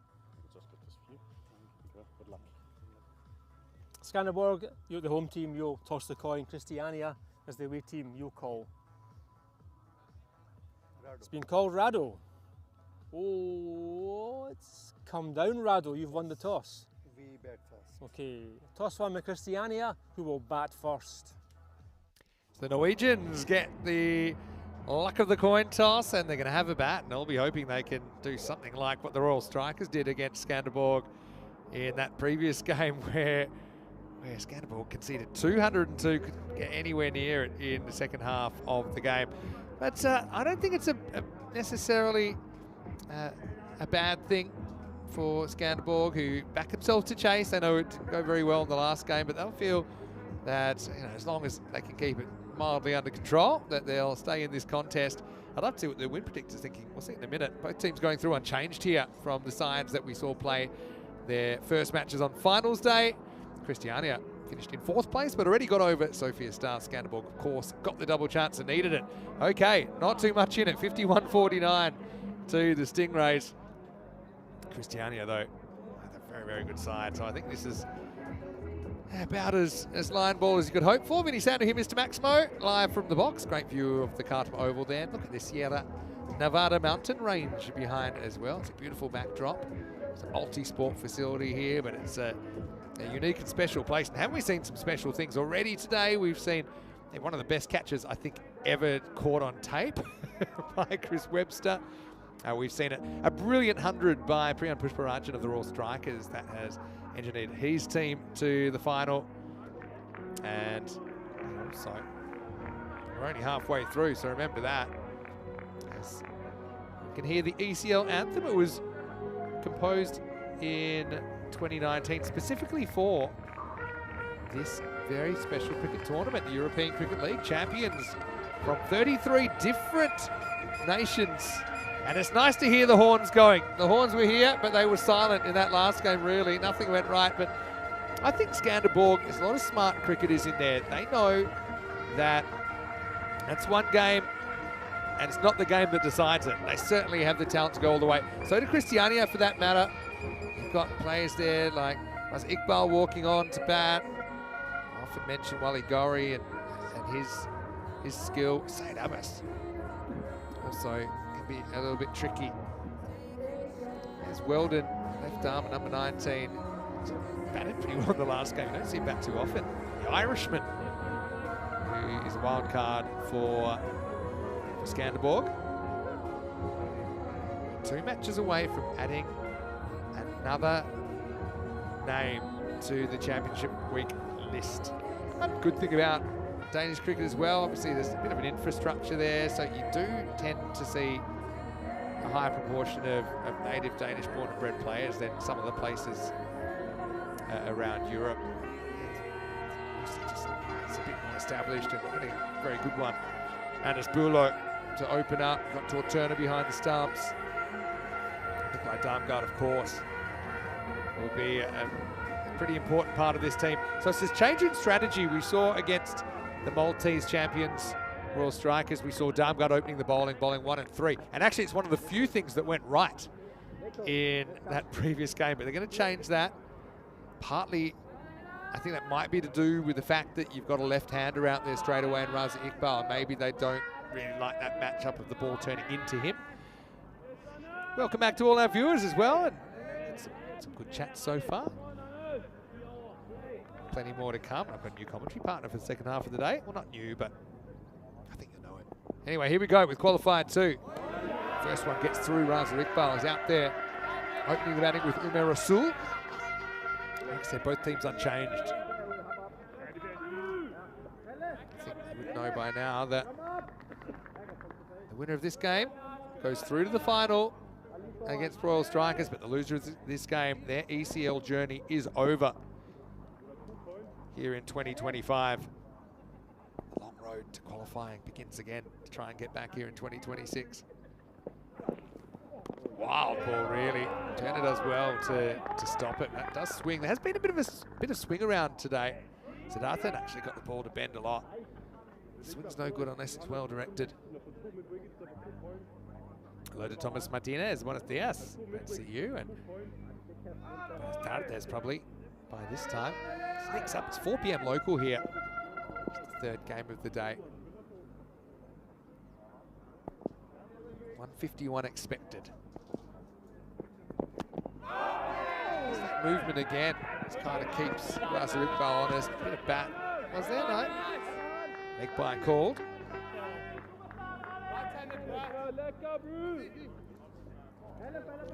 Double leg. Double noise there. So clearly going over the stumps. So what's this game got in store? It's been such an unpredictable tournament.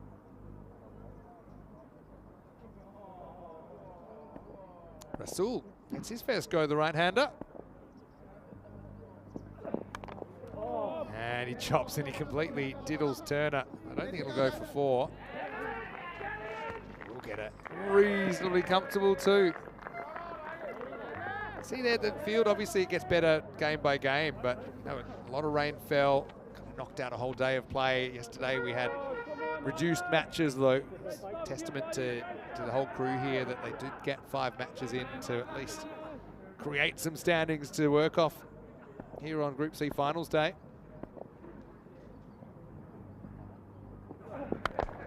Goes for this, doesn't really time it. Can he get there? Not quite. It's a plugger, and it's going to hit the rope. So, yeah, I think it's a good effort, actually. Darmgard goes, and he does slap it back, but it just gives the rope a little bit of a kiss. If it was a thinner rope, maybe it wouldn't have. Have a look at it here. So he just swipes at it, and then just a little bit of a kiss into the rope. I don't think Nick knew, to be honest, because he was already diving, and when he came back, he saw the ball was inside. Boundary scored. Now, straight up in the air. Can anyone get there? Yes, they can. Weldon takes the catch. Rasul, boundary and out. Not particularly convincing there. He'll have to step aside, and Bulo bangs it in, heavy length, gets the reward, and Christiania lose their first wicket. The Norwegians are 8 for 1. Funny old one, that one. Thought maybe the bowler was going to go for it, but Weldon, he anticipated it and moved forward very, very quickly. You can see just not really in the best position to play that shot. Rasul, and really got there easily. Weldon, not sure if it was straight in the middle of the hands, but good enough. Bulo is happy. That smile there tells you it probably wasn't quite in the sweet spot of the hands, but that is the first wicket. It's 8 for 1. I think Thomas is happy. We're not getting any rain here. The Horns making a bit of an appearance already. Gory, very, very stylish player. I know what they're trying to do with Rasul, but it hasn't really been working. I'd be very tempted just to throw Gory in from ball 1. See if you can make plan A work. I suppose he's got 2 left-handers. Again, it's good over from Bulo. Definitely gets that ball to talk. End of the first, 8 for 1. Vinny Sandu here, Mr. Maximo for ECN, and joining me for the first time today. First time in a while, feels like, after all our weather issues. Of course, the one, the only, Rico Full. Rico, welcome back, and I bet you're as excited as anyone to see how these 2 games pan out and who will join Darmstadt CC and Hornchurch, and of course the other group winners in Championship Week. Yes, muy buenas tardes. Muy buenas tardes, everyone, and welcome. And it's glad to be back here and seeing some glorious sunshine out in the middle as well. Great to be back, and great to be back for this competition. Christiania, of course, getting that win against the Sophia Stars. A big win as well by 79 runs. And yeah, you're right, Walid Ghauri, he has been in great form. And in that match, Mirza Anwar also scored a fine 45 for 19, but it was that classy 61 of 16 on Ghauri which led the way. Scanderborg, well, of course, they went down to the strikers. Just cuffs at this one. And it's one that you really need to be putting away at this level. I don't know, Vinny, if you feel the same. I don't feel that Raz Iqbal has quite been at his best in this European Cricket League so far. We've seen him normally being so brutal. He scores runs quickly, but he just hasn't found his form, and they haven't used him much as a bowler either. Yeah, it's funny. I mean, he's come off the big off season. I mean, I think that's true to start. That one, he does get enough of it to get it over the fielder. That's going to be 4 runs. Cuatro carreras. So let's see if he can come good with it matters here on finals day. But what a day, and I believe that I've missed quite a stunning catch as well. The Webster catch, first over of the day, sometimes it takes a little bit of time to wake up. He woke everyone up. It was an unbelievable effort. Unbelievable.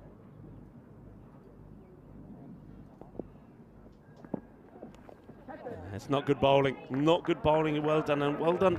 Well, it wasn't very well done from him with the ball in the earlier match against the Royal Strikers. He just didn't get it right, and he went for 50 odd of 2 overs. But he's got the pace. He sounds like there's a lot of bowlers that have come across, like junior bowlers and bowlers on the way up. They've got the pace, but they just stray with the line. And my advice to Weldon sometimes is, don't worry too much about the pace. Concentrate on getting the ball, landing the ball in the right areas, because otherwise, with the pace he generates, you just need a little bit on it, and the ball's going to race away to the boundary. Comeback ball for Weldon. And gone. And it's a good comeback ball. Right areas, Vinny. That's what I'm talking about. Get that ball in the right areas, outside the off. The ball hits the seam, takes off. And even though Iqbal is trying to play this away, he's trying to get this cut shot in, gets a thick edge. Good catch taken there by Tor Turner, and that's the way to do it. Power of a good keeper. If you're not a specialist, you're probably not catching this. He's well balanced, he's slightly open, takes it very well, gets 2 hands to it. I'm telling you, unless you're a proper keeper, that's flying away, probably coming off your gloves and going for 4. But Turner, like what I've seen from him every time I've seen him here at the Cartamore Oval. Takes it without too much of a fuss. So yeah, Iqbal's lean run continues. Weldon with the breakthrough. It's 16 for 2. Yeah, well done to Weldon. And it's almost like he was one of the juniors that I normally talk to and say, come on, just get that ball in the right area.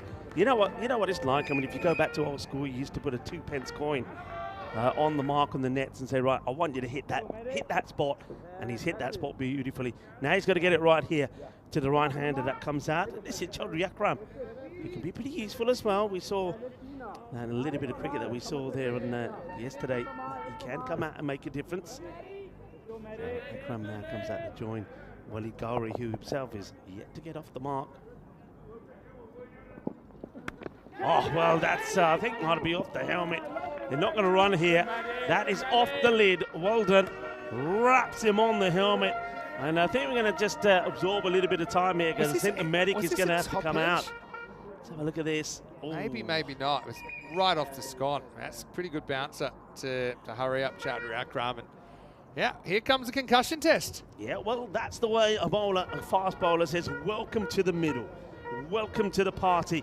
As Akram gets one right on the nod, and well, it's time to do that concussion test. And of course, good to see this. Magic Spray Sophia actually was had big trouble earlier where a ball almost hit her. Luckily, she hid behind the corner of the tent. But we had a bit of an instant here up. You might, in the commentary box, you might notice a bit of a dent in the back wall, Rico. It's all over the place already. Corey dropped a catch. I've heard it. Corey, you let us down, buddy. And some people said in Australian fashion, he claimed that he caught it. And not just that, you missed it at the time. It actually ripped a bit of skin off the palm of his hand as well. Really? and it broke his watch. So it's the trifecta. It's the trifecta. Yep, Corey. that's what I said. Oh dear, Corey. Shot. That's a lovely shot. That's the comeback that you want. He says, all right, you got me. Now it's my time to get you back. All right, we saw a little bit of this yesterday, and here it is today. So Matthew Weldon, good over though from him. He does pick up a wicket. He does wrap the lid of Akram, and then it's Akram's turn to reply back and hit a big 6. End of the second over. And the Christiania, 22 for 2. All the 2s make a wish. Yeah, looking forward to what's coming up as well with Portugal starting on the 22nd of March, the day after we finish here. It's hard to believe that's only 2.5 weeks away that we start in Portugal. It really messes with your perception of time, but yeah, that'll be a first time actually we've done a Challenger and a Premier Division for ECS cricket, which is domestic, which gives another club kind of outside the top echelon of the Portuguese clubs a chance to win some ECN silverware. Here's Bulo to come back. Doesn't get it out the middle. It's going to be a long chase, a flick back. Nicely done. Good bit of fielding. A lovely flip back. Flicks it back into the hands of Rizwan Mahmood, the captain, who no doubt will go back and give the fielder a high five for his efforts. He chases it well. Nicely done. Look, just releases it. Does he at the right time? This is going to be a good stop. Let's see. Can he? I think. I'm going to give him the benefit of the doubt I think here. benefit of the doubt there. You got to give it. That's a little bit of dirty suspicious, dancing but there. I think, yeah, it's between frames, and I think the benefit goes to the fielder. He gets that benefit. Drags this one really. Looking to play onside a lot, isn't he, Waleed Ghori? But he's a player that can play to all sides of the field, in fairness. That is the good news about that one, is the batters, they only just... No, they did get the 2 in the end. Ghori stays on strike. But yeah, he's got to play out on the offside as well. Can't be looking to just do it on the leg side.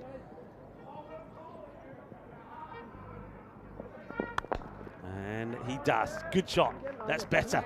Comes down the wicket and hits this ball in the right areas. He's not trying to go across the line. So nice strike.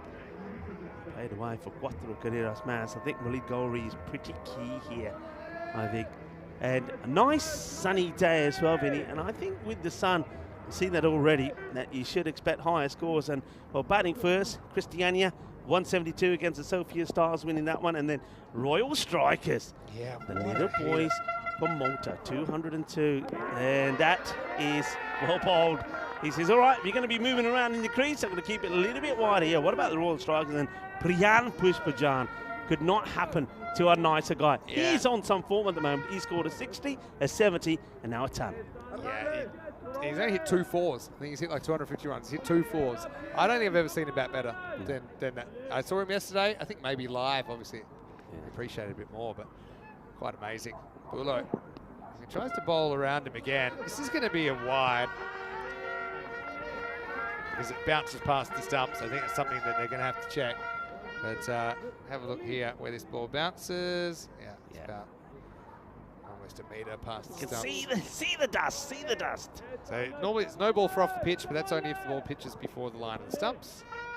So wide will be called. Bulo to bowl around Ghori really here, trying to get through this power play. That's a nice shot down the ground. That will go all the way. Bolle. In the zona. So is that going to be the pattern then? Teams batting first, scoring stat loads of runs. The difference it makes when the sun comes out is quite extraordinary. What do you make of that law, by the way? I mean, if it's that wide, why don't we just call it a no ball? I don't. It's going to miss the No, pitch. can I be honest with you? I think it's the other way. I don't think the balls off the pitch should be called a no ball. I think they should be called wides, because if no balls count as balls faced to the batter and they can't reach them. But I know why the law is that way. It's because they're worried a ball might hit the edge of the pitch or something and come back and hit stumps, right? So that's why it's if it bounces before the stumps, not the crease, the stumps. That's why we check those. That's why the law's the way it is. This is trouble, I think. It's a simple catch. Damgard takes it, and Ghori goes. Bulo bowls a heavy length, and Nikolai Damgard, he really lets you down in the field. And he didn't that time either. What a way to finish the power play. They get 3 wickets in at Scanderborg. Christiania, 35 for 3. Big wicket. Yes, Waleed will have to go. He just felt that he felt the need to really start to open up. I mean, he played some shots coming down the track. This time he stays back, but it wasn't quite the shot to play. Nicholas Damgard does his trademark celebration. And another wicket goes to Christiania. They now, you would say, are struggling. And really, I think these two, Akram and Anwar, who now joins him out there in the middle, have to get a good partnership going. Yeah, it's a big one. Big one. Gori just trying to muscle that up. I think it might have even been, the power play was running out. Batters sometimes think, okay, well, now's the time. If I'm going to take a risk, it's probably now. There's only 2 outfielders. But couldn't beat the tall Damgard at mid-off. So just going back to quickly, if I could write the rules, which obviously I just can't, but my suggestion would be that you don't need no balls for off the pitch. Because in, how many games have I done? 4,500? I don't think we've ever seen one come back and hit the stumps. And if it does, you just make a little caveat that says, if the ball is hit, or if it hits the stumps, then it can be a no ball. Otherwise, it's a wide. 99.999% of the time should be a wide. And the reason is, that way the batter doesn't have to count it as a dot ball to them, because it's a strike rate killer. I don't think if you miss the pitch that the batter is entitled to a free hit. Like, especially in a lot of some of the developmental women's cricket we've done. That's 6. That's a good shot. Really good shot from Chowdhury Akram. Puts it up and over the 10. Maximal 6 runs. So, for example, in some of the women's teams we've seen, they're playing their first cricket, and it's on TV. It's already intimidating. They bowl one, it goes wrong, bounce off the pitch. The next one, they get absolutely right, hits middle stump, not out. They only get 12 chances to take a wicket in this format. So, in my opinion, I'd like to hear a good argument. So what you're saying, that if the ball, as soon as it pitches off the strip, you just call it a wide, and if it does come back, you forget that it's if off it does the pitch, come back, you just call it under the wide law. Okay. But what if it comes back and the batter smashes it? And it's a no ball, because it got hit. So you just say, as long as it's not hit, it's wide. All right, I'm with you. If it comes back and hits the stumps, it's a no ball. No. If it hits nothing, which is all the time, it's a wide. It's wide's a wide. I'd like to hear an argument against it, because I think it makes perfect sense. Amjad. Wasn't always the law, by the way. It's a fairly recent one. Yeah. I think it's because more and more, it was always kind of a playing condition on artificial pitch. On turf pitches, it was never a thing, but they brought it in now, so it's uniform across whether it's on turf or artificial. But anyway, keep the ball on the pitch, we don't have any problems. Yeah, that's true. And Amjad always starts boundaries off his first 3, but comes back and finishes well. And he's going to go for another boundary here, though, as that one's been muscled in the gap between the 2 fielders out there, along on where Amjad is. And the fielder there who can't get to that one, I think, is Kamran Mahmood. So 4 more runs. Chowdhury Akram is taking control of the charge here for Christiania. 14 off this over with the ball to go. It's kind of par over in the end, I suppose. So Amjad is quite a skillful left-arm spinner. We've seen that before. So end of the 4th, and the score is 49 for 3. Genuine delivery respected there by Chowdhury Akram. That was a genuine defensive shot. So end of the over, you can see that they're going pretty steady if you go by the last 3 overs, 14, 13 and 14. So they're around about that 140 at the moment. But I just feel that with conditions changing here, I think we've got to be looking perhaps to a par score about that 145, 150. I think 150 might get you home, but it's not a definite. Ideally, you want to go a bit further like the 2 teams have done earlier today already. You've got to be looking to go past that 160 mark. Horns are back. Suspiciously silent.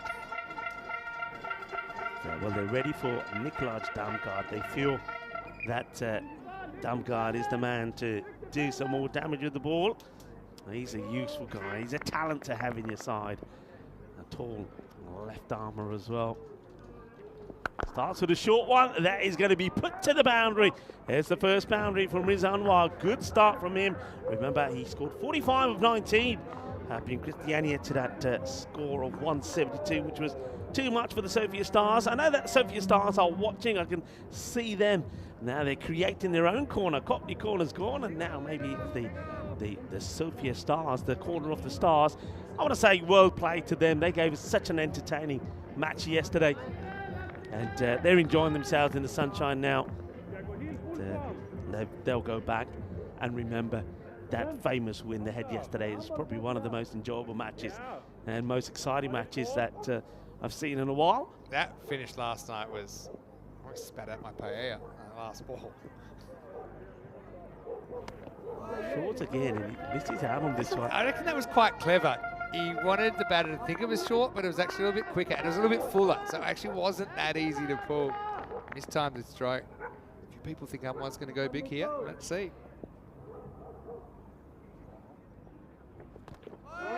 Misses that by a long way, plays completely down the wrong line, but there's the cleverness there of Damgaard. He's a very clever player, very unique, lots huge. of talent, lots of variations. 3 bowlers today, Pushparajan and Prasath, and then a Darmstadt here.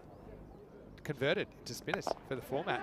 And that is going to be taken. Good catch, taken over the shoulder. And the horns will be blown again. Well, Mizanwa, he doesn't go big. He does hit 1-6. But then Nicholas Damgaard gets the better of him. He'll go for 6 or 4 deliveries. And as we get close to this halfway point, I think with that wicket there, Scanderborg probably, I think, have the upper hand here right now. I think they do. Christiania just haven't really been able to get on a heater in this first half of the innings. Again, the thing with Nick, he will kind of drift the ball a little bit away from the left-hander, and you can see he used that very, very well. So he's got tools. Mirza is going to have to go for 6, 55 for 4.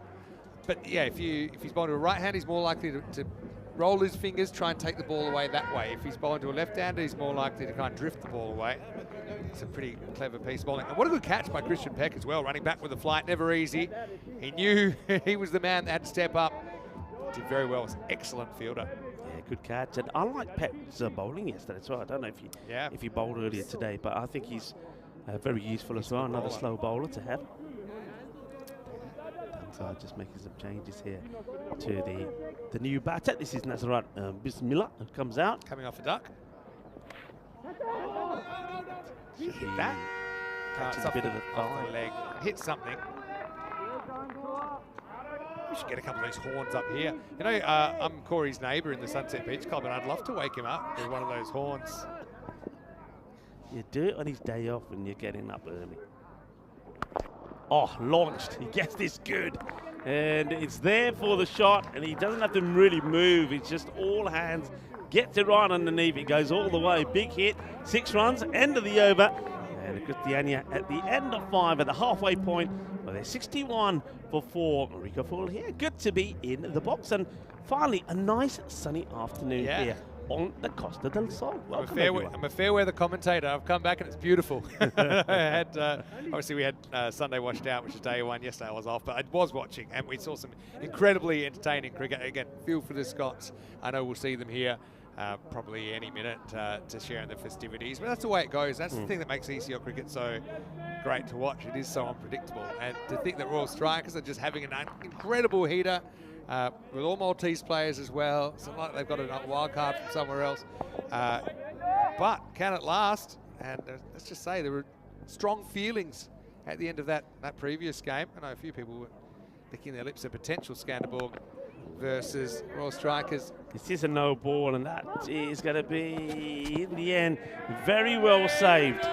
Very, very well saved. It could, I thought for a moment we were going to see 5 here. The no ball was called straight away by the umpire Shub. I think we'll see it here. It's far too high. There are no doubts about that, but it's a very good save from the fielder. Does superbly well. Gets the flick back before he goes over the rope, and that's Omar Hayat. Well done. So, yeah, no issues there at all. So, free hit to come. And, this is Surya Anand, who just gets it wrong. Swing and a miss, and keeps that inside, so it doesn't put away the free hit. It does Chavyakram. Good comeback there from the bowler. Akram's got a bit of an important role to play here, just to keep things ticking in the right direction. Bismillah. It's obviously about the top 6. He can hit a long ball, but it's an awkward kind of time. Awkward crossroads.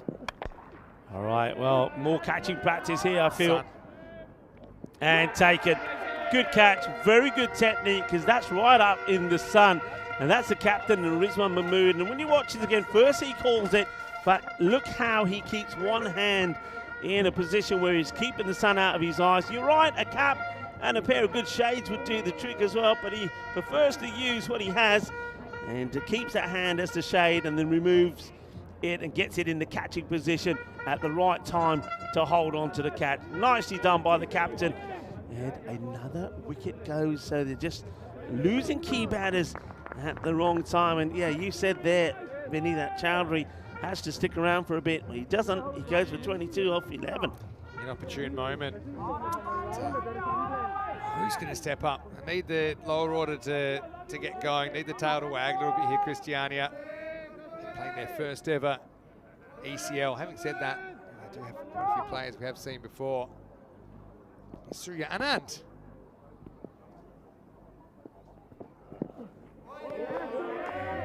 Swings and misses as well. It's an interesting choice, wasn't it, that they did revert back to seam and pace.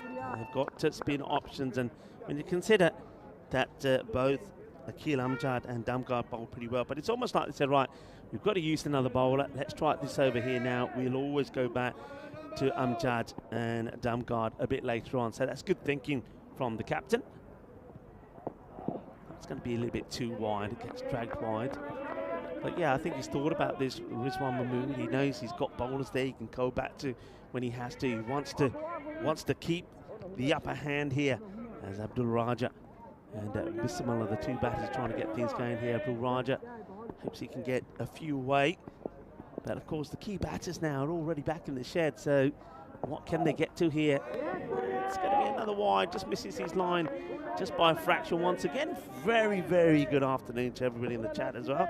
To John Hisham, Tin Harmer, and Paul Kempin is in there. And I want to say a very happy birthday to Roger Fine, of course, our CEO, who's celebrating his birthday.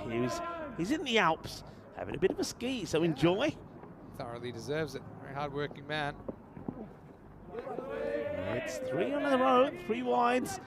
I'm not sure, not really a need for this. I'm not sure he's doing it on purpose, of course, but Anwar, you've got a new batter in there. It's almost like he's afraid to get it near him. He's new, test him. I'd put one up there and say, right, okay, there you go. Here's one to drive. Let's see if you got what it takes. He's got the 2 men straight, hasn't he? Now he goes for the shorter option, which isn't going to work. That's nicely whipped away. Good quick hands from Abdullah Raja, who gets a boundary weight. That's been sort of the story here at the moment from the Christiania batters. Batters have come out there. They've shown they can hit a ball. They've shown they can hit a boundary. But what they haven't shown is that they can make it count into a partnership. Need a partnership. Need 2 batters ideally here, these two, to hit around about the 25-30 mark to get them to a good score. Yeah, 125 doesn't look enough, but gives you a shot. That's the one that's pitched up. Again, a little bit of width on offer. And Raja swings hard. He's going to get a little bit of suerte. Cuatro carreras. That'll do nicely. So 4 more. So trying to pick it up a little bit here. Now, look, if they keep going, even if they finish going at about 13, 14 and over, which we've seen them do at the beginning part of the innings, they'll finish on a reasonable score. 127 expected at the moment, but I still feel that they need to go 10 to 15 more than that really to make this competitive. And this one could be out and will be out. Asking the question, the umpire is giving this. I do feel this tucks him up and probably comes off the gloves. I mean, sometimes we've seen it come higher up off the arm.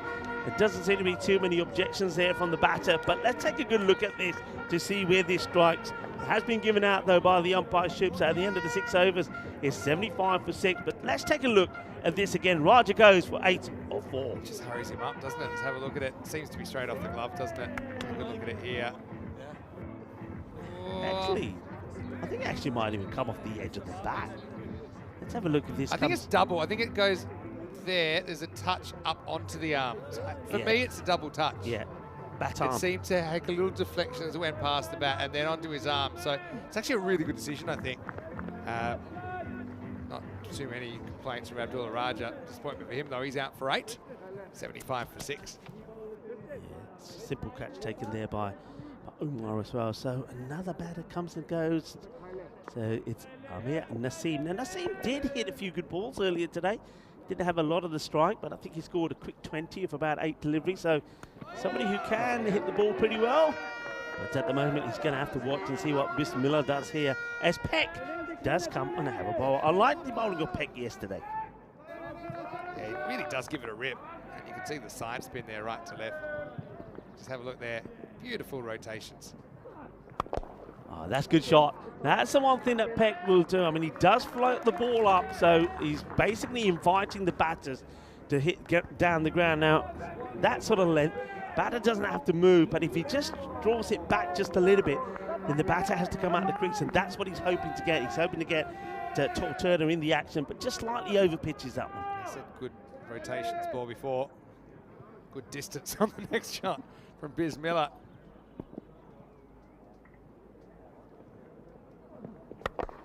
Well, goes for it, but I don't think he has enough. You know, Dumgard wants it and takes a very good catch. Well, how about these? A catch and a hug all at the same time. That's the way to do it. Dumgard, he's a serious catcher. We saw that from him yesterday. He doesn't drop him. And I like the way he takes the catch, and he's got a player there just waiting for a hug. Shaba, Shaba. Dumgard takes another. And once again, we've seen it so many times. Batter comes in, hits a boundary or two, and gets out. Yeah, it's been the story of the innings so far. Bismillah goes large the ball before, but in the famous words of Queen, this time Bismillah, no, he will not let you go. Let you go. It's time to go.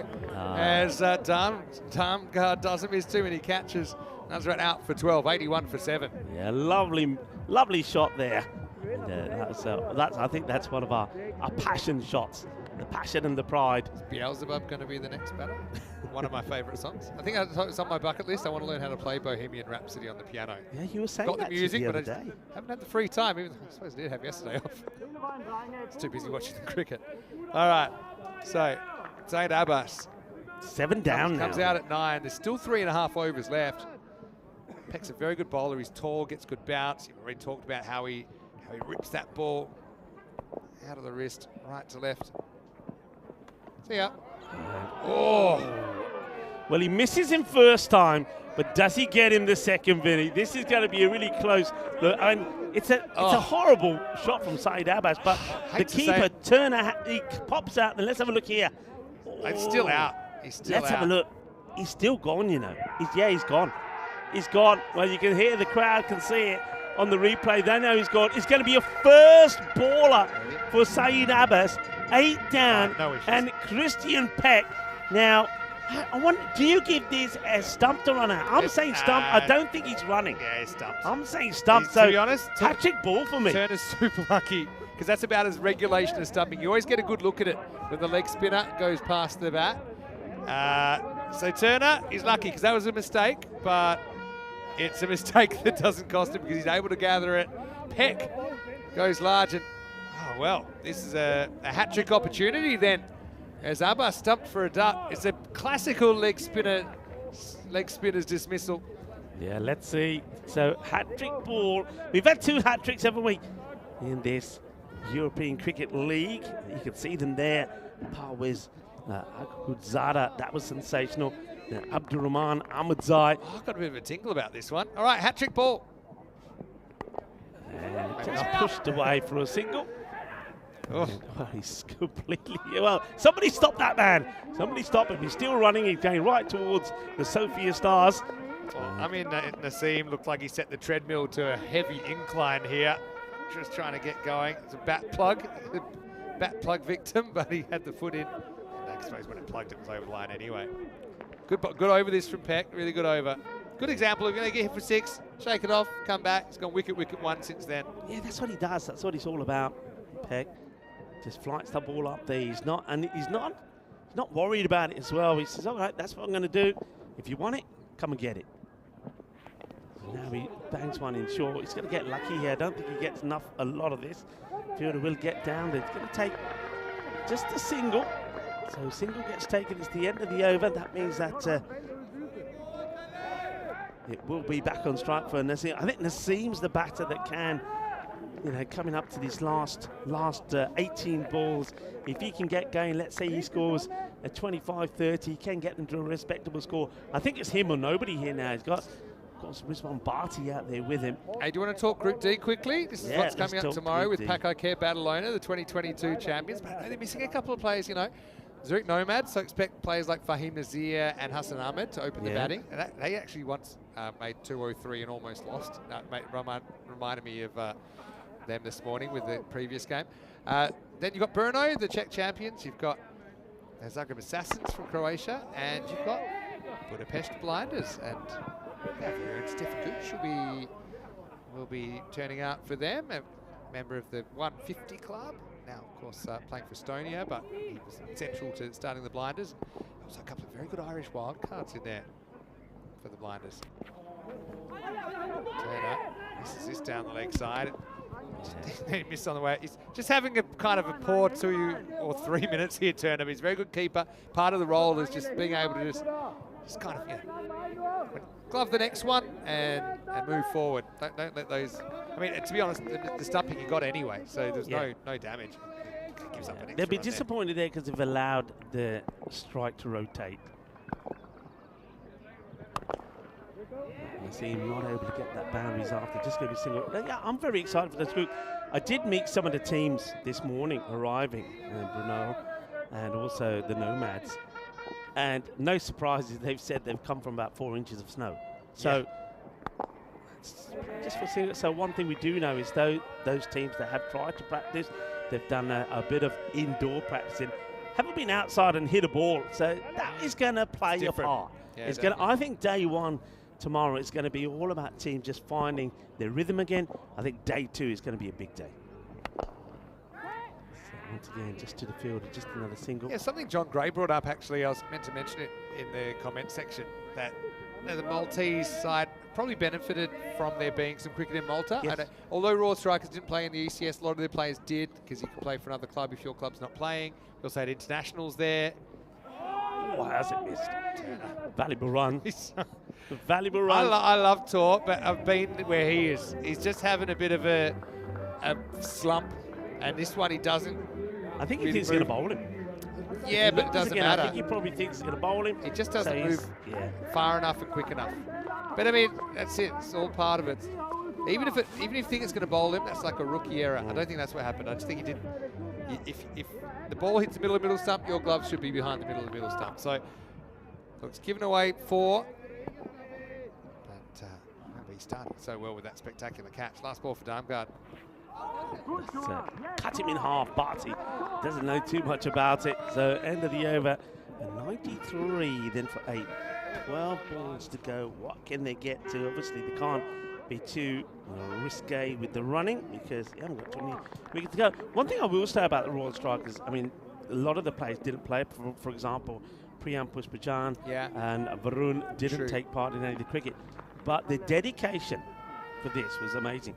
Most nights they were turning up at the Marseille International Cricket Ground in the darkness because they would come after the cricket.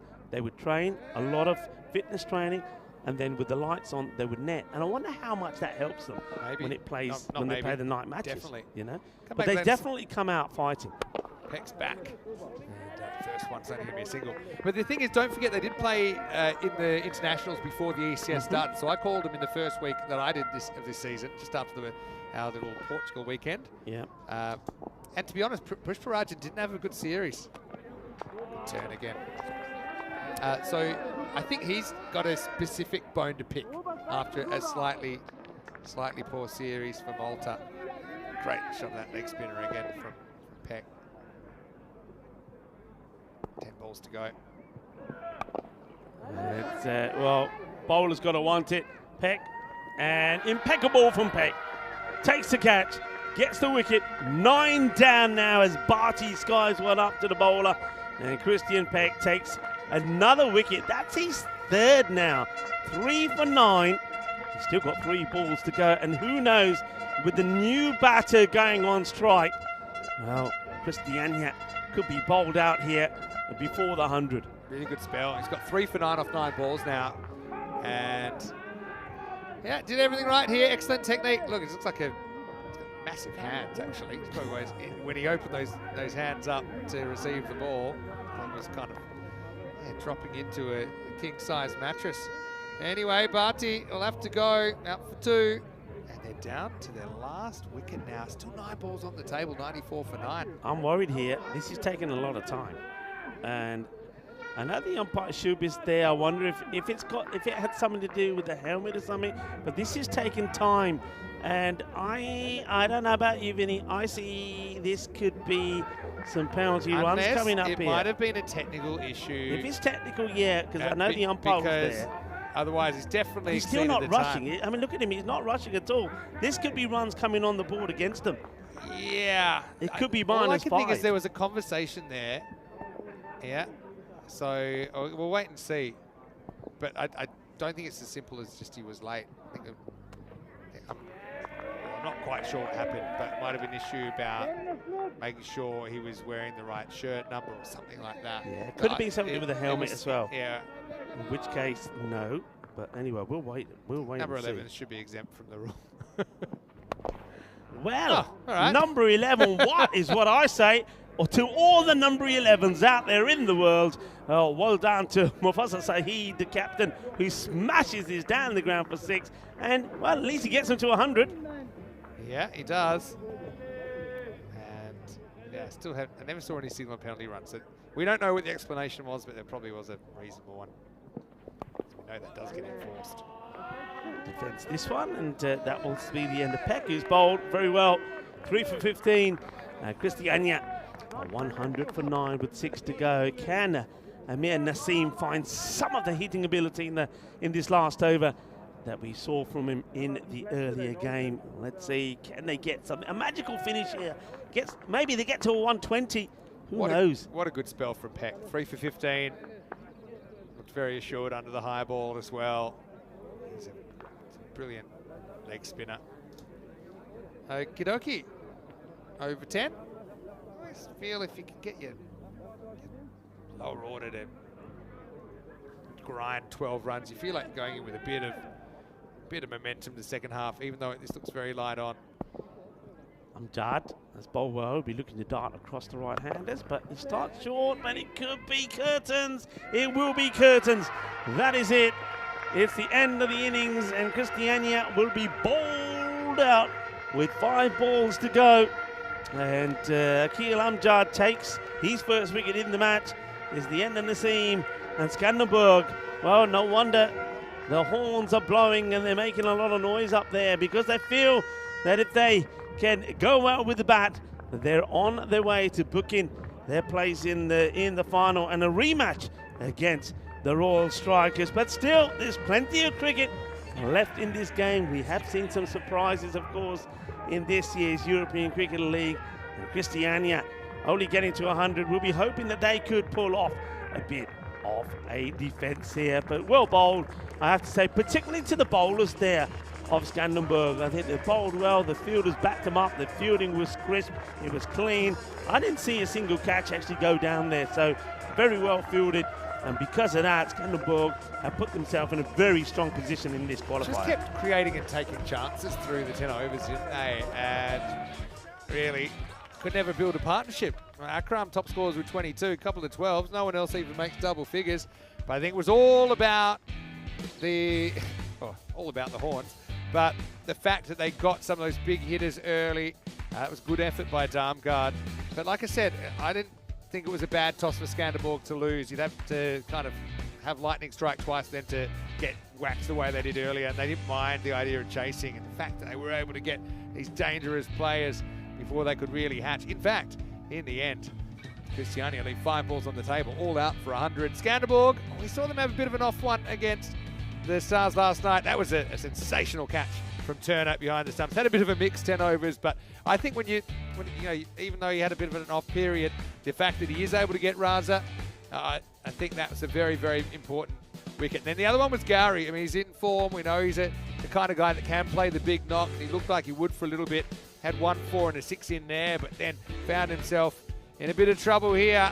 Just didn't get the timing. Darmgard pounced him, and it was kind of all downhill from there, wasn't it, for Christiania? Yeah, very much so. Darmgard ain't going to drop there, and of course he saw him in action, taking another catch there in the boundary, which was a lovely bit of camera work as well. He takes the catch, and then it was hug time for the fielder right next to him. That was a good catch as well. Don't forget that one going over the shoulder there of Peck. And then, of course, Peck not only would take the catch, but he would come back and bowl magnificently, taking 3 for 15. That was a nice catch taken as well by the captain. That ball was right up there in the sunshine. But it was, again, in the field. There were no mistakes, really. I know there was a couple there, perhaps, that went through the keeper there, Turner. But when he was called upon, he was there to do the job. And good, solid performance. Smiles all around. And this one was one that did get away, but he would always come back and get his man. And this was it here. What a lovely moment that takes the catch, and it's time to hug. As the batter would go, Damgard taking another very good catch. A little bit of luck there for Turner. Got away from him first time round, but he was able to come back and take the catch. And then caught and bowled here by Peck, picking up his 3rd wicket. Smiles all around then for Scanderborg. And remember, they're looking to get right back into the battle with the Royal Strikers. This time round, though, it won't be in the qualifier, it will be in the final. But they've got to go out there and score 101 themselves to get there. The horns were blowing, and on this occasion, their team were performing as well and answering the calls of the spectators.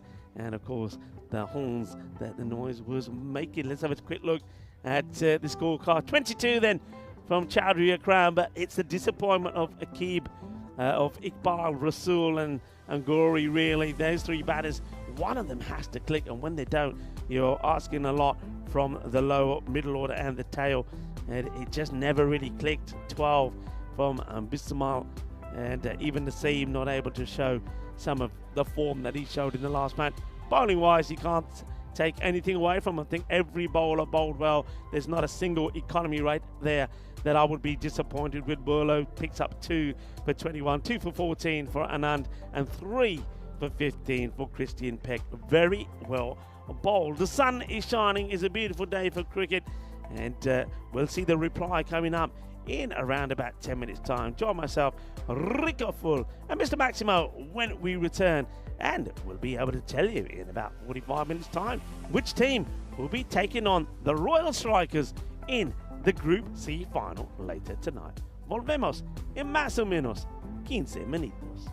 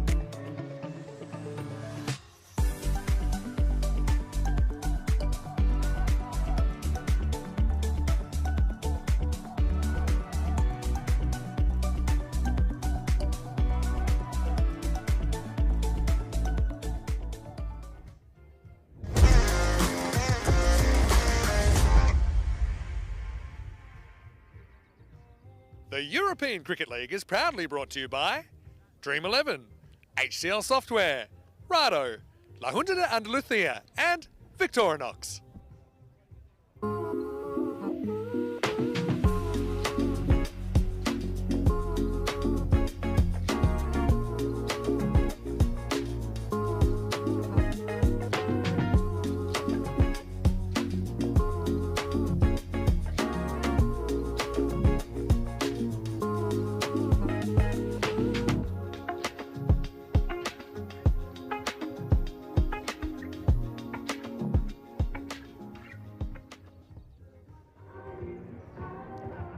Welcome back, cricket lovers, to the magnificent Cardamom Oval, looking wonderful in the afternoon sunshine here at the Costa del Sol, the heart, of course, of Andalusia.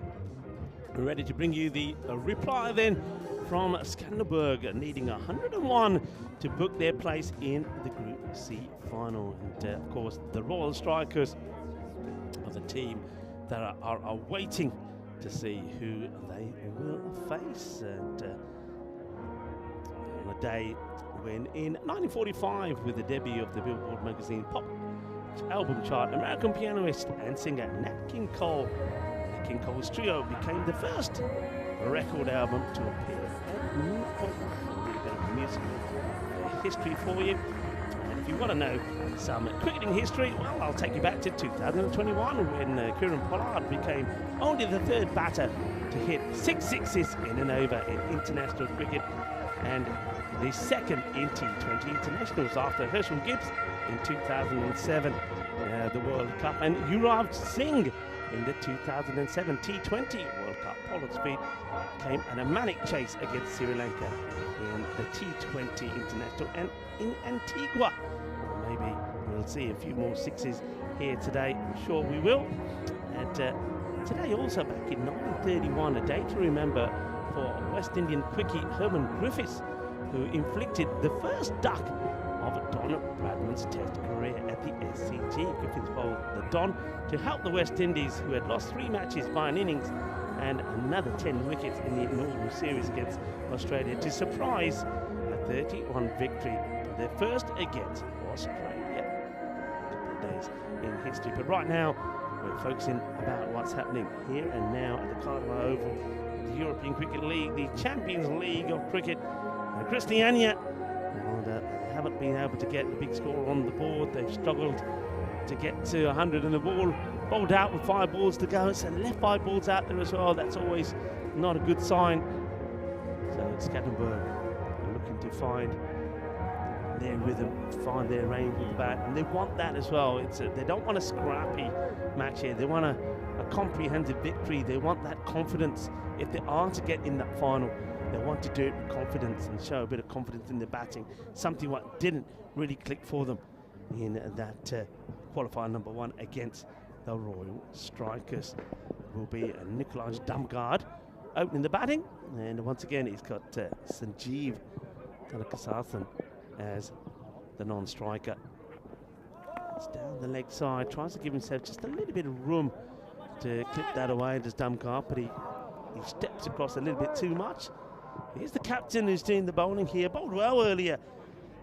Was the player of the match in the win against the Sophia Stars with 3 for 15. Mustafa Saeed. Can he do it again? Can he do it when his team needs him to do it, the captain? It's just going to be launched away. That's going to be 6 runs, too short. Damgaard hits through this with no trouble. Doesn't really have the kind of pace that's going to trouble a good batter when he's bowling short. Does Saeed, and Damgaard, he is a good batter, and he is somebody that can make you pay. And nice to see that the Microlino is going out for a bit of a spin. Maybe we can even catch that on camera in a moment. Struck nicely, will just be a single. Microlino, of course, our mobility partner. And of course, look out for the interviews.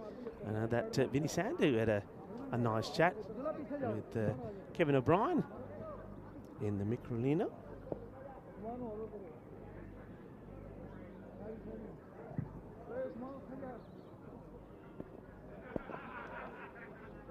Bit of a change in the field here now to the right-hander. Just quite happy just to tuck this away and take a single. And I mentioned Kevin O'Brien. I want to wish him a very happy birthday. Of course, born in 1984. An Irish all-rounder is born. Kevin O'Brien wrote his name into Irish cricketing law, and with a magical World Cup innings against England, of course, in Bangalore. Let's play it away. It's a fielder out there now. That'll just be a single. In 2011, remember, entering the fray with his team in a perilous position, chasing a mountain of runs, 327. He smashed the 50-ball century, the fastest in World Cup history, to set up a historic 3-wicket win. Of course, we had the pleasure of having Kevin O'Brien here in the Western Shield, and what a gentleman and a scholar he was as well. It was great to have him here. So happy birthday, Kevin. This one is going to bang into the base of our commentary position. Lovely shot. Beautifully played there by Tanaka. Beautiful shot. It's a lovely player to watch, a risky player, can be aggressive. And that's a nice shot, and that's the end, or coming up to an end to a good over here. Ball to go. There was a wide, of course. The first ball, 16 have come from it. They've made a cracking start here. No run this time. Just a 16 off the first. I say just. It's more than enough. They're needing to go at 10s. Of course, nothing to worry about here in terms of the bonus board or anything.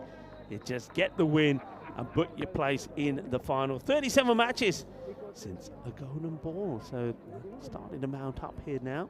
Do feel we're gonna have at least another 1 or 2 here, you know, at the Karma Oval. Group C final tonight, and then the start of Group D tomorrow. And very good teams coming to the Karma Oval. The Budapest Blinders, I'm liking the way that they're looking. I mean, they're a good team in their own right, but they've got a couple of big players coming into this side. Van der Merwe in there, and also Mulder, 2 excellent cricketers. And with them combining with some of the talents we know that Hungary have already, they're going to be a strong team. It's whipped away. He's a fielder out there, but he's been moved a little bit square. That's going to go. Well, it's been signalled 6 by the fielder. The umpire is calling 4 here. I think this was called 6. Let's have a look at this again. I think the umpire is calling this 4, but this clearly for me goes for 6. And the fielder even calls it 6 runs. The fielder calls it 6, but Shub is having none of it. He's giving 4, but he's going to have to retract that decision and call that a 6. And there it is. And now Shub will have to put him up in the air like he just don't care. 6 runs. European cricket, that's what you're watching. Here comes the bowler once again, Akram. Slower delivery and cleverly bowled. It's a good delivery. Ooh. And it's only just missed the pegs, you know. Let's have a look at this. This doesn't miss by much.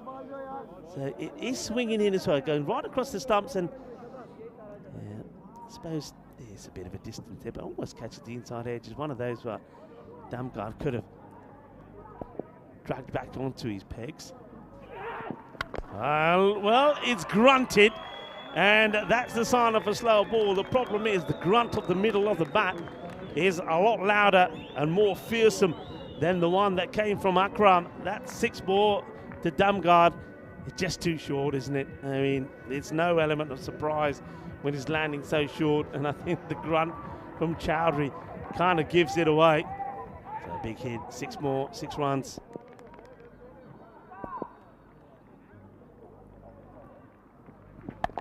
And that is where there is a fielder, but he can't get there.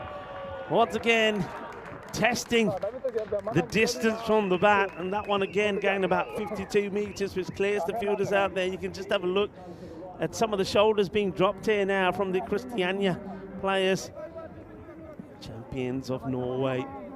They're going down here, you feel, in this qualifier, 99% to 1. They need something magical to happen, and it ain't going to happen because they keep putting it in the slot. The bowler, you got to feel for him a little bit. He just can't get it right. And every time he puts the ball short, it just helped to the boundary by the hard-hitting Nikolaj Damgard. It's a good time for him to find his form going into that final against the Royal Strikers, because that looks inevitable what we're going to see here now. Chaudhry Akram just cannot get it right. First over, remember, from the captain, went for 16. This one's already gone magical. 24 from it with a ball to go.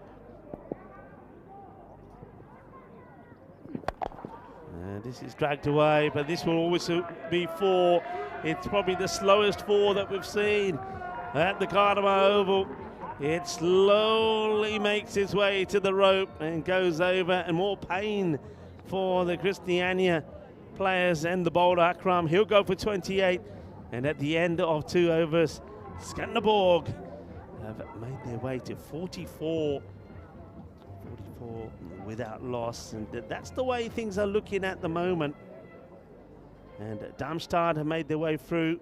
Hornchurch, well, they've got their name up in lights as well, the reigning champions, but who will be added to that list? And what font will we come up as well with? We like a little bit of randomness.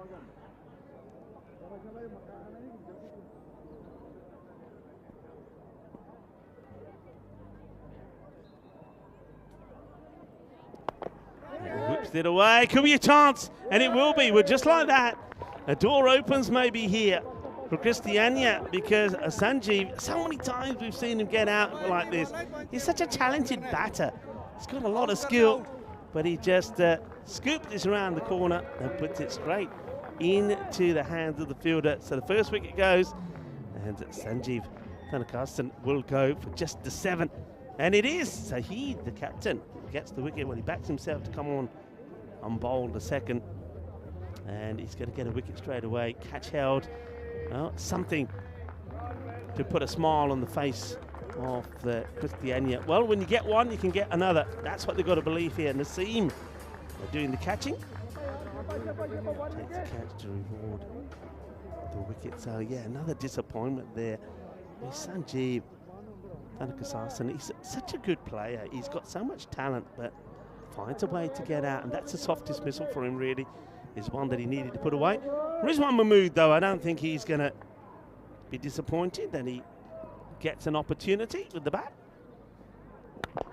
Just firmly pushes it away for a single. You can see what Rizwan is thinking.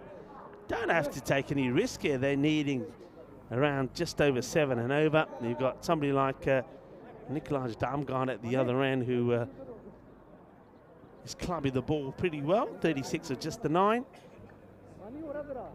But yeah, they've got, it's theirs to lose. But hey, how many times have we said that already? We've seen teams lose matches when they were comfortably in control. Here comes Saheed again. And it's been mashed away.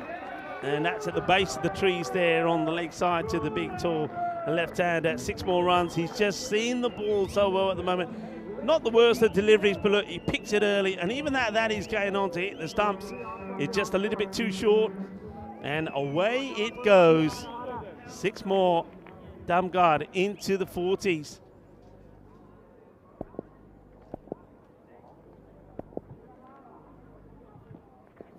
Oh, no way. You can't be bowling there. They're not learning. Well, we saw that Chaudhry Akram couldn't get the right ball to Damgaard, and looks like now the captain, Mufasa Saheed, is having the same issues. Damgaard has absolutely pelted that to the boundary, clobbered it, couldn't hit it harder. I reckon that's that ball ain't coming back. I think that's buried itself into that bank. Well, that's 2 balls being lost. What's going to happen to this one? Got to try and go fuller. It's coming round the wicket now, changing the angle. He tries to go fuller, but delivers a juicy full toss, and that one goes over the trees and into the other side as Damgaard raises his bat.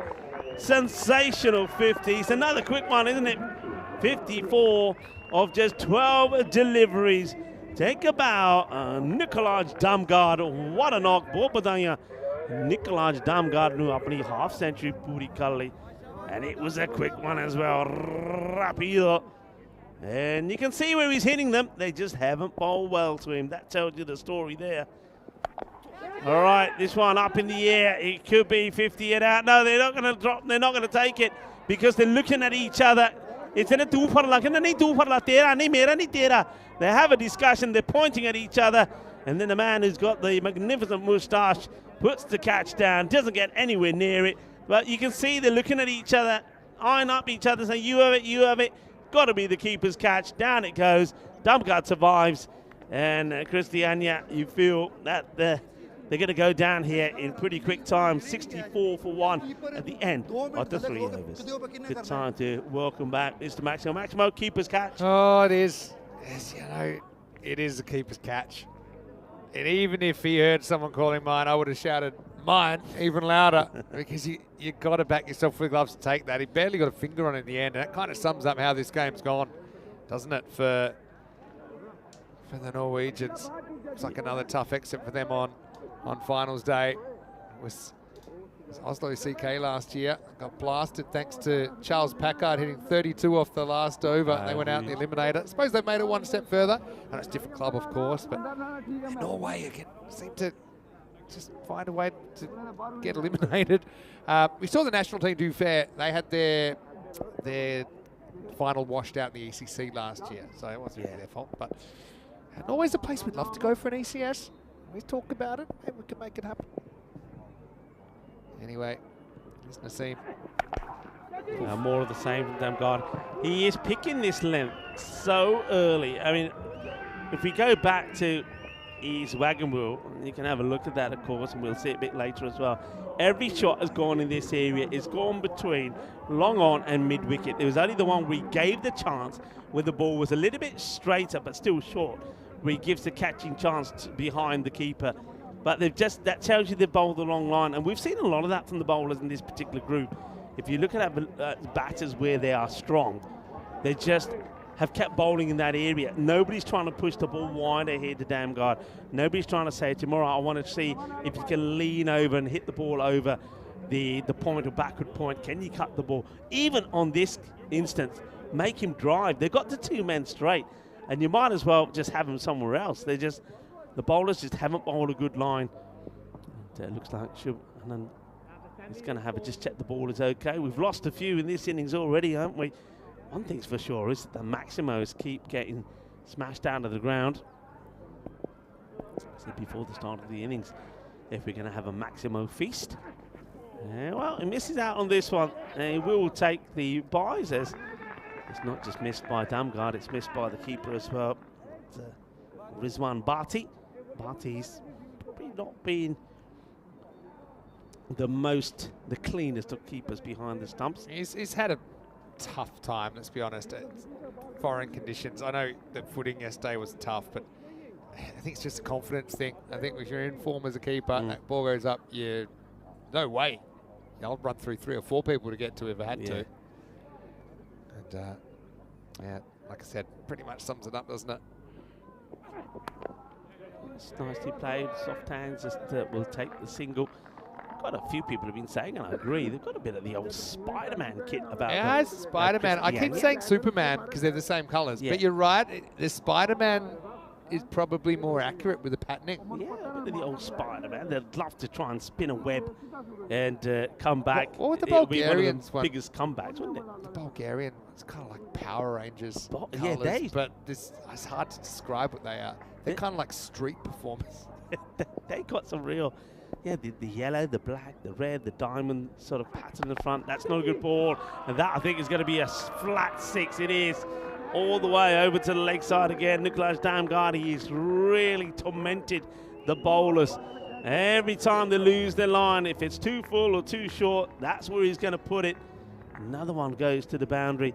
But I still really, don't get the field. I don't get why they haven't got that third fielder back on the fence. That one, because it was hit flat, if the fielder's in the right spot, is a catching chance. I think you just got to have another fielder back there on the leg side. I would even go with 4 there. He hasn't hit anything straight down the ground. This one's just driven. So you see what I mean? So if it's pitched up to him, he's not smashing it to the boundary. He's waiting for the bad balls, and he's getting plenty of them to put away. Richmond Mahmood now will face, and you can see the role he's playing. Hasn't played a shot in anger so far. His role, as far as he's concerned, is to stay at the other end. I mean, they can do it easily by taking a run of every other ball. They don't even have to take a run of ball. And that's why he's not really, you can see there, it's just a controlled shot. It's going to make its way to the boundary. The fielder wasn't very quick going after that, in all fairness, was the captain Saheed. Maybe he's just feeling it's time to just get off the field and accept the fact that this match is done and dusted, and you're once again going to lose out in this qualifier. Yeah, they've certainly brought a lot of colour to the competition, Steve figuratively and literally, the Yeah, Norwegians. Steve McVeigh, they've been asking a very good question, saying when the ball is lost, do they get a new or used one? Well, what you'll find, and if you go, when we go to the area where the umpires are, the match officials, they've got boxes of balls, and all of them are sort of labelled up of how many overs and how many balls old they are. So it's normally, And they're probably, as much as you can, like for like. it's probably not specific over by over, because to be honest, there's not a huge difference. But they'll have kind of, I think if you lose the ball in the first over, you'll get a brand new one. After that, you'll get kind of have like second or third over, so like end of the power play balls, and then they'll have kind of like 4 to 6 or 7, and then they'll have 7 to 10. So they'll probably have kind of 4 boxes. Go through them pretty quickly. I still have more balls than they had in the Ashes when, I don't know, I remember the ball changed and they said, oh, sorry, these are the only balls we've got. I'm like, what is this cricket? And, yeah, enough said. It's a chance here for Saeed Abbas, who in the end was the player who was put under pressure to try and take the catch that the keeper didn't fancy Barty. Saeed Abbas then, he's got a magnificent moustache, I have to say. Let's see if he can reward himself with a wicket. And Damgar, right, miscue, he could, you know, he's lost it. Fielder's lost it, completely lost it. Still lost it. Oh my word, what a kick out of there, kick out of there. The thing is here, look, you're coming to the Costa del Sol. The word sol means sun. I know we haven't seen sol all the way through. It's going to be sunny, and he's got the cap on, but no shade, and he just said, I can't see it.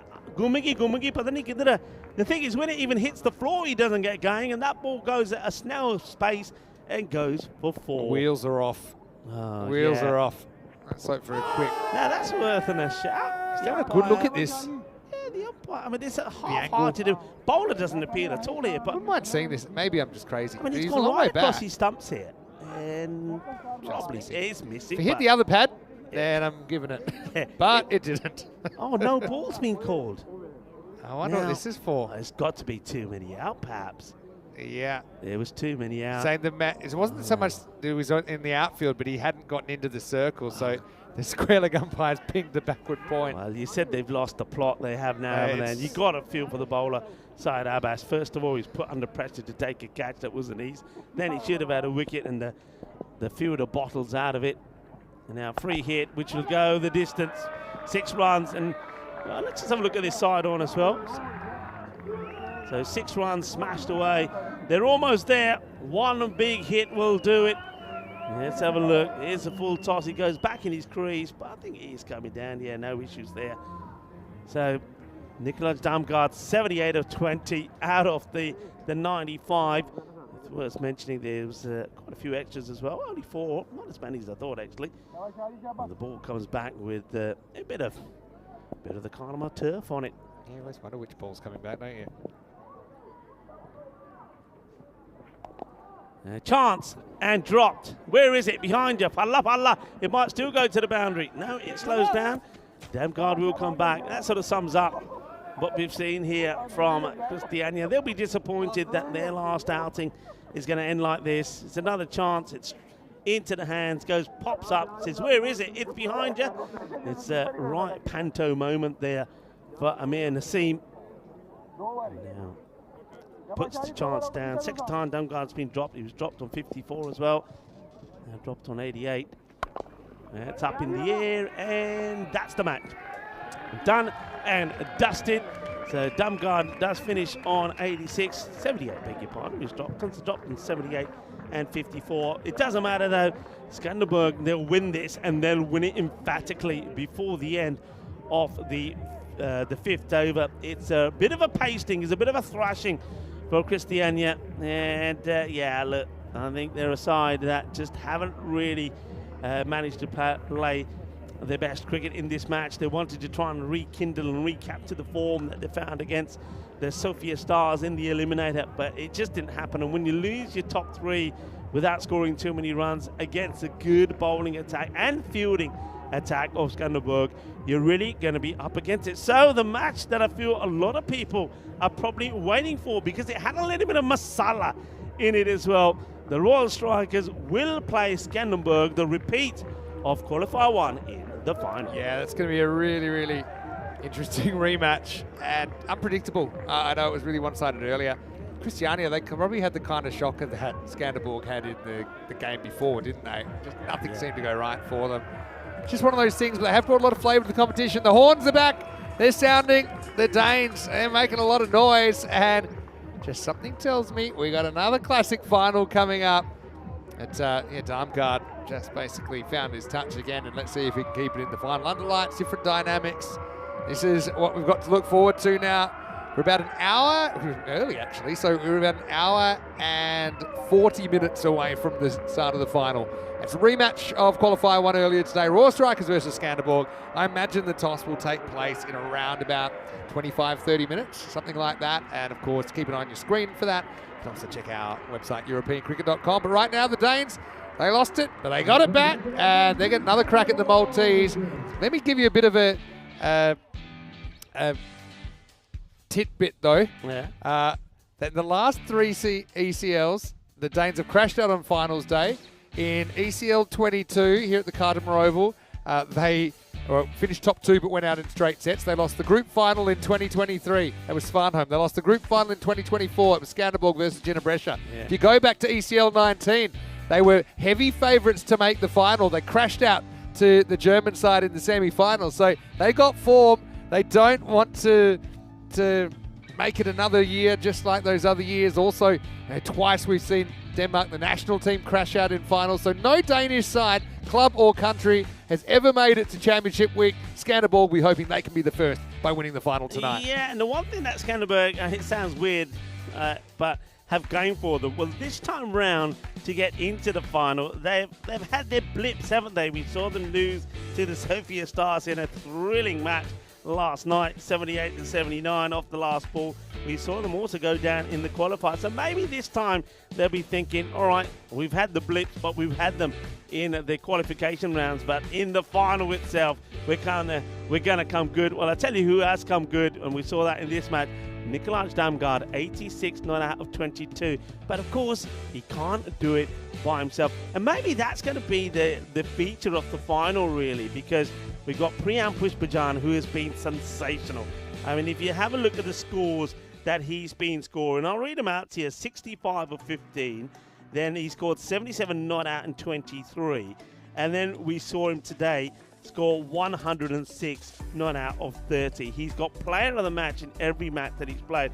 And of course, you've got him, and then you've probably got Varun Prasad as well, two key batters. So it could be a battle of which one of those actually doesn't perform. If Priyam doesn't perform, I think Scanderborg will feel that they've really got the upper hand. And if Nikolaj Damgaard doesn't perform with the bat, then the Royal Strikers may feel that they have the upper hand. I do believe, though, on paper, and I don't think the Royal Strikers will mind me saying this, but in the field and maybe in the bowling department, Scanderborg probably hold the edge. Though you wouldn't think that.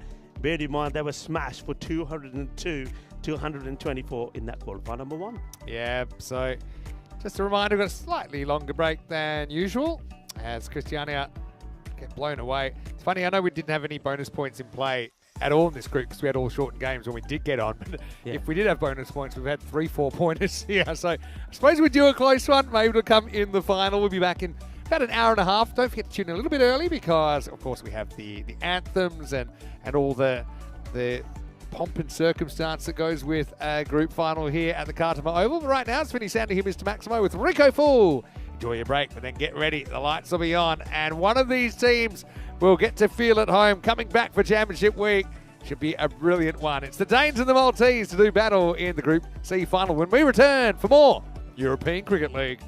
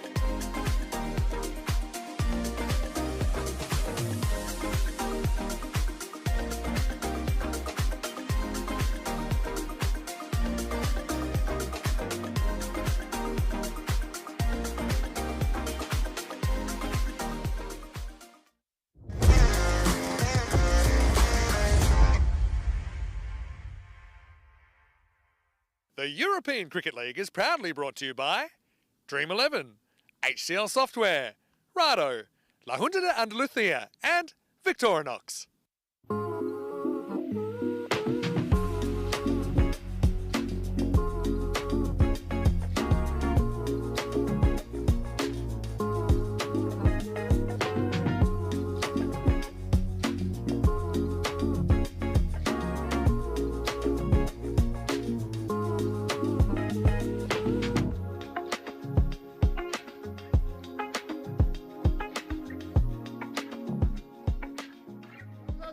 Good evening to you wherever you're watching from around the world, and welcome to the Group D final here in the European Cricket League. I hope this is working because there's a lot of noise around the ground tonight. Scanderborg of Denmark, all their supporters behind me. It's the Royal Strikers that have been the real news story in this group, topping the table and then getting straight through earlier on today. Well, I'm going to try and settle things down here, but a little bit earlier we had Ian Ramage, the tournament referee, with the two captains. The coin toss, the Maltese against the Danes in the Group D final. Royal Strikers, you're the home team, you'll toss the coin. Scanderborg, as the away team, you're going to call. Here you are. It's been called European Cricket, it's come down Dream 11, so you've won the toss. Okay, toss on by Royal Strikers, who will bat first. So there you go. Royal Strikers deciding to bat first. No surprises there. Actually, I would have been curious to see what Scanderborg would have done because they did chase a lot of leather or watch a lot of leather fly earlier on. And actually, the Royal Strikers made 202. Of course, Group C final here. We already have two clubs that have qualified. We have whoever wins tonight, and of course, still 4 more groups to go. So it's going to be huge. Now, I think I know this already, but we got some support for a few different sides here. Again, big thanks to everyone around the ground that's made it so sensational. But first things first, quiet you. Okay. First things first, who here in the crowd, who's going for the Royal Strikers of Malta? Thank you very much. We've got Leon there. We've got a lot of Maltese at home as well. I'm looking at you guys. You know who you are. All the Maltese viewers out there. And actually, a lot of the fans, they've been captivated by the way Royal Strikers have played. And let's not forget Priyan Pushparajan's century earlier today. It was quite amazing. But Scanderborg, I mean, they're here 12 months ago. They went down to Gina Brescia in this exact match. So obviously 12 months later, a lot changes. I think Nikolai Darmgaard's been good. I think Christian Peck bowled really, really well. And I'll be curious to see how they use him and when they use him in this Group C final. But I think I know the answer to this. Are there any fans here? Are there any fans here from Scanderborg?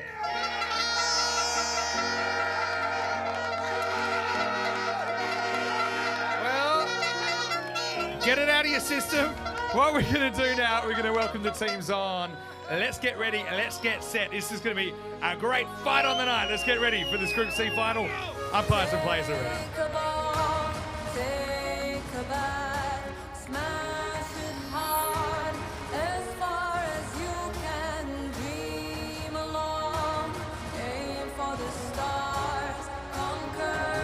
Ladies and gentlemen, welcome to the Group C final of the European Cricket League 2025. Please welcome on to the field our standing umpires, Joe Foster of the Czech Republic and Suleiman Saeed of Italy.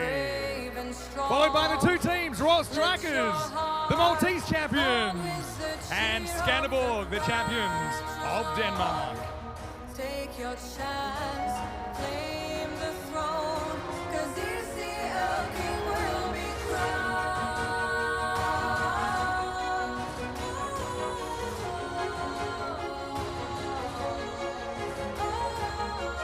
Cricket king will be crowned.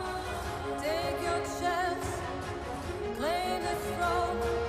Take a ball, take a bat, smash it hard.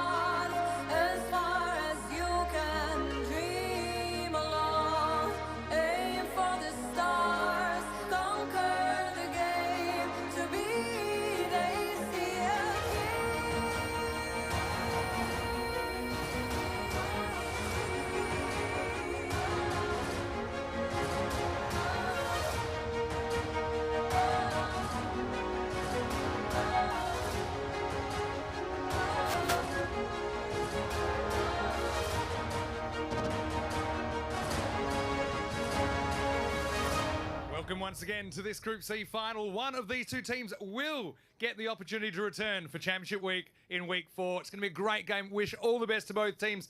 Now, everyone, if you can, please stand up for the national anthem of Malta.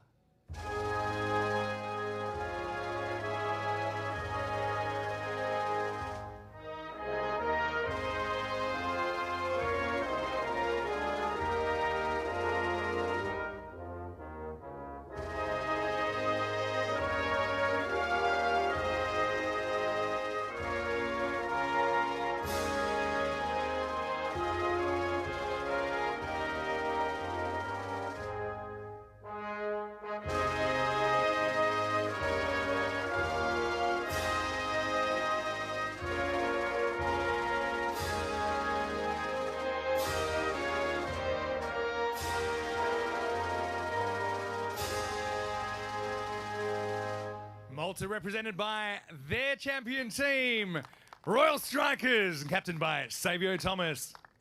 Please remain standing now for the national anthem of Denmark.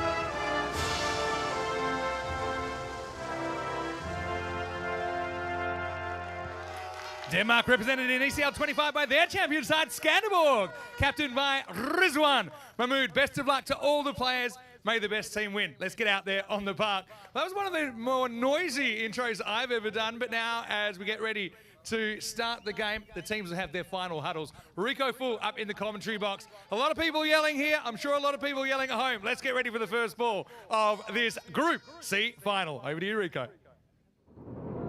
Thank you very much to Mr. Maximo. Well, no surprises who will win the prize for the noisiest and the most vibrant spectators. That one has to go, I feel, there to the Danish supporters. But I suppose on the night it all depends on what's at question here is who's going to win the match out there in the middle, the final, the Group C final.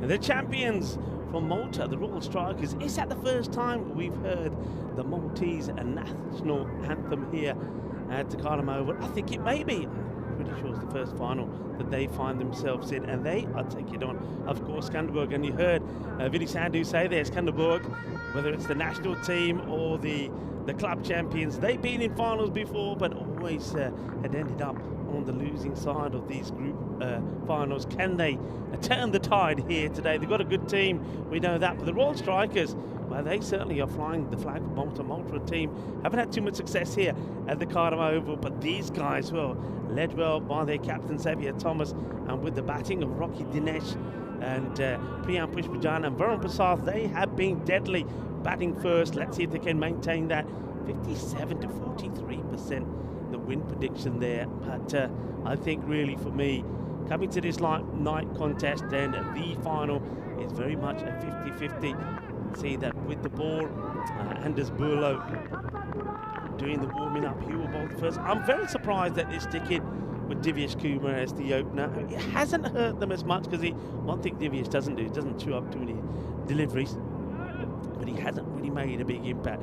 We get ready to go. The umpires wait for Rado to give him the heads up. Here we go. Here's the first. It's going to be a big wide to start off with. Rocky Dinesh, fine form earlier today, scoring a half century, but of course it was Priyan Pushpajan 106-30.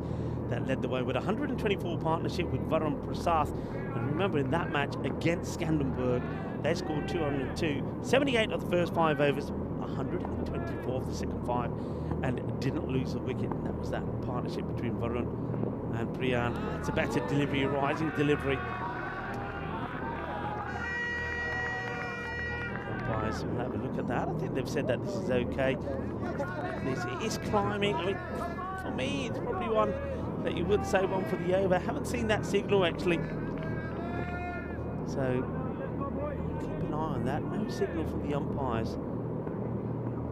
Burlow, you won't mind. That's a length he wants to try and bowl. Once again, it's short, but this one has been guided away. And it's the first big blow, and it's Rocky who comes out firing. And he fires that away for 6 runs, to 6 behind square. It's going to be one of those, isn't it? I mean, the Danish supporters, and they've got the equipment that makes all the noise. They've got the bazookas, they've got the ear horns out there, and they've got the license to blow those at their heart's content tonight. And I think there will be. So I think every time there's a bit of action that doesn't go their way, there'll be a fair bit of silence. But everything that goes their way, there'll be a mountain of noise, that's for sure. Burlow again. That's a really nice shot, beautifully played. Shaba Shaba Kinna Sona Shaka Lakia Rocky Dinesh. First he goes down the leg side, and now he rocks back and fires this over that backward point area. Beautiful shot. Look at that. That's your Andalusia shot of the day.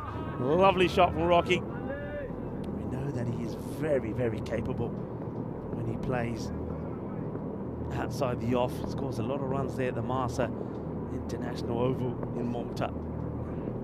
Well, he'd be asked to do it again, and he's going to oblige. It's going to be 6 more, I believe. The umpires may be checking this, but I think this is 6 runs. And it's another 6, and look at the fist bumps there between those two. Not just once, not twice, not 3 times, 4 times. Maybe I lost count. Maybe it was 5. Or maybe it was 6. Or 1 for everyone. 1 for everyone. It's a boom boom boom shakalagia. Says Carreras. Burlow. He wants to stick to outside the upper rock. He's got his number. Maybe he goes straighter. He's out. They want to take it on. And I think they will get there. 20 off the over. We'll start the final on a magical note. The Royal Strikers. Yeah, I've said this before. Just remember the track record of Malta here, the Carnival Oval. It's not a good one. So how great it is for the Royal Strikers representing Malta to hear their national anthem being played for the first time here. That'll do them proud. What a proud moment. But can they go back as heroes and come back here for Championship Week? That's the question. In the air, and oh, it's a brilliant effort. Well, we've seen one great catch, which Corey already said was the best catch in the world. Well, we almost saw another, and this would have been absolutely brilliant. And that's Sanjeev, there he is, flying through the air. He gets a hand to it, doesn't hold on to it. Now have a look at this. What an effort. Oh, that would have been sensational. What he does do, though, he saves the boundary. Ooh, well, they were worried for a moment. Of course they were.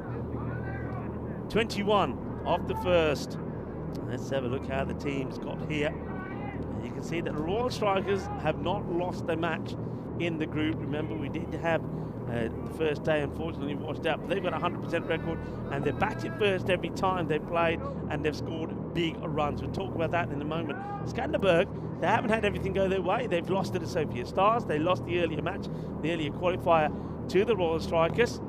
And they're looking to make it count. Now, this is going to be a bit dodgy. In comes the throw, but they will get there. In fact, they're going to go for 2. Well, I mean, it does hit him, but it's purely accidental. Now, I wonder if the batters they're still taking it. They've done nothing wrong here. Oh, well, no, I don't know about this. I don't know about this. This is purely accidental. He hasn't deliberately, look, it's hit him. He has every right to go again. Now, I wonder if that's the batter saying, all right, we won't take it. But it's got nothing to do with the umpires there. I don't think the umpires send them back. Interesting one there. Whether it was the batters themselves or the umpires that said go back. Gets played out the offside. Will just be a single this time. So looking to take those cheeky singles. But So I think it's about hitting those big runs. Divish Kuma, can he come good and give them a good start? Let's take a look at some of the stats already. Over 7,000 runs, the maximum rate. I reckon by the time we finish tonight, maybe that is going to creep up to around the 12. And the 4 rate's pretty good as well. Oh, straight through him. Straight through him. In comes a throw. I think he makes it here. We might just have a look at this side one as well. But a little bit of everything. Bling, bling. From the Magic Bowsers. Vinny Sandu joins me in the commentary. Yeah, well, plenty to talk about already. It was kind of an interesting one. And I think what happened is they ran a second. Who called for it didn't realise that it hit the batter, and then, okay, they had to run. They don't risk a run out. And then they've just said, look, we don't want it. And they said, okay, we'll take it off. Common sense. I don't know exactly what it's based on. The umpire just deeming the ball dead earlier than it actually technically was. But I don't mind that. It's also, you know, it's nice to see some sportsmanship. We know things got pretty fiery earlier on. I suppose in cricket, this is what people don't realise. If the two teams agree on something, generally you can do it. Yeah. It's just explicitly forbidden. Anyway, this is a simple catch. Kumar's miserable run at the top of the order continues. Damgard, he loves to curve in and swerve in, and he gets a horribly mishit shot back to him. You heard it first here, but that's the first wicket of the final. It's 25 for 1. Yeah, it doesn't. You can see he's sort of walking to this, gets himself in a horrible position. And yeah, I reckon he might have even made a couple of contacts and there, just offers an easy catch to Damgard. Look, it probably isn't the wicket they want, but it is a wicket. I got a question here for you. Go on. Technically, you know what's coming in next. I mean, I'm quite happy to let Divish Kuma stay out there for as long as he wants. I mean, it was almost too easy to drop them, wasn't it? By the way, before anyone queries my pronunciation of mishit, it's a regional pronunciation, and that's how they say it in Andalusia, and that's my story. Priyan Pushpajan comes out, and this guy's been in staggering form. Remember, he's got his name in a Hall of Fame as well, with a century earlier today, the second century of the European Cricket League. Honestly, I'm amazed he's not opening. I know you tell, but he made these runs at number 3. Well, then you're planning on an early wicket. Yeah, that's not the way you plan. All right, here's the battle. Careful first up. I just think you got to open with him and give him the opportunity to bat as long as possible. End of the second over, it's 25 for 1. And look at that, we're in the Goldilocks zone as well, 54% to the 46. Exciting match. There you go, that's what we're talking about. Priyan Pushpajan, 106, not out of 30. And he's a guy who recently has made a habit of scoring tons. When we were in Malta last year, they didn't play this year, remember, because they took the time to keep fit and stay in form for this contest. But last year he scored back-to-back 2 centuries. Yeah, obviously, I mentioned this earlier, but he had a bit of a disappointing run when he played for the multinational team. And it wasn't that long ago, was it? It was about a month ago that I was there, the first week of our Malta tour. Now he's become the holder of the 17th century in the ECL, dating all the way back to number 1, Nabi, on day 2 of ECN ever. And we said, what? You could score 110 overs. Oh, well, it's not a good ball, really. Dragged down. This is Akil Amjad coming on. So they're going spin to finish the power play. That first one gets put away by Rocky. Yeah, doesn't matter. Don't worry, Danish supporters, because Akil Amjad, that's what he does. Don't worry about the first 3 balls. It's the next 3 that he comes good. He always just takes a little time to get going. Maybe you could bowl the first 3 in practice and they wouldn't be so expensive. Anyway. Well bowled. Really good length. It's kind of, Rocky doesn't really have a large reach, so he's going to find it tough to go back down the ground unless it's really full, and that wasn't quite full enough. Rajan watches on from the other end. Well, Rocky, yeah, this time he wants to go, but he's come up short, and he's gone. So both openers go in the power play. Amjad, well, you called it. Sometimes he takes a while to get going. Not really tonight. That's a wicket third ball for Akil. And Royal Strikers of Malta are 29 for 2. Big wicket, getting the wicket of Rocky. I mean, okay, the temperature changes slightly. We start normally to feel it this time of day, and I think we will today. You start to get a little bit of dew and moisture. Maybe the ball doesn't go as far. Rocky, you think he's made good contact, but he's not clear the field. Very good catch taken. gets himself in a very good position, and that's Christian Peck. We know he's good out there, and Rocky Dinesko. So 25 though of 10, he's given them a start. They've still got batters to come. Pretty sure that we would now, of course, see Varun Prasad come in. Now these two together in the last match was sensational. Varun Prasad, the left-hander, and Priyam Pushpajan, they put 124 together in just 5 overs. It was an incredible and scintillating partnership, and they do it again in This the final. is the key partnership. Big time. Can't emphasise that enough. They lose one of these two quickly, they're going to be playing from behind, Royal Strikers. Amjad over the wicket to the left-hander. Prasad nails it. Almost like he had 0 time since he was last out there. Right in the middle, maximal, 6 runs. Yeah, good hit. Now that's a good fuel factor, because I think when you're in good form, and both these batters of course are, when you go out there in the next innings, if you hit the first ball as sweet as you were earlier, you think, right, okay, I'm still here, I'm still going, I'll just carry on. And Varun Prasad, he hits it clean. He's ready to keep going. Fuller just seems to have his feet going in his own way, right? I've often, not criticised, but just observed he doesn't really ever move his feet. But he is moving them a little bit. I don't know, it's just come with confidence, or maybe one breeds the other. I don't know if it's the chicken or the egg, but he has been pretty good at getting that front foot out to drive when he wants to drive. And yeah, it looks a bit more nimble on his feet. I think all that training's probably paying off for Varun. Priyan's definitely taking a couple of balls here. Rather, he doesn't want to just an early dismissal through a careless stroke. He feels that if he gets in at all, he can do a lot of scoreboard damage. Probably knows how important he is to this innings. End of the power play. And probably won by Scanderborg, I think. It's 37 for 2 after 3. Yeah, look, 37 is not big numbers. We know it can be huge, but it's worth saying that. Remember when they played earlier at the halfway point, it was 78 for 2, and Priyam Pushpajan was just taking his time. He was letting Rocky do a lot of the early hitting, and then he came into his own. So you can't read too much into that. One thing we know, and that is that Scanderborg need to remove both these batters, because both can go big and hurt you. Remove these two, and then I think you're in the game, and you could be even restricting the Royal Strikers to a score under the 100 if they can get those two out now. That's why they go back to Damgard. Damgard outside the off. That's the area to be. But you'd think he's going to be spinning it out, but he doesn't. He slants it in. Look at this one, hit the pitch. It even goes off the seam a bit. Starts way outside, comes back. Pitch perfect, well bowled. This is the contest for me. High, really high. Biggest moment in the group so far. Got him. Pushpajan out for just 1 in the final. Big moment. They don't really come any bigger. And the Centurion from earlier today is caught. Cameron Mahmood takes the catch. And the Royal Strikers have lost the biggest of fish, 37 for 3. Humongous moment. Humongous. And you can see everything, everybody around this Cardamom Oval went into silence as this ball left the ozone layer, but when it came back in, that man there was there to take the catch. Cameron Mahmood, cool, calm, collective, biggest moment of the final. Priyam Pushpajan goes for 1, and now all eyes are on Varun Prasad. What a moment. Huge moment. Got to hold your catches under lights.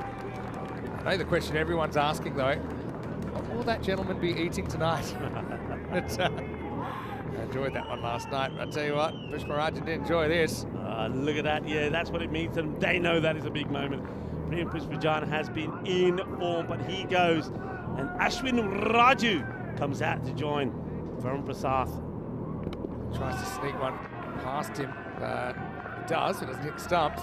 You know, I know they had 2 washouts, obviously, Royal Strikers, but it wouldn't be the first time to win all their games and then lose the final.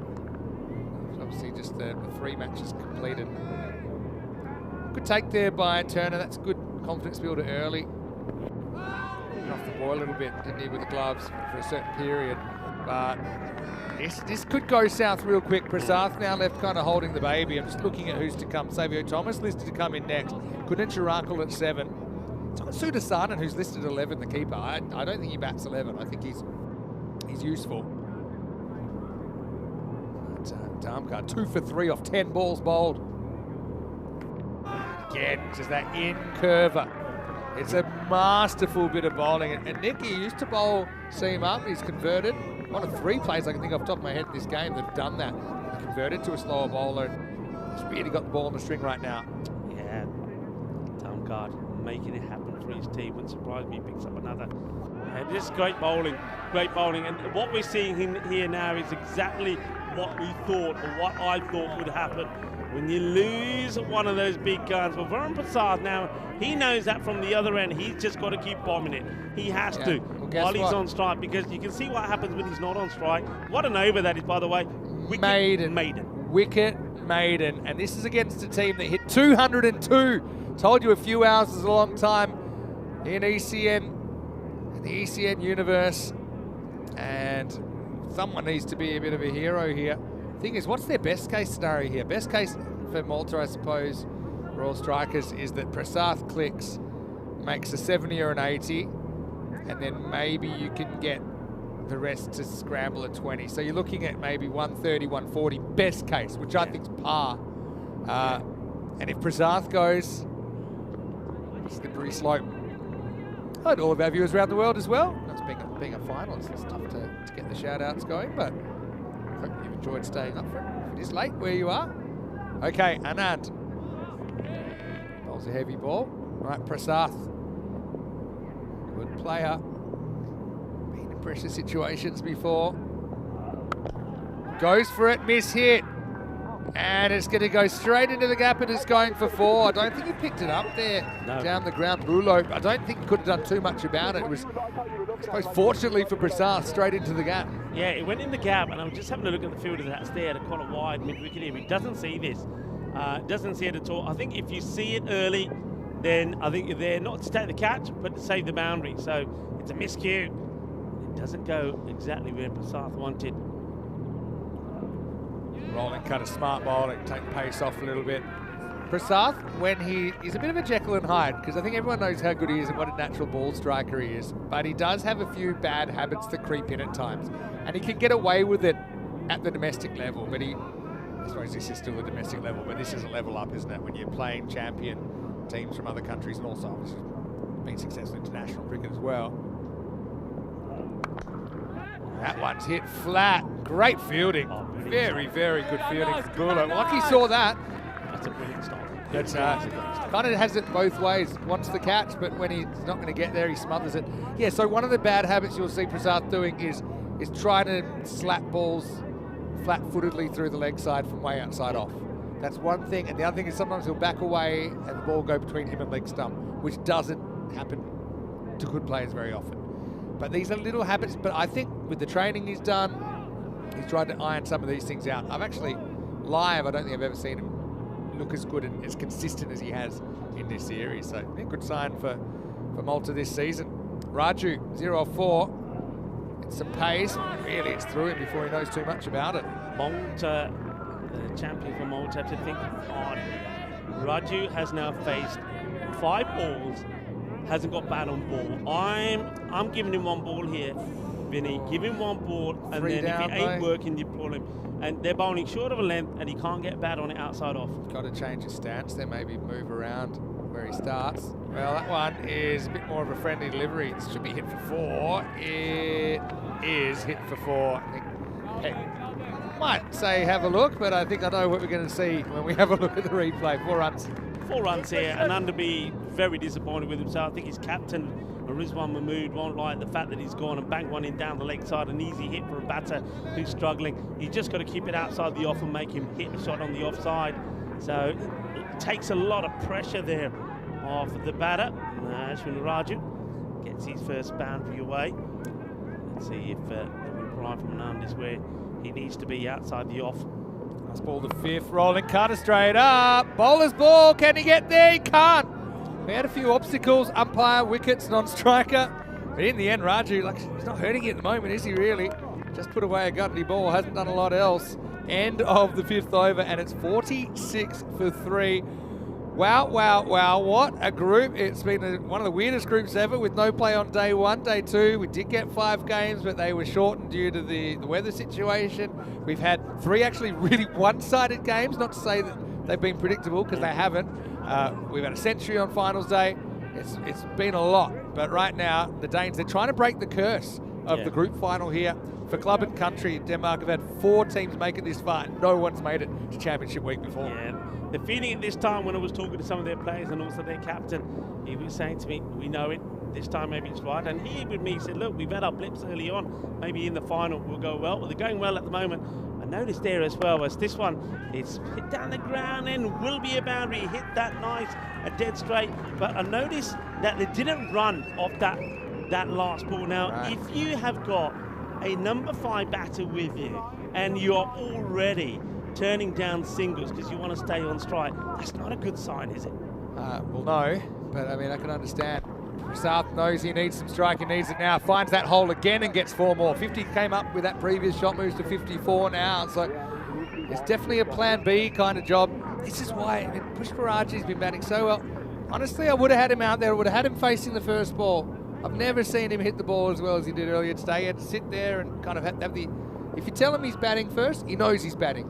You know, you can say he batted 3 before, but always with the early wickets. This one isn't a wicket, it's down to the ground. Maximal Prasad trying to right the ship for Royal Strikers. Yeah, Varun Prasad, while he's there, and if he can dictate the strike, you know that he will get them to a score. But just bowling a little bit too short here is the bowler, Amjad. But we know he always comes back well the second part of his over. He's going to have to do so here.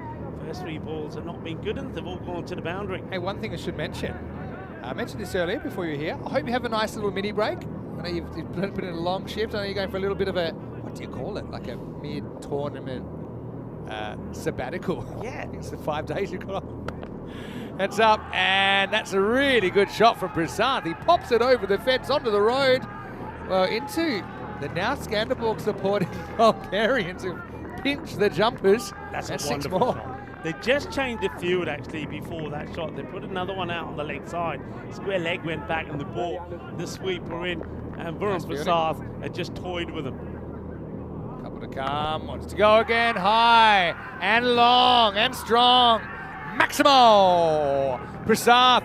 Well, that's why you turned down the single. I know they've got issues at the other end, but Prasad said, hey, now's my time. We give up a run, but we have 26 now. Every ball's gone to the boundary or over in this over. There's still 1 to come. Yeah, 2 4s, and then it's 6, 6, and 6. It's Shaka style, doing it Calypso style. Here's Varun Prasad, 38 of 10. What a strike rate. Pressure on the bowler. Can he get one good one in? Supersonic alert. Good finish, but that's not a bad result either. Raju can do a bit of watching for a while, I think, if you're a Maltese supporter, because Prasad is 39 off 11, retains the strike, 73 for 3 after 6. Yeah, so we've got Andrew Ryan joining us tomorrow. He's going to cover you. You get to do a little bit with Rhino as well when you come back. So yeah, hope you thanks for your work, because actually you started this long run, if you like, by doing Malta and doing the European Cricket Series there. So I'm glad you get to do this final that features the Royal Strikers, but we'll see you back again. I think finals day Group E, right? Yeah, you'll see me. I'll come about 3 days, but in between that, got a few things that I'm doing. So of course, it got me my first aid course as well. First aid course. So, very important. A few things happening on. Hey, I want to touch on something else. And, before you go on, I was just going to say, you could have fixed up Corey's hand earlier. I could have done, actually. Looked like, the people...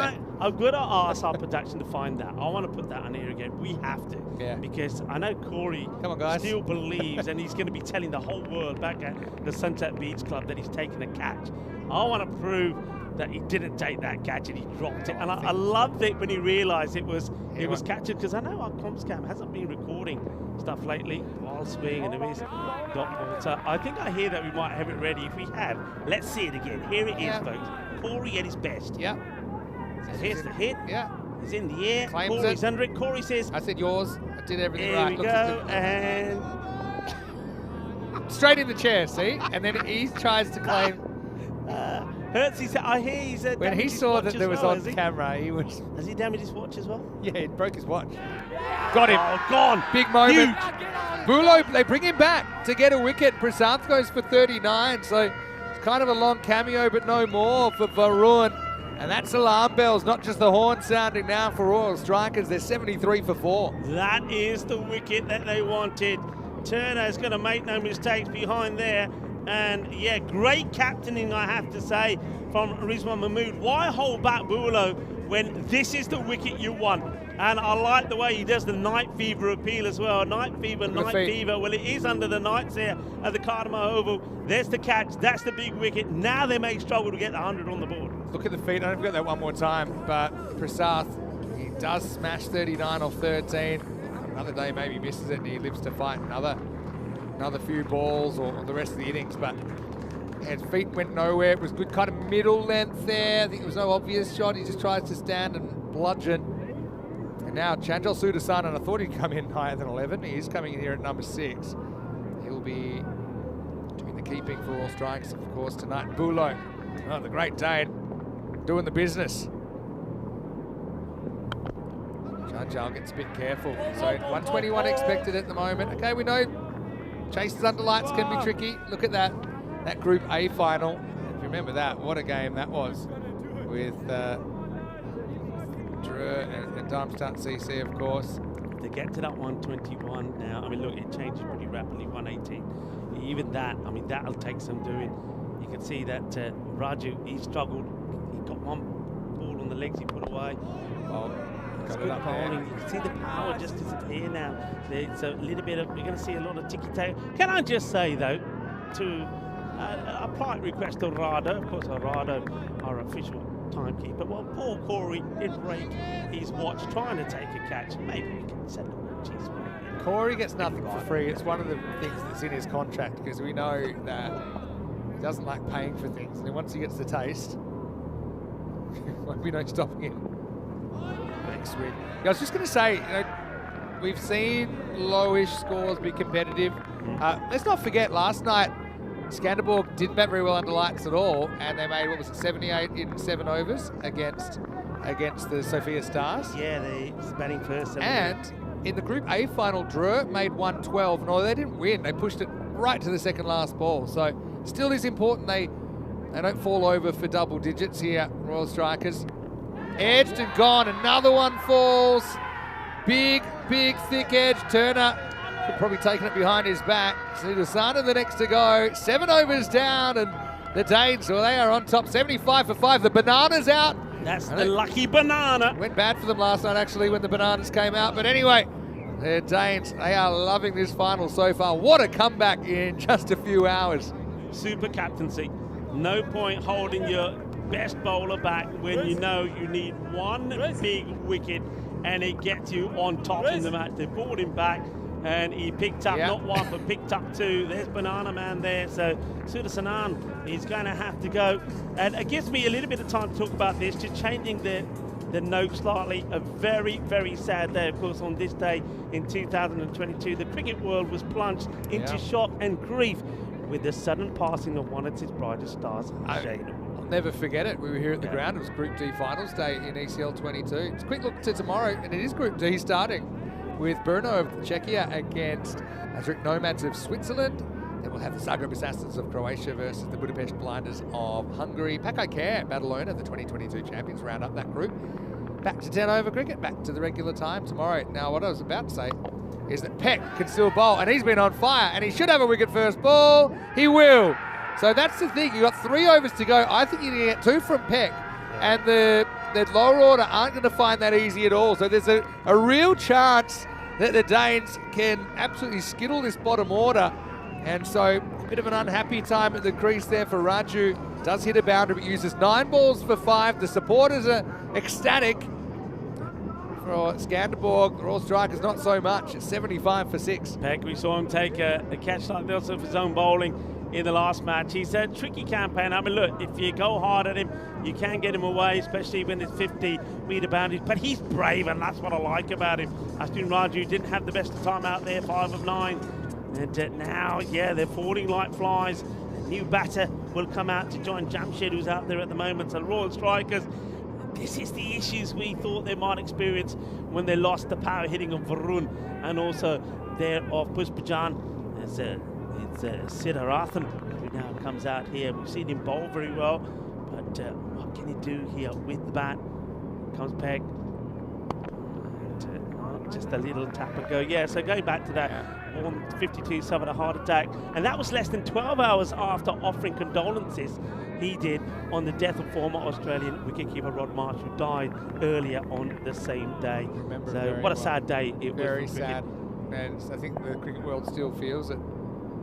Definitely. Kunajarakul gets a bat on this and finds the fielder. And that is also, I mean, I remember it was one of our ECN Classic matches that day as well, where Albi Salmi, they chased 67, but took him to the last over to make the championship week, and that was against MSC Frankfurt. But unfortunately for MSC Frankfurt, we haven't seen back at the Carter Oval since. Great bowling, lures him into it. He looked one way, it actually went off the cue end of the bat the other way. So it's really a perfect example of how ECN cricket is so unpredictable. I've just been given a request. Oh yeah.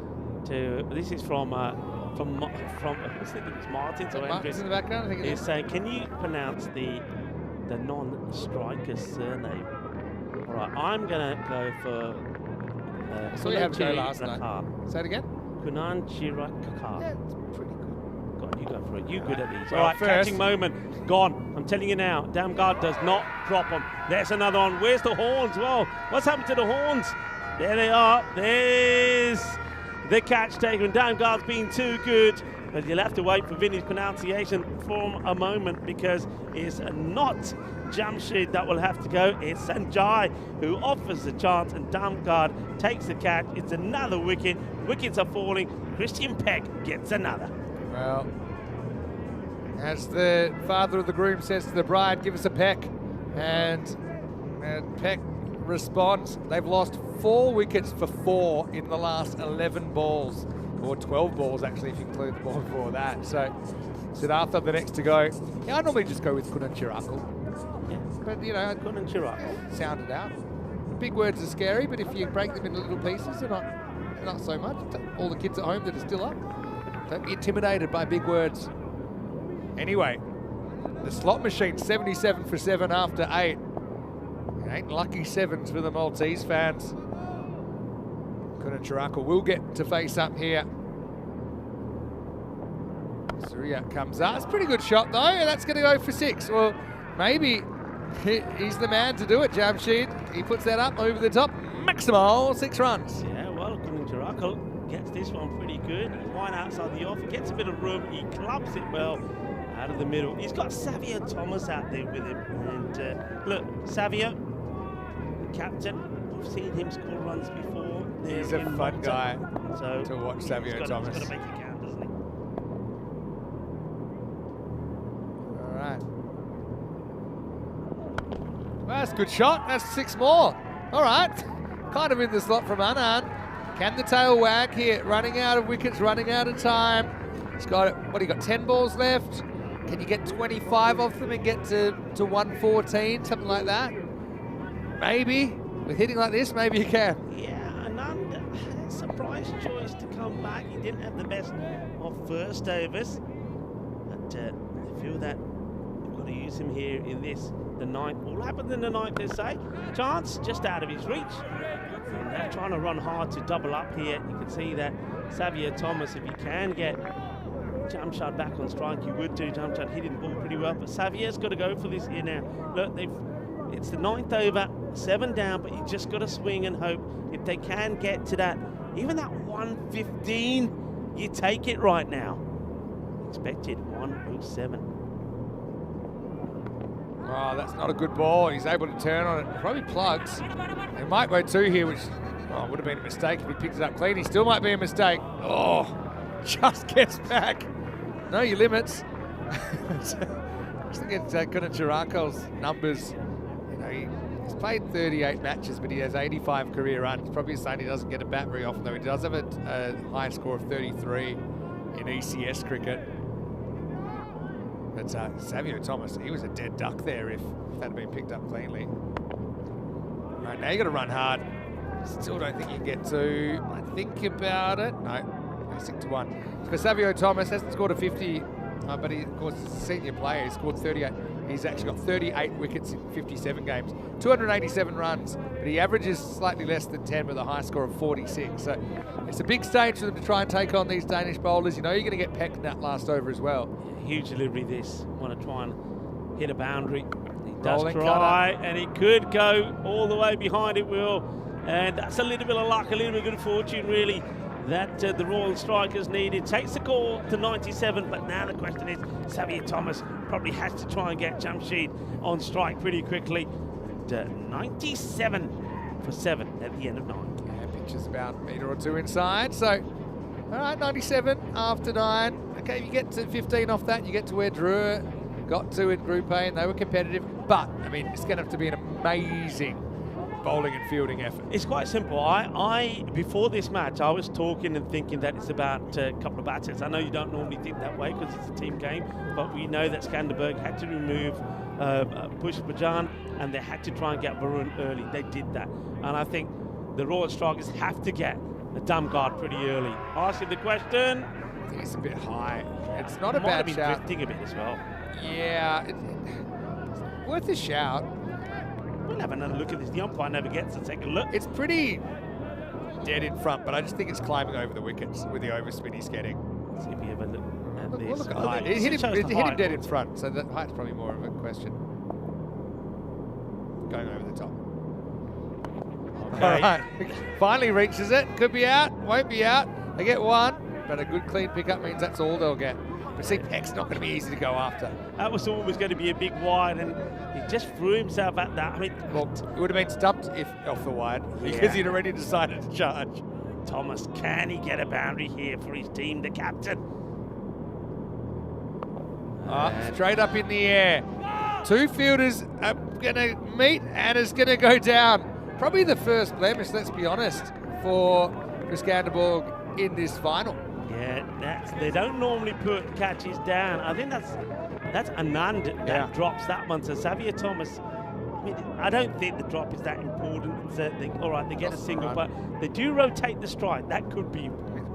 Can smash this.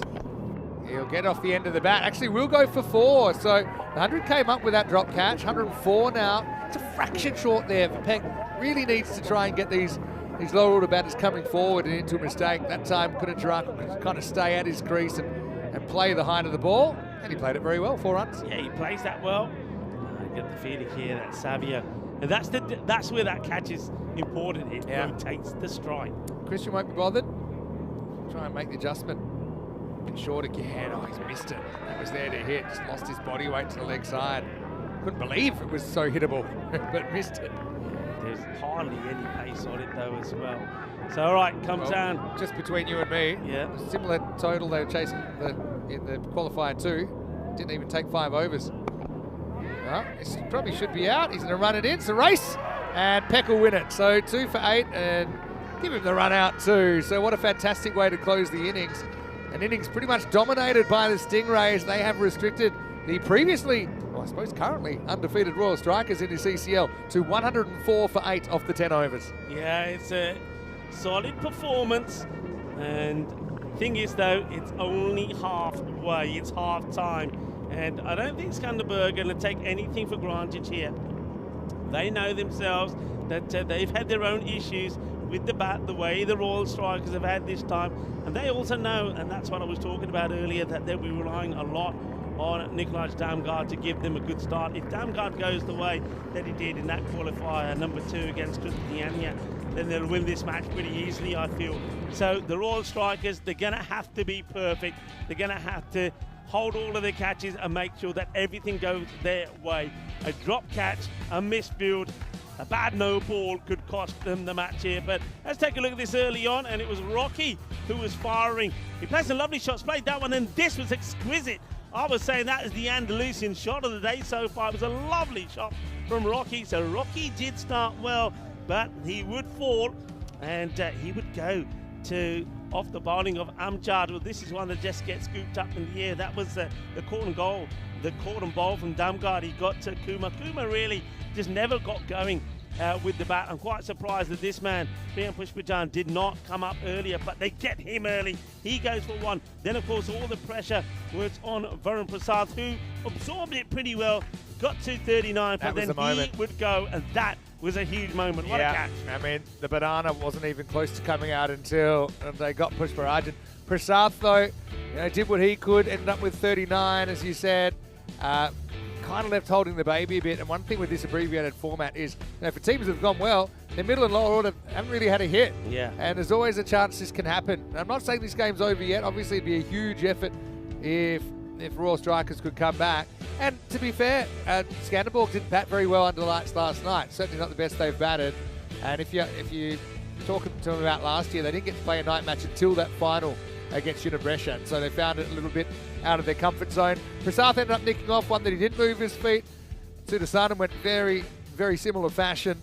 But yeah, the Danes, well, the banana was out by then, and it was a celebratory banana.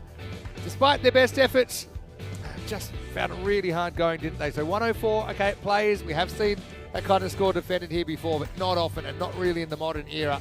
But this is ECN cricket, finals pressure. We've almost seen 66 win a final here. In fact, it's almost 3 years to the day. In fact, it is 3 years to the day. Exactly 4th of March in 2022 that we had that memorable low-scoring thriller. Will we get another one under lights? I suppose time will tell. Yeah, this is the one that went down, and that sort of cost them in the end. Maybe a boundary, because the batters changed over. The next ball was hit to the boundary, but then after that it was a good finish. The next two balls, no runs came from it as well. Very good work from Peck. So a good performance. And hey, I didn't know that stingrays ate bananas. Yeah, well, they can. I won't tell you what else they eat. It'll make a few people sad. Anyway, let's have a look at the scorecard. Varun Prasad top scores with 39. 25 from Rocky off just 10 balls. 23 for Kundan Chirako in a bit of a rearguard effort, but it wasn't about who made runs, it was kind of about who didn't make runs, and specifically one man, Pushparajan, who's had such a brilliant series.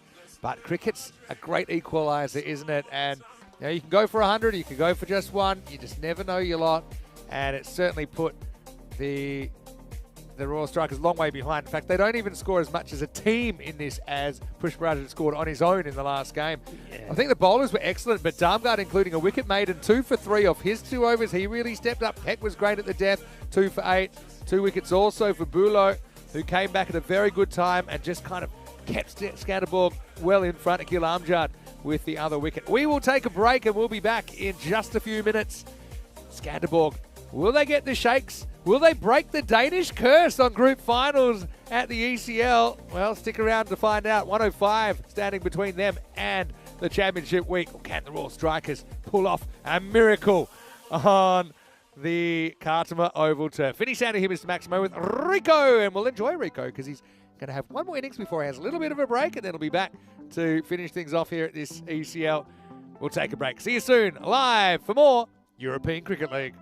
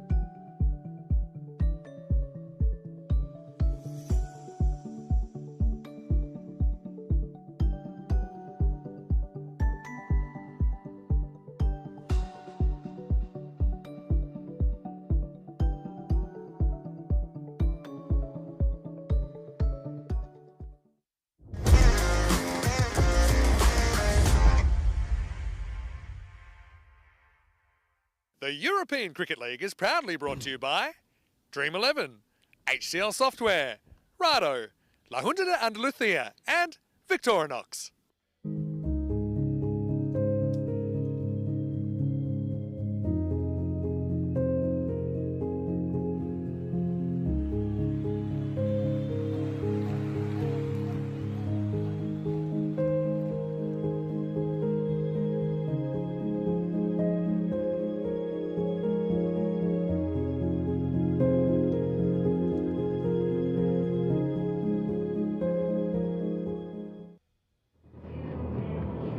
And welcome back to the magnificent Carnival Oval. And yes, a big shout out to, of course, our charity partners here in the middle. Click the QR code and see what you can do to help the millions of people around the globe that are suffering from hunger. Back on this day in 1977, a terrifying display from Colin Croft, who's 8 for 29 against Pakistan in Trinidad, are the best figures by a West Indian quick bowler and were the best by any genuine fast bowler until Deborah Malcolm demolished South Africa with 9 for 57 at the Oval in 1994. Croft's performance is even more impressive, that given this was only his second test, and for good measure he forced Saqib Mohammed to retire her after cracking him on the arm with a short one. Speaking of fast bowlers, I'm going to give a mention to Catherine Fitzpatrick. 1968, the birth of one of the fastest bowlers in women's cricket. Catherine Fitzpatrick was the quickest woman to reach 150 one-day international wickets and was the star of Australia's World Cup wins in 1997 and 2005. A very, very good bowler. And also, well, I've got to mention that on this day in 1874, American magician Harry Houdini was born, who was known for a lot of his magic tricks, including the self-extraction from shackles and locked containers. Or maybe the Royal Strikers, they need a little bit of Houdini magic out there as well if they are to be victorious in this match. I like the way that they're coming out there, pretty positive, got smiles on their faces. They've got the runs on the board. We know that that's important. Runs on the board in the final. There's no way that you're telling me that Scanderborg have not got a few nerves about them. They will have. They know they've had some difficulties with the bat. They only batted in the night fixture yesterday and made 78 and were beaten by the Sophia Stars off the last ball. So they've had a few struggles on the way. Remember earlier today, chasing that 202, they got to 124. So, you know, it can go either way. Smiles from both sides at the moment, but who will be smiling at the end the next 35 to 40 minutes or so, because whoever wins here will have their name in lights alongside Darmstadt and Hornchurch going into championship week starting, of course, on the 17th of March. Here's the first. That is coming beautifully. What a delivery that is. Let's take a look at this again. Look at the way this ball, it's almost like it's going wide and comes back in. Look at the shape on this. That's a great delivery, good start. That's the thing. Keep the ball outside the offside to Damgard. Remember that excellent knock in the last match that Damgard played in. He did score 86 runs not out of 22, but he didn't get hardly any deliveries outside the off. So good start this from Sai. It's played out, should just be a single. So they get Damgard on to the other side. Now, Sanjeev, this is Thanik Kasasan. He's a good player. He's got magical wrists, powerful, but he's been getting out softly, been getting out cheaply. Can he get himself in here, stay focused, get his team to victory? You know that it's not a big required rate, but at the same time, you don't want to fall too far behind after the first couple of overs. So, Sanjay, Siddhartharan, just making a change in the field. Looks like they want to bring one more over into the circle on the offside, and that basically is leaving. It's quite a risky field. It's just the two men on the leg side. You're leaving the whole off from behind the keeper to mid-wicket, short mid-wicket, free. It's taken off. That's a quick delivery. He's catching the line here, but he's getting this ball to seam around under the Cardamom Night Sky. Watch that one go, great delivery. Bit of a long swing there from Tony Kazarson. Hold again, liking this. We often say that this pitch comes to life under darkness. Doesn't look too dewy actually. The temperatures, it's a lot warmer than it has been at this time of night the past few days, so that dew hasn't quite arrived yet. You can see no issues for the bowlers or the fielders with their footing or grasping the ball. Good start.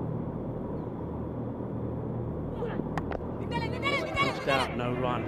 Look at that, it's a sea of sea blue. Comes running towards the ball there from the offside. So this field at the moment is working, keeping the pressure on. They believe. Both teams have prepared hard for this. We know that the Royal Strikers spent many an evening at the Marsa International Cricket Sports Complex training. We know that Scanderborg, they went on a tour to Dubai where they played T10 matches. That's going to go and beat everybody. It's a tremendous dive, it really is.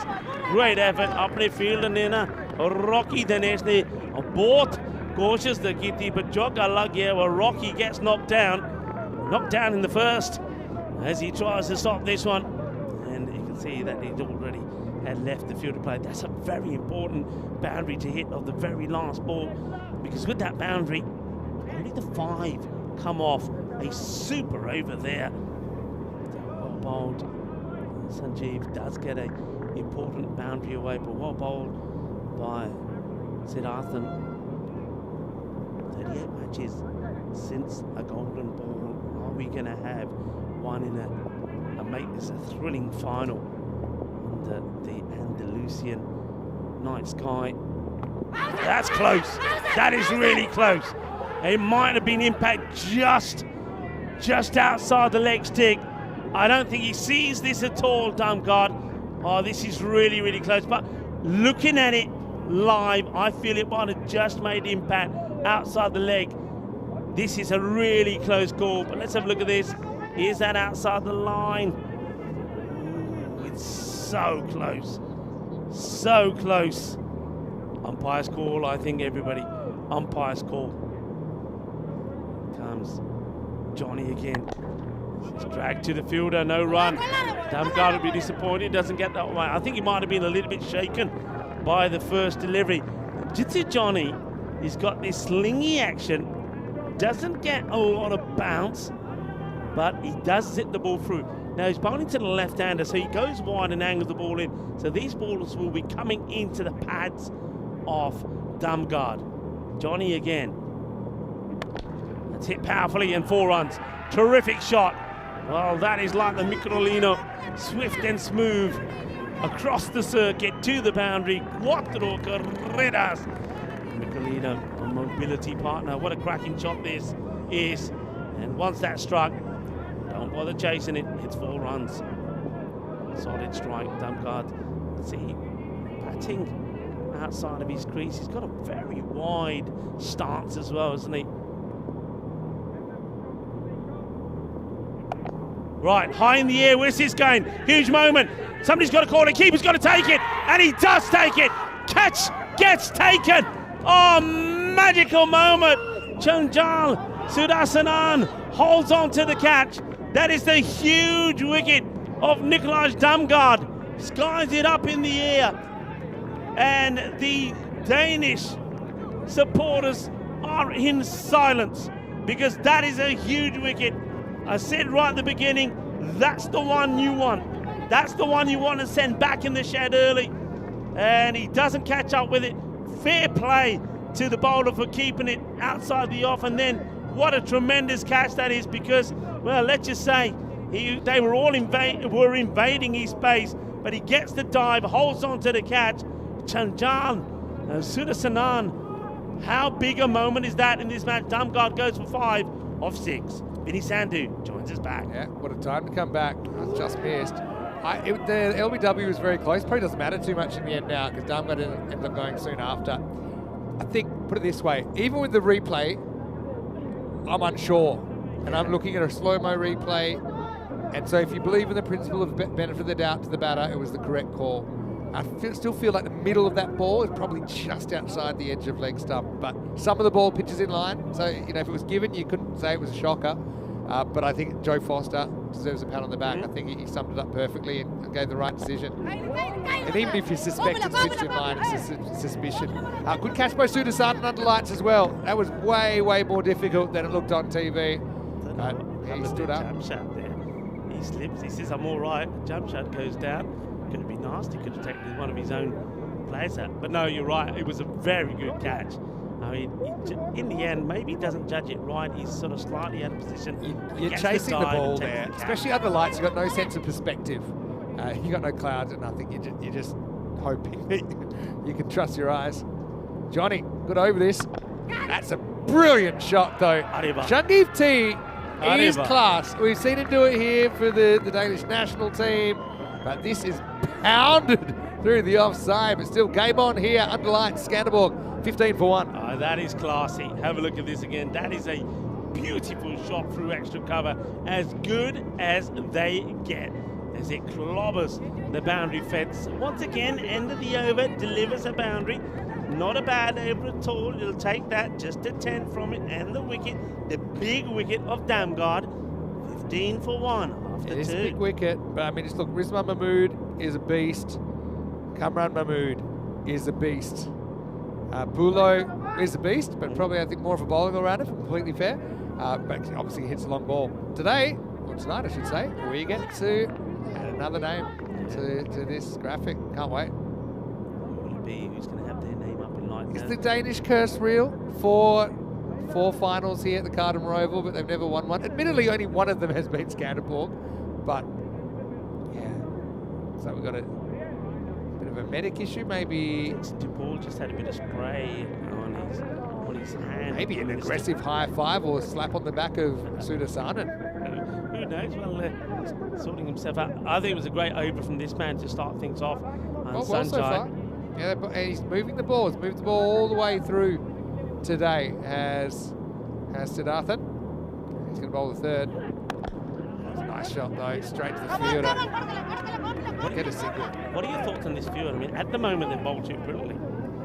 Just a 2 on the leg side, inside the circle. They got no fine leg at all, mid-on right? and mid-wicket. That's it. Yeah, no fine leg. Have a look, top right of your screen. If you want to gamble, you can do that. I wouldn't fall for the trap. I think it's trap.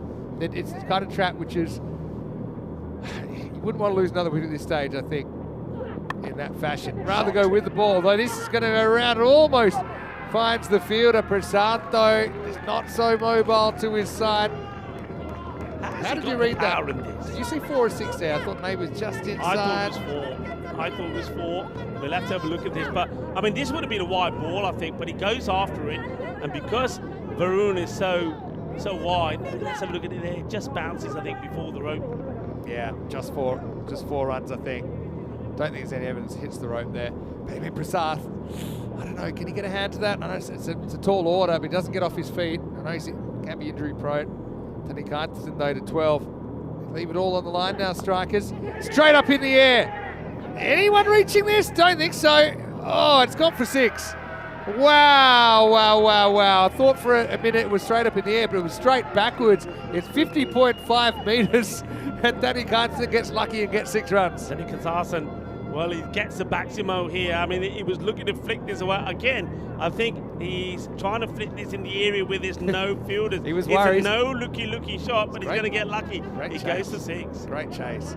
I mean, the thing is, if you catch that, you're sprinting, and I don't know how you're throwing it away before you land. You're never stopping it. It's a big slice of luck for Sanjeev Tadikathasan. I had a feeling it could go one way or the other. Either it's going to be another 5 over job.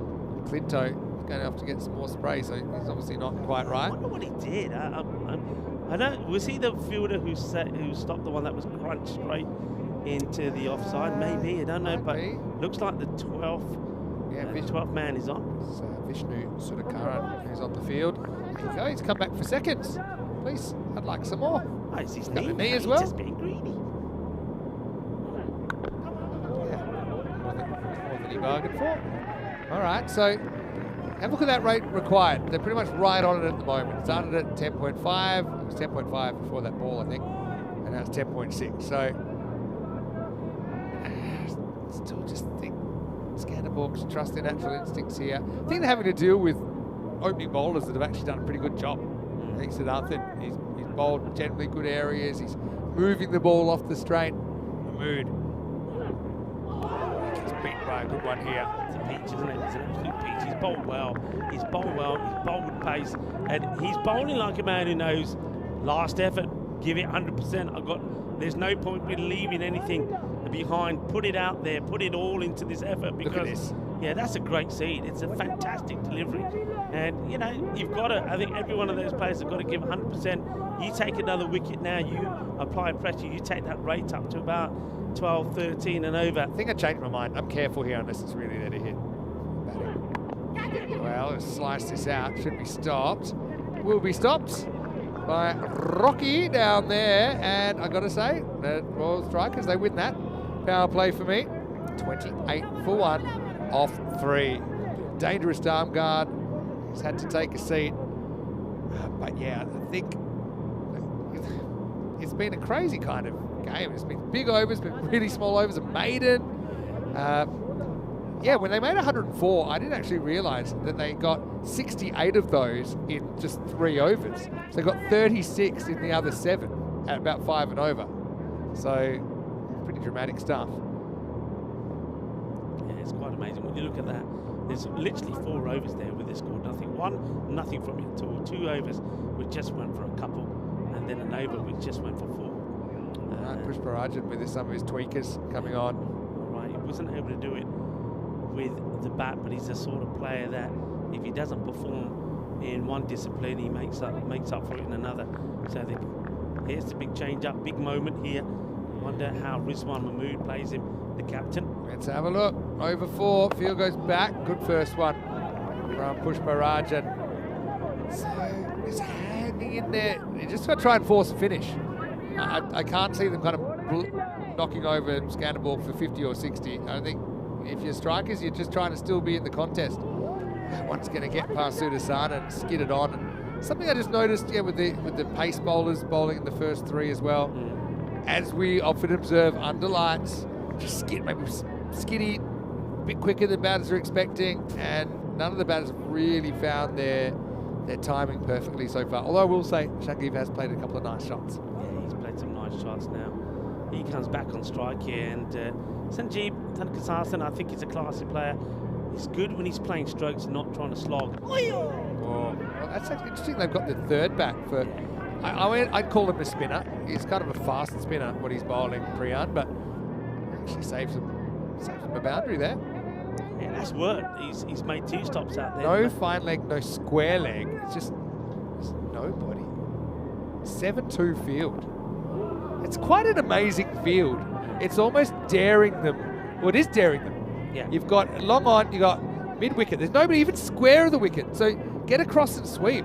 I think there's value there. I'd definitely be taking the bait. Or just a little touch. Just a little touch. The pace he's bowling to fine leg. Look, there's no one there. And this is in the air. Back to the line and 6 runs. Maximal. Took off from the rope anyway there, Prasad. So it's always going to be 6. Danny Kainterson just beats the fielder, and 6 is a gold dust, I think, when you've got a moderate kind of total that you're chasing. Pressure releasing shot, but you can see that Thanakasasan afterwards punches his bat knowing that he almost gave his wicket away. Wow, that's in the air.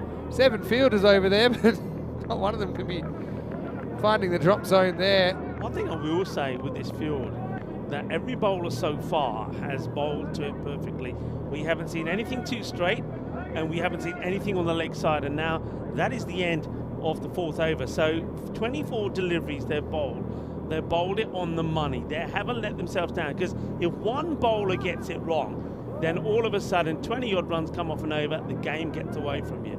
So fair play to them. So far, they're defending this hard. 38 for 1 after 4.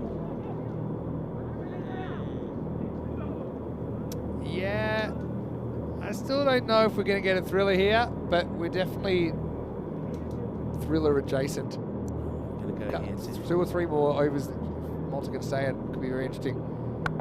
Anyway, Prasad comes on again. They've just been really disciplined with that bowling line. They've got a plan, they're sticking to it. It's actually nice to see teams with a plan at this level. Yeah, they've pushed, I mean, now to Varun, who's going to be bowling a little bit slower. Somebody spin there, pushed another one out there on the leg side. So 3 on the boundary leg side. Goes up in the air and over the rope. Maximal. Ramood gets in on the action this time. Scanderborg trying to shake the curse. And, right now, they're right on that required rate. All right, Rizwan, all right. We know you got big arms. I mean, I know Corey fell in love with his biceps the other night. I mean, he is built like a tank. Gets played away. They're going to take on the arm here. Got to be quick. We'll get home. And only Sulaiman Saeed worse in danger again. This time not from the Grizzly, but from Rizwan, who is, well, I'd rather take on the Grizzly than Rizwan. Built like a tank. He's got big arms. Corey was drooling over those the other night. Oh, he needed to get back onto this. He was drawn out of his crease. The thing with these middle overs is that every time the ball stays on the field, the Royal Strikers just get a little bit more into the game. Boundaries break the circuit from Mahmood. 10.87 and over required. Backs away. Finds the field. They won't even run that time. So I think Prasath doing a good job here. Last ball, I feel like it's a big ball coming up because they're going at just about what they require. More or less, but I just feel this over's gone for 9. And that's all it'll go for. Excellent bowling from Prasath. And we've got a game on, folks. It's the end of 5 at Scanderborg. 47 for 1. Let's welcome you into the commentary box. Great to have your company. Vinny Sander here, Mr. Maximo. Rico Full with me, in case you missed it. Rico, it's not goodbye forever, but a few days off. A few days, yeah. I know you'll enjoy the break. I know you'll be watching a bit like I was yesterday. But we look forward to having you back. You deserve it. Great job. I mean, not only have you done the ECO, you did the Western Shield before that. Before that, you did Malta, the domestic series there. So I hope you have a nice little break. I will, yeah. Well done for you doing your first aid as well. I haven't done it yet, but I will be Well, I going. think you'll pass. I'll sort Corey out, don't worry. I'll bandage his hand up.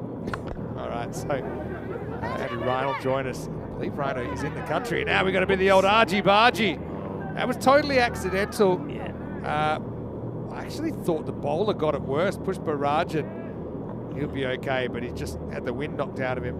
Yeah, that's Joe Foster just saying, it's all right, stay where you are. We'll get the medic on to have a look at you. Medic will come out, but I think the batter's now taking his time to get up as well. The thing is here, as a batter, you might say, oh, couldn't he go around him? But as a batter, your priority is not being run out. You don't want to take a wide line to avoid a collision and get run out. So your first thing you need to do is get in. Here comes the magic spray. I wonder who gets it first. Yeah, who's going to get priority of the spray? I think if you look at that again, the batter is actually trying, he has a look and sees where the bowler is, and he's going to try and go around him. But the bowler then also steps backwards, so they run into each other. But it's just one of those purely things. accidental, and I Yeah. like the way that both the batter and the bowler just exchange a little handshake and say, hey, sorry. They said, nah, it's all right. Very sporting. If very you're sporting. a good slider, it's a good way to get out of those collisions. But you didn't think of it.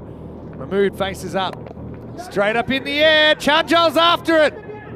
And he's gone. Another wicket, another sky ball. And another big hitter walks back. This game has some life in it, Rico. It's the end of Big Rizwan, the Scanderborg skipper. He's out for 11, and it's 48 for 2. And suddenly, I think Pushpa Rajan, he's not feeling too sore at all. Not at all. And Priyan Pushpajan, I told you, he's a player, Pushparajan, who will always give you something. That's a great catch, actually, by the way. Yeah. Because Sudasanan, he was after that like a flash, and he gets a little bit of a hug and a cheeky little kiss there from Priyan as well. But that's the end of the captain. You can see he was trying to hold himself back, but that one, he tries to get onto it, skies it up in the air, the wicket goes. There's another one down here now, 2 down. What do you get for 2? It's pressure built up. Yeah. 5 balls without a boundary before that. So Rizwan goes after a ball that isn't in a very comfortable zone. So Surya Anand comes in, okay. So he comes in, he can hit it miles, but Willie, so a bit of a pinch hit job here, I think, to try and, well, that looks pretty close. That's out. First ball. Looked good to me. I think it's taking leg stump out of the ground. Anand goes for a golden, so that move backfires. And Royal Strikers are storming back into contention. We're back in the Goldilocks zone. It's 48 for 3. Oh, drama. What drama. Priyan Pushparajan, I told you, in one discipline, maybe if he doesn't go well, he'll come back in the other. Pretty full. I mean, it's gonna, yeah, it's again a good call from the umpire. Umpire's got to make the decision and stands perfectly still, assesses the situation, puts the finger out. I think it's a good call. Doesn't have to hit dead on middle. That's going to clip. Probably middle of the leg maybe, but that's gone. So taking a fair piece of leg stump, I think. You got to realise, we have to ask yourself, do you see that whole ball missing the whole stump? Probably not. Pretty sure. But Joe's got that one right. And maybe by the time I come back, Derek's will be back as well. I hope so. Maybe. Maybe I'll go on a hunt. Find Derek. I'll go on a hunt. On a duck hunt. Yeah, I'll go on a duck Be hunt. careful who you invite on the duck hunt. They might have other ideas. Anyway, All here's right. Cameron Mahmood. I thought he would come in. Hey, hat-trick ball, by the way. It is a hat-trick ball, yeah. Hat-trick ball. Pushparajan. No hat-trick. Right. Oh, this is going to get nervy. 50-50 game under lights of the Carlton Oval. Another group final, another thriller. Got to admit, I'm a bit surprised that this is as close as it was, especially after the way Scanderborg batted in the last game. In fact, believe it, right now, Royal Strikers are favourites. Can't get this too far either. Pushparajan will do the fielding. So what an effort. He didn't perform with the bat in this game, Priyan, but he's got 2 for 11 off 11 balls bowled with 1 more to come. Yeah, now, what do you do here? Just see him off? Get a single if it's there? That's what they do with soft hands. Oh, no. Oh, they could go again. There's 2 here. They will. There's nobody there on the leg side apart from on the boundary. It's a problem with having nobody on the leg side. They've still got this 7-2 field. I don't think I've ever seen it so late in an innings. I mean, second half. It's the end of the 6th. 50 comes up and they get 1 for free. It's 51 for 3. Look at the old airmail here. Charles, good keeper, but someone call Chris Webster because he caught something like that this morning. All right, 4 overs. They need 54, so suddenly it's gone up to 135 pace that they need. Just 2 extras in the innings. Very disciplined considering their plan is to bowl wide outside off. They've rarely missed, just 1 wide. And are they sticking with this field? So it might be at 6-3 or... No, they're still going 7-2, but they've... Clinto Paul's come back. Yeah. So that's the substitute fielder, Sudakaran, who's going off. He goes off, so there's 3 on the leg side. Because basically they're saying, if you're playing on the leg side and getting a single, we don't mind. But if you go for the boundary, we've got 3 waiting. Biggest over the game so far. They're just happy to work him. They're just happy to work him, but there's going to be a point where the rubber hits the road here. You gotta be thinking off and over where you go big. You can't. And I think you've got to go for Prasad here. Yeah, you do. Take him on. Yeah, you do. I know you do, because otherwise you've got 3 overs left, and if you just kind of ticky-tacker him here, you're going to need 16 and over. It's a lot of pressure. Got to take him on. Good areas, dot ball. Oh, Strikers, are they just finding another way to peel the onion here? They did it, batting heavy. Now they've got a modest score on the board, and they're looking good. That one's hit in the air. That's going to be 4. That's going to be 4 runs, 4 carreras. It's a good strike, solid strike. It's only a couple of meters away from one of those fielders on the leg side boundary, but there's no chance of getting there. I think you can see Varun saying, hey, could you dive at this? No, I don't think you could. I mean, he's hit this so well. So hit it hard, and yeah, the fielder doesn't really get a chance there. I think diving or no chance. All right, they need a few more of those, though, to take some of the pressure off. 3 more balls to come in the over. All right, well, that's in the air, not carrying, got to block the boundary. That's what they do. Geez, the defensive work's being good. There's no way they can do this unless they're bowling and fielding incredibly well, and that's what they've done so far. A couple of skied balls, Sudasanan took responsibility, took the catch. What about Sanjeev? He's been out there now. He becomes the key, doesn't he? He becomes the key player. He's at the non-strikers in at the moment. 2 big deliveries here. That's going to be up, and it's going to go all the way. Maximo! Don't count out Shagiv T. I know they're slightly behind. In fact, with that, it's pretty much back to a coin flip. And in fact, that's Cameron Mahmood this time, I think. He's mullered it, hasn't he? Yeah, and boom. Shakalagia, 6 runs. Shangiv's still there. These two are recognised batters. They're recognised top order batters. Well, it's high and it's catchable. There's Push Barajan who comes in and he takes the catch. And once again he stands up. It's going to be 6 and out for Kamran Mahmood.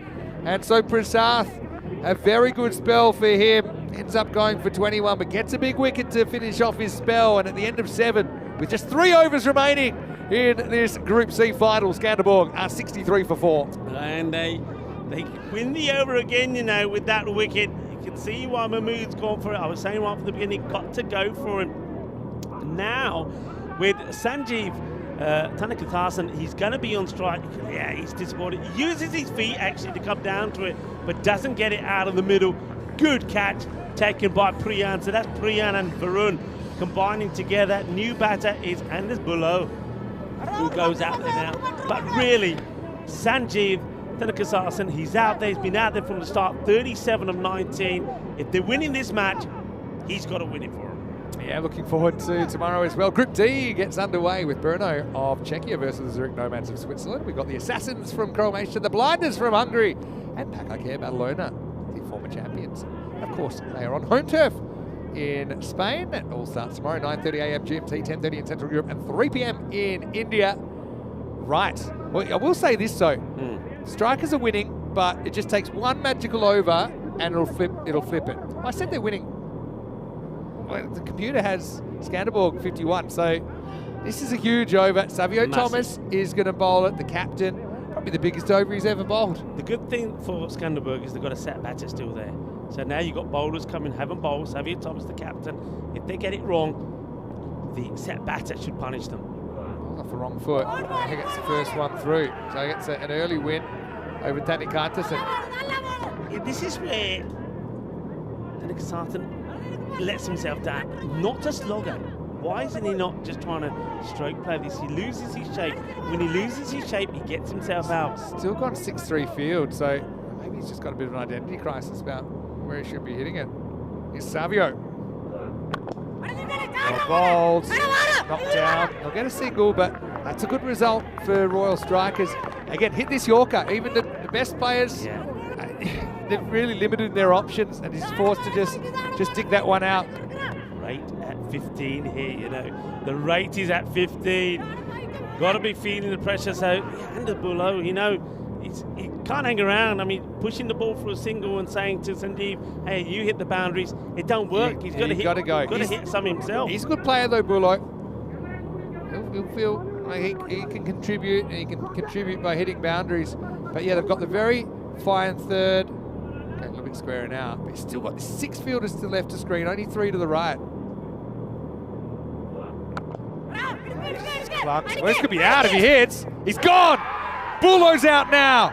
Thomas jumped on it. Bulloh just went with the hit. They kind of resigned themselves to the run out if the ball did hit the stumps. And Savio, the captain, stepping up now for Royal Strikers. Scanderborg in big trouble in my books. Is 64 for 5. Well, here you see it.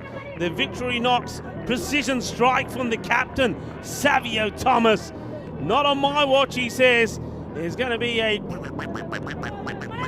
Here we have it. Victory knocks, precision strike. How's that gone? And I love the fact that one bail stays on, flashing away.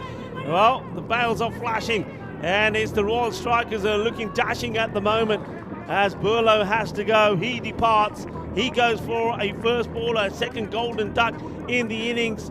And Scanderborg, are they feeling the nightmare of a final once again? Omar Hayat comes out. He knows what he's got to try and do. All right. He's at the non-strikers end to start with. Shangiev will face. Steps across, hits it very well. This game is not over. If you remember the Group A final, and even the Group B final, you couldn't call it even from here. You could not call it. With Shangiev T there, he just smashes at 6. Goes maximal, 6 carreras. Yeah, that's a lovely hit. Look at his early movement. Moves early, gets into position, and he nails it. Lovely shot. It's the second boundary that they need, because 15 and over basically is the rate. So one boundary in itself, you won't win the over. Second one. Well, somebody's made a bad throw. It should have gone back to the field, but it's gone It's gone and Scared the life out of me. They've thrown it to the back of the commentary box. Check Who's ball. that doing the throwing? And I think umpires better check that ball. All right. Right, Xavier just can't go too straight, can he? He'll come back. But what's Sanjeev? Look how quickly he jumps across his stumps. Yeah. He's looking to play on that. He's looking for the bowler to go too straight. Watch, here he goes. Not a good ball. Crunched. And 6.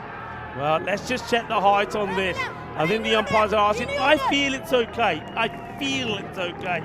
But it's 6 anyway. I think it's not a no ball. I mean, they'd love it if it was. We'll have a look at it. He's not the tallest, though. It's Here been it comes. bashed. Just I below. think it's okay, just below. Look at their facial expression there on Shangiv. I think Shangiv is between Royal Strikers and Championship Week. Honestly, right now, Omar Hyatt's come in to join him, but it's his 50, by the way. Brings up his 50 off 23 balls. He's not really bothering to celebrate too much because he knows there's bigger fish to fry here. Yeah, and they're ahead. They were about 24% 2 balls ago, and now they're 56%. It's still a lot to get. I mean, it's not been a match which is full of so many boundaries, so they're still needing a couple of boundaries and over, but they've got 2 in this one. This could be the over. Here comes Savio. Slower ball, picks it and murders it. Oh, you're going to try the variation. You better not miss. That was sat up and it begged to be hit, and it was. So the first half of the over 1 for 1. And the last half of the over goes 6, 6, 6. 19 come off, and it's game on with 2 overs remaining. They need 23, Scanderborg. That is the over. That maybe swings things around. It's 82 for 5. Gandhi balls again. It was a half tracker, and the captain, who started the over with so much promise and was pumped when he got that run out of Burlow. And after that, it's gone 6, 6, 6. Sanjeev, well, I said at the time, if they're winning this match, Scanderborg, Sanjeev Tanakasasan, who's the set better, has to do it.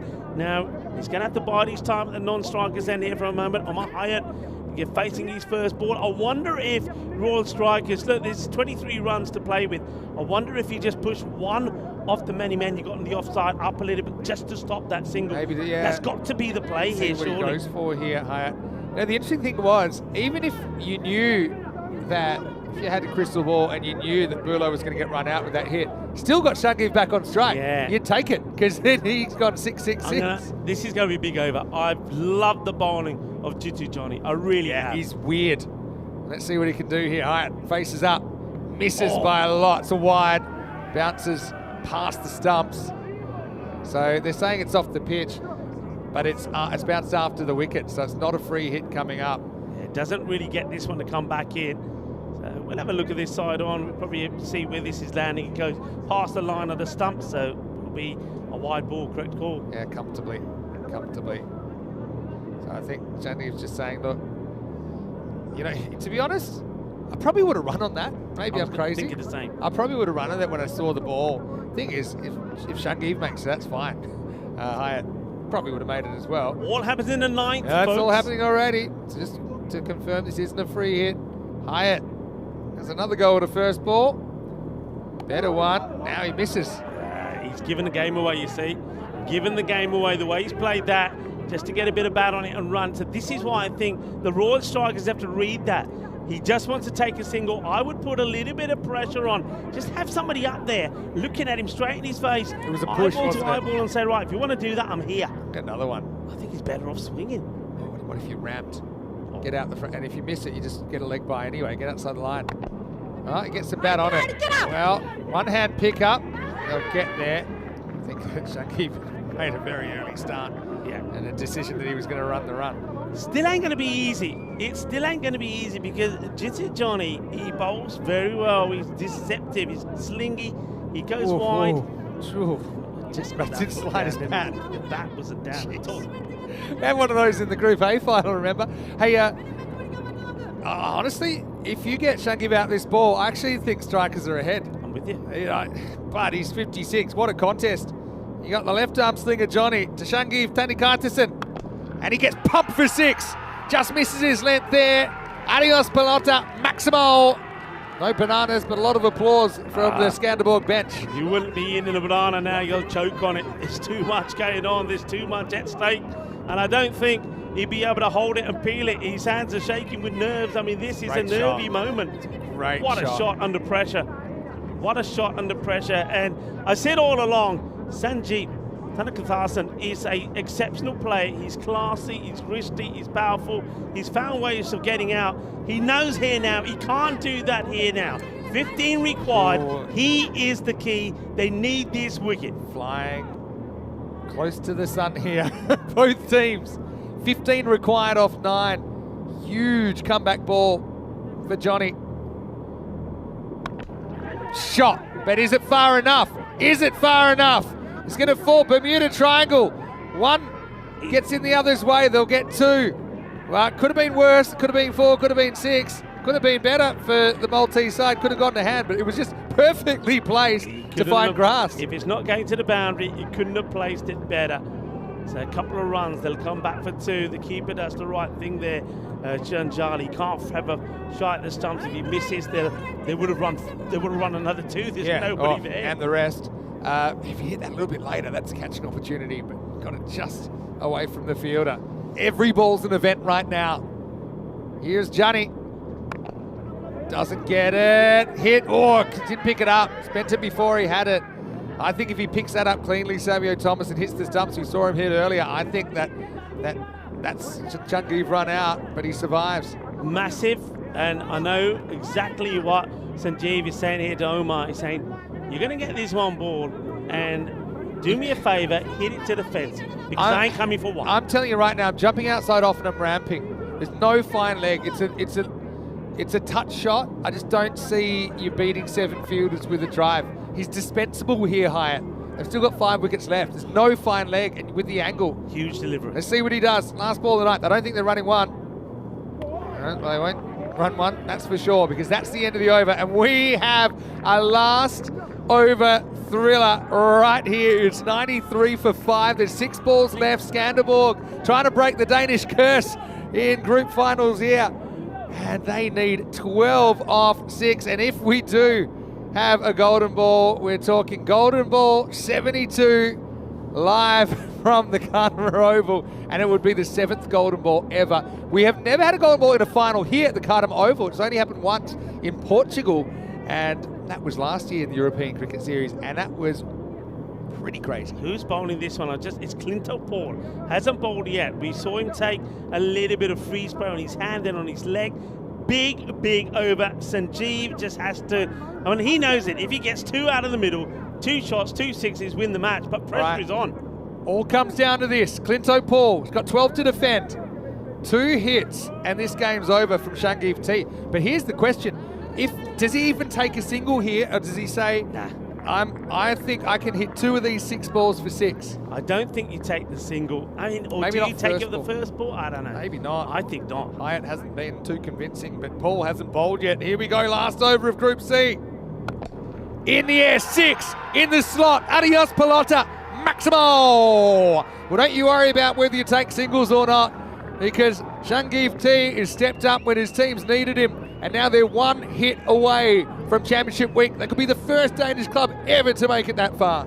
Form can come and go, but class is permanent. And Sanjeev Thanakathasan is showing why he is so classy. This could be the knock time to perfection, but it ain't over yet. All right. Still needs 6. 6 wins it. Doesn't get it. And they're going to run. Well, that opens things up a little bit.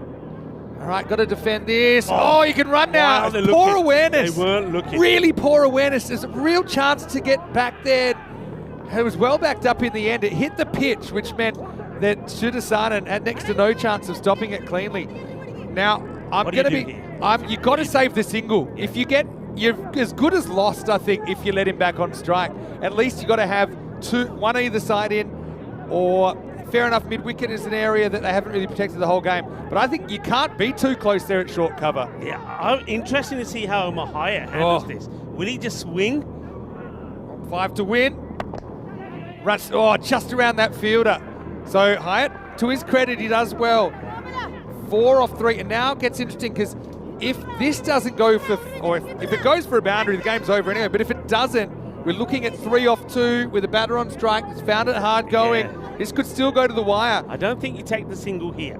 I really don't. Danny Kaitasen wants to finish things. 4 to win. Well bowled. And they run. They do run. I kind of get what you're saying, but I think when you get this close, maybe you do take every run, because the difference between, say, two singles here is a golden ball, for example. If you need 3 or 2 for a golden ball, then you need to find a 2 somewhere. I can visualize a run out here trying to get back on strike. I really can. This is where you got to play the whatever sacrifice. happens here, they're running now. The wicket keeper's got to be ready. The fielder's got to be. I still cannot believe they're leaving mid-wicket out. Hyatt can be a hero here. They need 3, 2 to tie. Doesn't get it. We got a last baller coming up. You can't run here. I think you got your trump card on strike. We got a last ball finish. 1 to tie and 2 to win. We got a golden ball before a golden ball, really. Here's the thing, pressure on the outfielders. They're probably going to run no matter what. They'll go for 2. But Clinto Paul's just got to come and try and bowl the perfect Yorker. If he can do that. They're almost conceding the 1 here. Drama. I still think I'd have someone in close. All right. He doesn't want to get out. Last ball. 1 to tie, 2 to win. Oh, Bad ball. It's going to be all over. It's a no ball as well. It's done. That's it. They might run anyway, but the no ball's being called. This game is over. Done. Paul hopes for the Yorker, but he overcooks it. And so Shangiv will be able to win the game, not in a way anyone expected. And Royal Strikers, they taste defeat at the Khartoum Oval for the first time. You've got to feel for the bowler. He really did keep his team in it for a long time, but a slight mis-execution, and this game is done. And once again, we go to the second last ball in the group final. Scanderborg have reached Championship Week, the first Danish team to ever do so at the Khartoum Oval. And look at the scenes. Stay on the scenes there as well. I mean, that was the no ball, but look at the joy, look at the celebration. They have done it. Many have tried from Denmark, but many have failed in the group finals, but not this bunch of lads. Look, it wasn't plain sailing. They had their issues, didn't they, in a rain-affected Group C. They went down, of course, against the Sophia Stars last night, where they only got 78. Sophia Stars got the win. That meant they had to be perfect here today. Then they lost the qualifier to the Royal Strikers. The Royal Strikers pounded them for 202. But they came back strong. They beat Christiania quite comfortably in the second qualifier, and then they booked their place back in the final against the Royal Stars. But what a match. It comes down to the last. And he got a spare of thought there for the bowler, Clinton Paul. I mean, he almost pulled it off, but goes to execute that Yorker, but it ends up being a full toss, and it was down the leg side as well. A little bit of bad on it, but as soon as they ran that first single, it was done. It was dusted. Yeah. But what a match. I don't think they knew it had been called no ball for sure, so looking at getting 2, but they didn't need it. I mean, you know, Taylor 2 Yorkers, when Clinton Paul bowled the previous ball to Shangiv, he got it absolutely right. Shangiv had to jam down, couldn't get off the pitch. And then obviously that's the margin of error. It's not much of a margin of error. Pushparaji, got a feel for him, had a brilliant series. But it was just Scanderborg's night. Well, last night they were done by the Stars Under Lights. Tonight they are the Stars Under Lights, because the Danes are going to be part of Championship Week. I've got to say, I had a lot of time for Royal Strikers, the brand of cricket they played in this series, but they'll go back to domestic cricket. They'll hope to qualify again and get another chance at the big time. Let me just say, as we see the celebrations from, of course, the Stingrays, and maybe that's the Stingray celebration. Look at the supporters. Absolutely fantastic. Another glorious night of European cricket here at the Khartoum Oval. You're watching the Champions League of cricket, and it will be Scanderborg that will have their name up in lights as the winners of the group. But about the team out there in the middle that, of course, are having to soak up some feelings here at the moment. They wanted to be the team going up those steps and enjoying the highlights. But I mean, I want to just focus on the Royal Strikers. Maybe we'll get the camera on them at the moment once we see Scanderborg go up there. Look, they have played so well as a unit. Let's talk about them at the moment. Let's talk about Malta. Maltese cricket, after the Challenger Division, the European Cricket Championship, they were on a down. Maltese cricket was in a down. They came here. They didn't get a single point in the Euros of cricket in that Challenger Division. They had to have a bit of a shape-up, and they did. And these guys have come out and they've done Maltese cricket proud. They've come out there and just talk about what they've done. In an 8-over-a-side match, they scored 161. Can you imagine what they would have scored in 10 overs? Then in a 6-over-a-side match, they scored 121 to beat the Sophia Stars. So they've beaten everybody. They beat the Sophia Stars. They beat Christiania. Then earlier today, they absolutely thumped the team that beat them in the final, Scanderborg. They should be mightily proud of what they've done as a club, what they've done as individuals, and what they've done for Maltese cricket. And I'm sure when they go up those steps, they will be applauded as well. But of course, the night and the celebrations do belong to Scanderborg. They've done it, and it was a roller coaster ride for them. But let's talk about Sanjeev Thanakathasan. What a knock from him. 74 of 31, batted all the way through the innings. Batters came, batters went, but one individual had to stand firm, and he's there to hit the winning runs off the very last ball. Yeah, and I kind of said it earlier, didn't I? I think it was Sanjeev that was standing between Malta, their club, the Royal Strikers, and Championship Week. And it's kind of how it played out. They just couldn't quite get him, had a bit of luck. And before that, the Strikers, I said they'd have to bowl and field really well and execute their plans if they were going to be competitive. They did that. They did it really well. They got Darmgard to Sky One.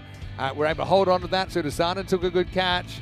You start looking at every little run, don't you? How brave they were with the field. How brave they were, and how well the bowlers executed the line. It's not often, Vinny, that we're able to say that the bowlers executed the line brilliantly. We're always saying the ball too short, too much down the leg side. Or we say it's impossible, but it's not. They showed what you can do if you bowl, if you set yourself a plan, bowl to that plan, and they almost pulled it off. That one was absolutely plumb, 2 in 2. So that was the first duck that we had, and Anand was hoping to get things away earlier. But look, he just found the right shot at the right time, didn't he, Sanjeev? He got a little bit of support there from Kamran Mahmood, and he went for the big shot here. Skies it up in the air. Priyam Pushpajan, who else was there to take the catch? Disappointment from Mahmood, but they just held on. What about this? Yeah. Brilliant from Savio. Yeah. But careful what you wish for. That? Yeah, careful what you wish for. Next 3 balls, Sanjeev pumped for 6. Yeah. So it's a classic case of when they got it right, they were in the game, Royal Strikers. When they got it wrong, even a little bit, a couple in the slot, they're disappearing. Obviously, we all know the way the game ended. That was an example of Thomas trying a slow ball, which he bowls pretty well, but he just didn't locate it, and he went the journey. And it's such a great learning curve, I think, for all the players here, no matter whether you've played in a lot of pressurised cricket or if it's your first trip to the Scanderborg Oval. That was the last one. They needed 2 to win the game. They got no ball plus 1. They came back for another one. They didn't even need that one. But Scanderborg, they know the pain of losing a group final. They know the pain that Royal Strikers have right now, because last year they went out to Gina Brescia, but tonight was their night, and they will return. And I'm sure the supporters will be back. Hope they've booked their flights as Scanderborg become the first Danish team to reach Championship Week for club or country at the Scanderborg Oval. And Scanderborg, they will come back stronger as well, because when I was speaking to their captain before the start of the final, Turismo Mahmood, he told us about, remember Taranjit Singh? He will come back. He wouldn't be able to play in the group stage. He'll be here for the final. They'll get one of the main strike bowlers back as well. So they'll come back strong. But what I want to say before we talk about tomorrow about these two teams today, you know what I really liked about them? I mean, teams have a choice of wild cards. They stuck with their club players, didn't they? I mean, the Royal Strikers, as well as Scanderborg, credit to them. It was always going to be a fight. It was a 50-50 for me all the way through, and it went down to the wire. Well done to both teams. Yeah, it was a brilliant group, and it went right down to the last ball, basically, even though the last ball was a no ball. Tomorrow, we start again with Group D. Rico will have a little bit of a mini break, but we'll be back, I think, for the Group E final. But hope you have a great, it's like a test match off. You get 5 days off. Enjoy it. Burner versus Zurich Nomads to get us going. That should be an interesting match in the morning. The Assassins Blinders battle, 2 very good names in match number 2. Pakage Badalona also here, the former champions of Europe. Of course, they won that here in 2022. Join myself, Coy Ruckers, and Andrew Ryan. Rhino's with us for the first time tomorrow, 9:30 a.m. GMT, 10:30 in Central Europe, and 3 o'clock in India. Quick recap of the scorecard, and quite amazing. 105 scored by the team, 74 off the bat of Sanjeev Thanakathasan of 31 balls. Didn't always have it his own way. Sometimes they bowled very well to him.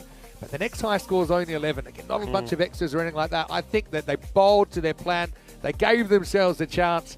It was a real toss-up to the end, wasn't it? But it wasn't to be. 2 for 13, Push Paraja delivered with the ball. Wickets for Jitu Johnny and Prasath, identical figures, 1 for 21.